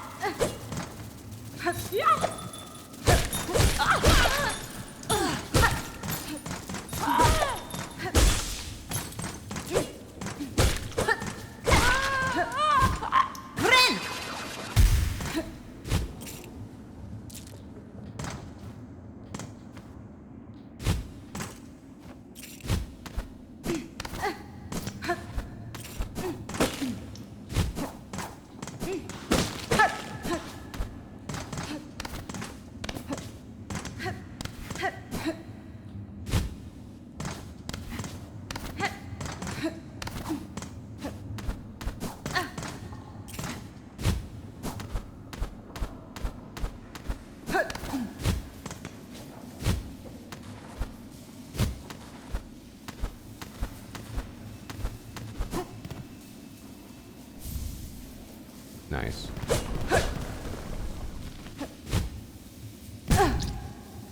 Not nice.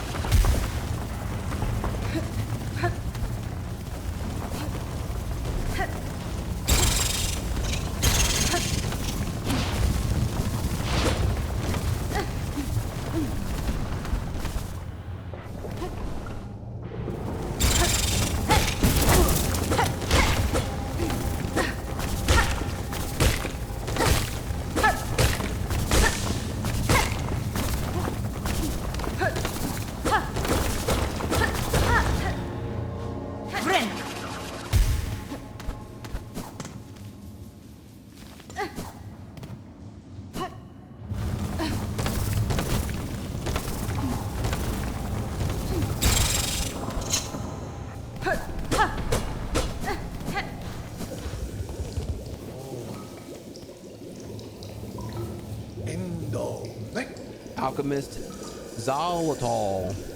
Oh, a new face. Not here to bother, I hope. I have critical studies underway in these twisting tunnels and can afford no distractions. You haven't met Zongo, my assistant by chance.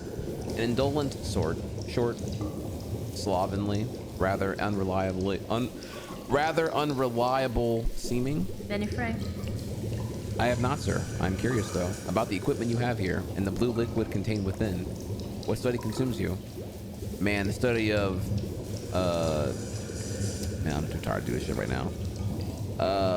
Lean. I was gonna do this, let's say a study of lean, but I couldn't think of the joke in time. Oh, yes. So this miraculous substance intrigued you too. A wonder beyond wonders, miracle-made material.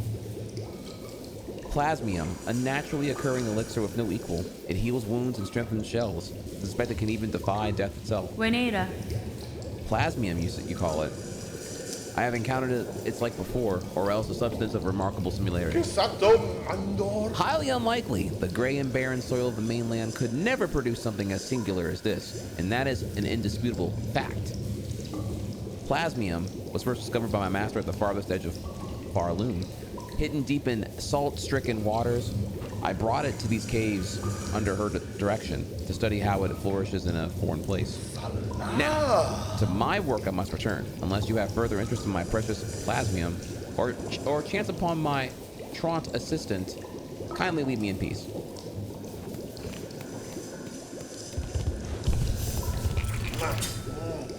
Okay, y'all. Well, that is an excellent stopping point here. I didn't think there was gonna be a little thing here. But yeah, it's about 7. My dog is looking at me really bad right now, so we're gonna call it here for today. So, W day or no, Chad? We are making some fucking progress here.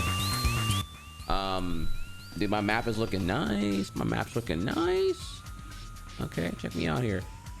Today alone, we have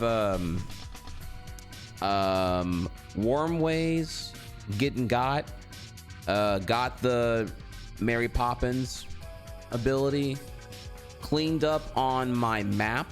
There's like pretty much nothing lingering right now that I either don't have a locked door or can't do. No longer broke. I can afford Pokemon's cookies. And from here, yeah, like what's left now is literally Bellheart forward, Bellheart backwards, and the remnants of Wormways. So with that, we are good to go there. Thank y'all again for tuning in today. Had a great stream. Tomorrow, we continue on the swag. Tomorrow, I'll be here, Smash training into. I reviewed those offline VODs and realized how crazy. Man, I was playing like a fucking predator, dude. Like I'm like, okay, he's DK, I'm Young. Like I'm sitting here hunting his ass down. Definitely was not doing much of zoning at all here. Need to like definitely do more zoning and less combo hunting for sure. So I recognize that when the game's faster, I kind of feel compelled to play faster, which is not, but play faster and do more things here. So I'm excited to hop on tomorrow and see if I can like unfuck my brain on that and get back to online and try to find the deliberate balance of playing fast or slow. You feel me?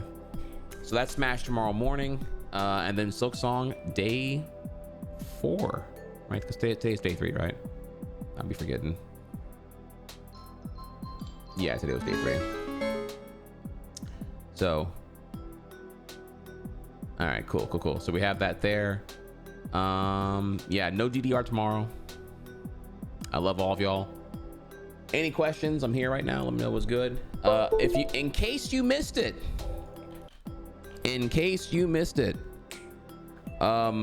Fights. I need your feedback here. Do you like the YouTube clips? I'm trying to make this easier for y'all to follow along here right now, because I know y'all not here every hour, every day. So when you miss bosses, I'm gonna start having a list of the YouTube clips of the boss fights, which are, of course, are conveniently time-stamped to the full VOD, so you can then skim the VOD if you'd like to as well. On YouTube, where it's a better experience than VOD searching in the hellhole that is Twitch VODs. So I'm out here. I'm trying. I thought it was a pretty good idea. Happy that you agree.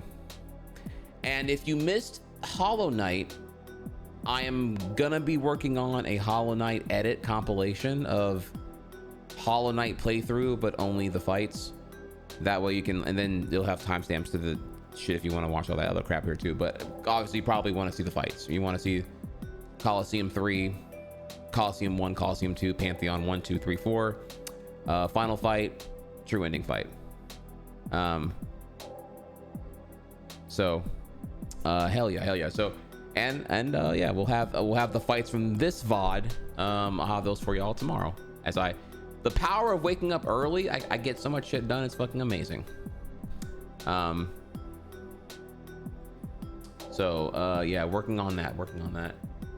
However, my dog is up my butt right now. She wants to really my dog is so aware it's 7 o'clock. She's like already at my door, like, yo, like, tell them Twitch viewers to fuck off, because it's time that you you know, drop them and get back to me here. Hello. All right, so let me see here. Who's if you have any questions, let me know what's good. Otherwise, I'm gonna find some of the rain.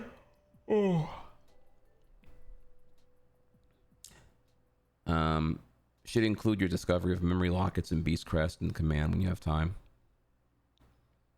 Okay, I see.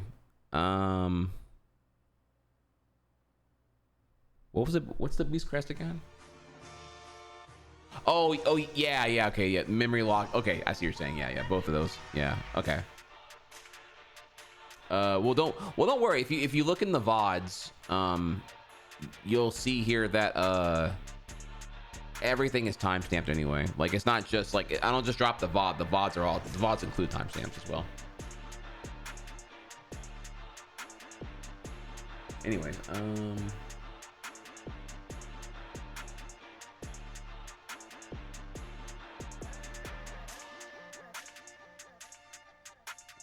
my boy's live.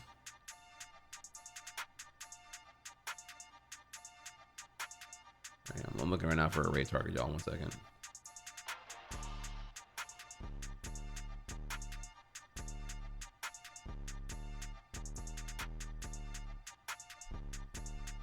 Yeah, I'll give you this funny tweet here. I got this tweet. Any Overwatch fans in chat right now?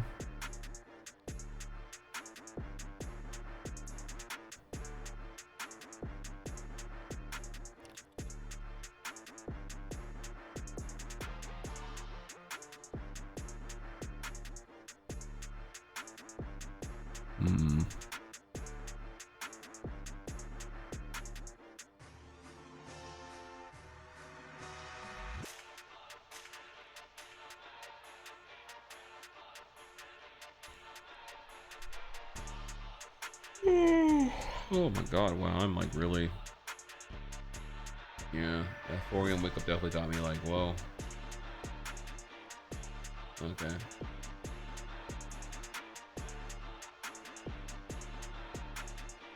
Okay, I got 3 targets here to pick from. Let me see here.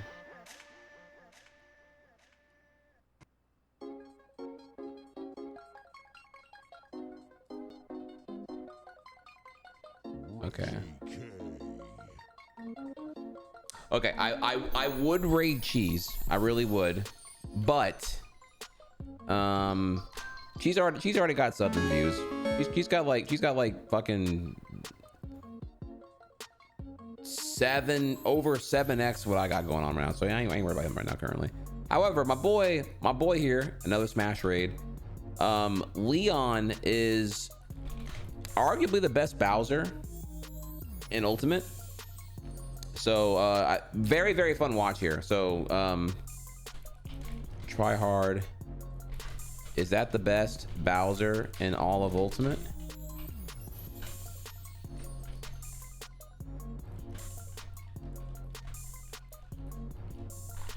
There you go. So with that, love all y'all smooches. I will see y'all tomorrow with timestamps, clips, and Smash into Hollow Knight, Silksong, whatever game I'm playing here. My brain is potatoes right now. I got a jet. Have a great night, y'all. I'll see you on the Discord.